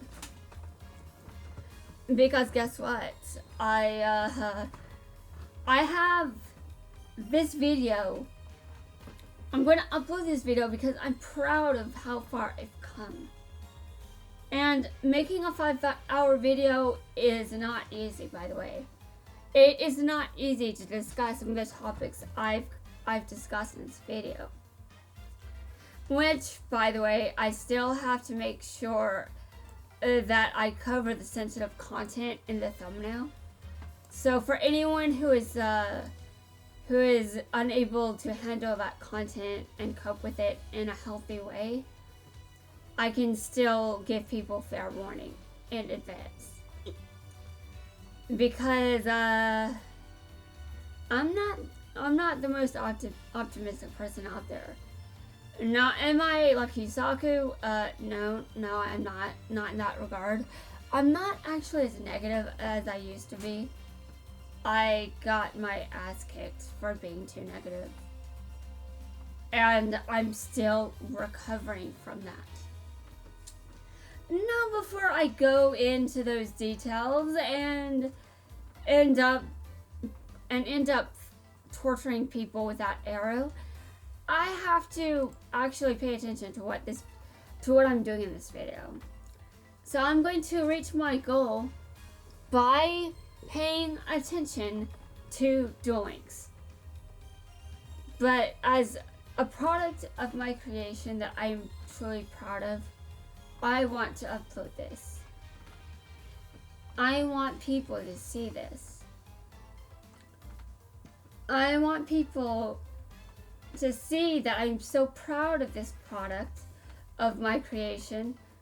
Well, the video and the dialogue that is in my voice, but mainly just the fact that I can record a video that's 5 hours and that I'm proud of this. So yeah, I better get to it. So let's see, special summon. I'm looking at the field and I had to make sure I'm careful, because these challenges gradually get more and more difficult. That's why I had to start paying attention, because they're going to get more difficult. And I actually think it would be nice if I actually challenged myself to solve all of these without a guide. Oh, that's going to be so painful, but I'm going to do it. I think it would be fun, and I think it would be a good way to keep making Duel Links content. So let's see. I assume that I'm being told to summon Utopia. Okay. I'm also assuming that it's pretty straightforward here. That I use these as the Exene materials, and I also use Utopia's skill to win.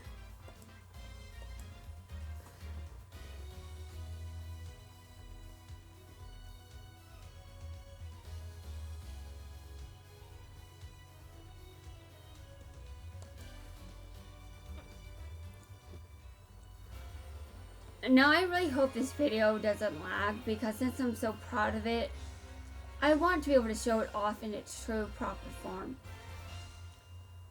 But man, is this video so long. I don't think anyone can watch all of it.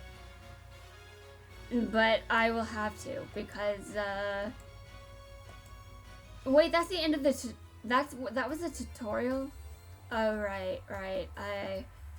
I forgot that was a tutorial. Okay. Well, I still need to pay attention to what I'm summoning, to what materials I'm using to summon. I mean, a good amount of these challenges, you're going to fail them if you use the wrong materials when you're doing summons. If you tribute the wrong monster, you'll get your butt kicked. So if you use the wrong materials to synchro summon, you'll get your ass kicked. If you exceed summoning with the wrong materials, you'll get your ass kicked. So it is still good to be mindful of the materials I'm using when I do any of these whenever I'm doing any of these mechanics. It's good to be mindful of what I'm doing when I'm doing. Now, have I practiced this mindfulness when I'm dueling? You know, I've actually done some very stupid things when dueling. Man, I'm still thinking about that opponent that used a card and equipped it to his monster or her monster or their monster, and that was basically how I lost. All they did was activate that card. They did not make me attack that card, and they did not make me attack the second time I attacked the card. That still gets to me. Okay, checked card attributes. Okay, listen, Duel Links. I'm not exactly what you'd call a graded duelist, but I at least know dueling up to an extent. I know the basics up to Z summoning. I'm bad at pendulum summoning and I can't link summon, so I will have to legitimately learn those in whatever form they're introduced to this game. I mean, Arc 5 World is coming to Duel Links, so how are they going to handle that?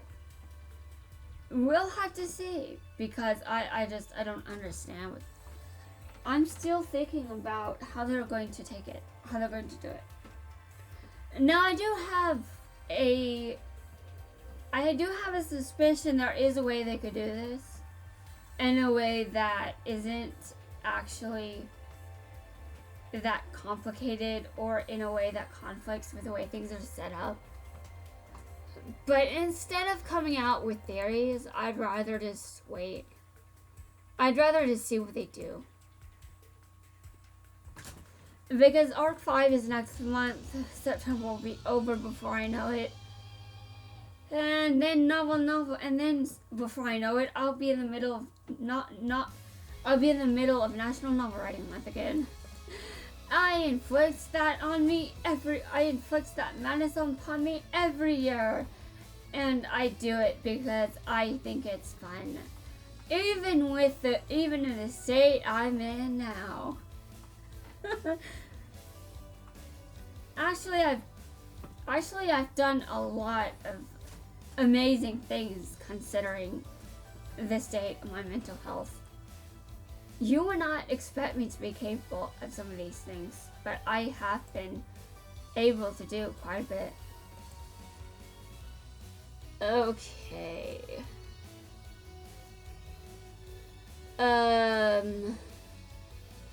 Okay, what does this do?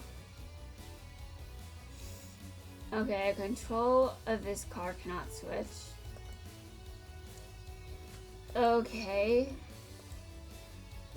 And, if this card is destroyed, your opponent can attack once getting right. Okay, so I'm supposed to summon the wind monster, but I'm going to have to take a closer look at that effect to make sure I pull it off properly.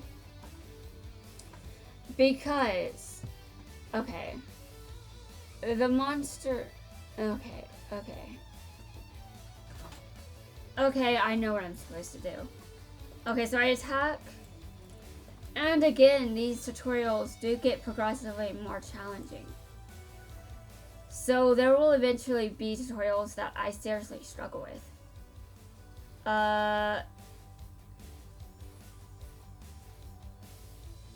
What does element do? Okay, hold on.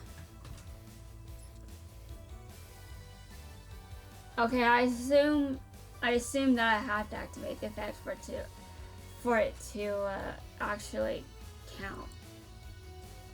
So I'm activating the skill. It can attack again. So that's enough to win. For most of the simpler challenges, for some of the simpler challenges, I can usually handle it pretty well, but as I get harder, it becomes more and more difficult for me to figure it out on my own. And now I would like to explain that I do in fact make mistakes. Some of those mistakes are stupid, but because challenges get increasingly more and more complex, that also increases the chances of me messing up. So look forward to that.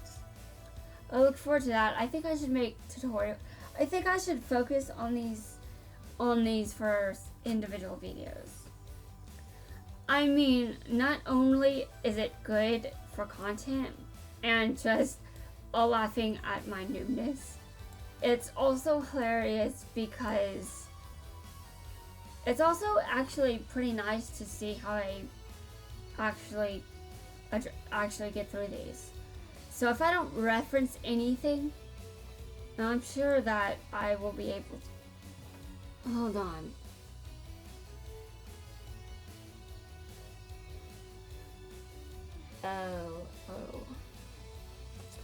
Well, sometimes I mess up even for the simpler challenges.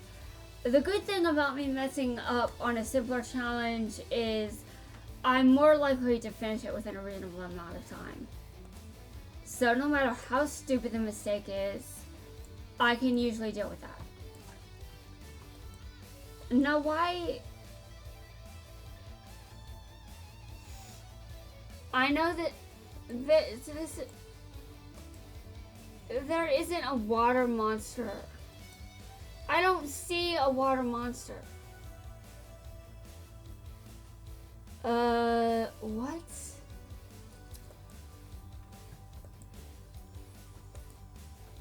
This monster gets the following effects while there is a monster with the following attributes on the field. Okay.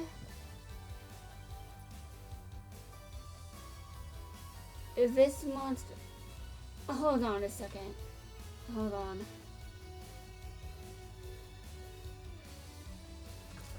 Okay, I think I know what happened.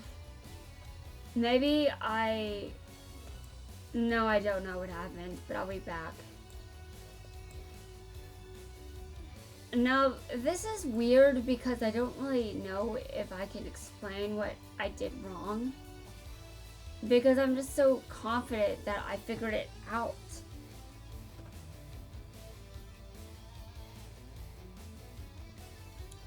And now I'm going to try again. I don't know why. I don't know why water is selected instead of wind. But I think there is a possibility there was a choice to make and I didn't make it, so that's why I failed.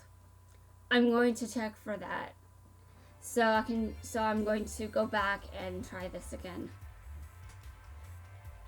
Now I'm going to try to make videos for all the level 3 dual quizzes. I believe those will be the most challenging and the ones that may be the most beneficial to go over. I don't think of myself as someone that's very good at producing useful content in the sense of I can't really give you answers as to how you do this, but it would be nice if I did have content like that for some of my videos. Because as much as I don't think I can really figure things out for myself at times, I do want to. I mean, I'm dealing with a lot of internal conflict regarding what I've contributed to communities and how I'm usually just there. I don't really do anything while I'm part of the community. I just don't. And because I feel like I don't contribute much in the community, it makes me question my entire identity. Okay. Water, wind. This is wind. Alright, I'm gonna have to check closer. But even though I didn't read the challenge text, I think it's pretty much... I think it could indicate that I was not paying attention. Okay, yeah. I should actually read that text. Well, anyway, I've got some issues regarding my place in the communities I'm part of. Or, you know, in some cases, the communities where I just lurk. I don't feel like I have much to contribute or offer. But I feel like starting this YouTube channel will give me a chance to learn what I can do and what I can offer. I feel like it's a good idea to work through this shit. So let's see. I'm going to check out the hint even though this is stupidly easy. Everyone that has already completed this challenge, everyone that has already completed this challenge is probably cringing. But don't worry. Everyone makes stupid mistakes, okay? It's in all of us. All of us I wonder what stupid thing you did this week. Anyway. Let me look.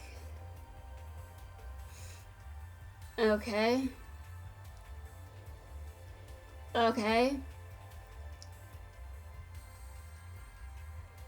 Okay, that didn't tell me anything new. But what am I doing wrong then? Because aside from saying no, I don't want to activate this effect, I'm kind of confused. Because it says this monster gets the following effect while there is a monster with the following attributes on the field. And this monster is a wind monster. And if there is a wind monster on the field, this card can attack once again in a row. Okay. If this is like something as dumb as missing the timing, then maybe that means it has to be the immediate attack in a row. However, I'm also confused because I don't like. I'm looking at the attributes, and this isn't even a water monster. This is an earth attribute monster, and this over here is an earth attribute monster. So you can't conflict with this card, can you? No, you can't. You cannot wait a minute. This monster gets the following effects while there is a monster with the following attributes on the field. Okay, I've got a wind monster on the field, so I should be able to activate its skill and attack again.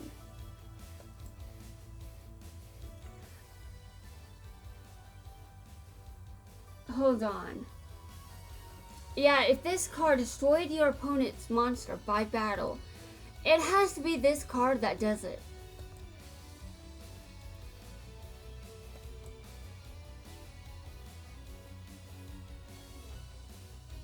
Okay.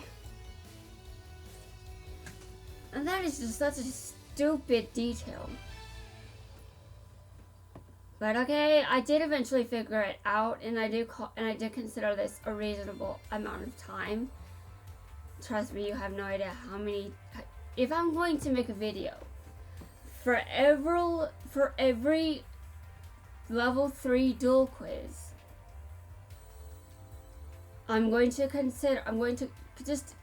imagine that the content can just be from 30 minutes, 10 minutes, to multiple hours.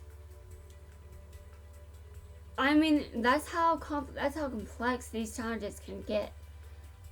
There's just a lot of complexity that goes into dueling strategies and exactly how you win and stuff.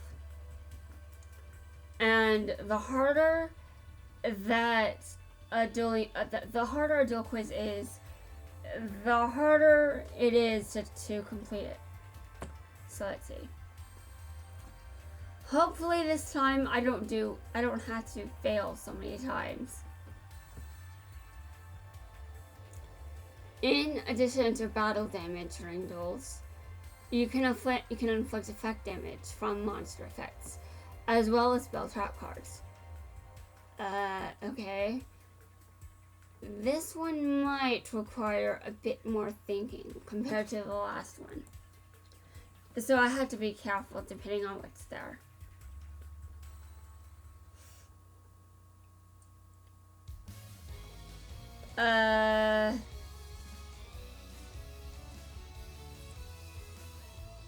Alright. I assume I normal summon this card.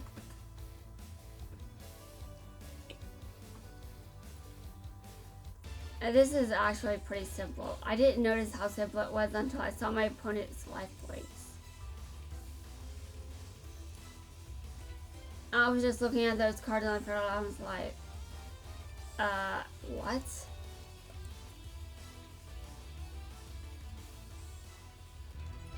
But this is just a quiz about effect damage, so obviously it wouldn't be about attacking.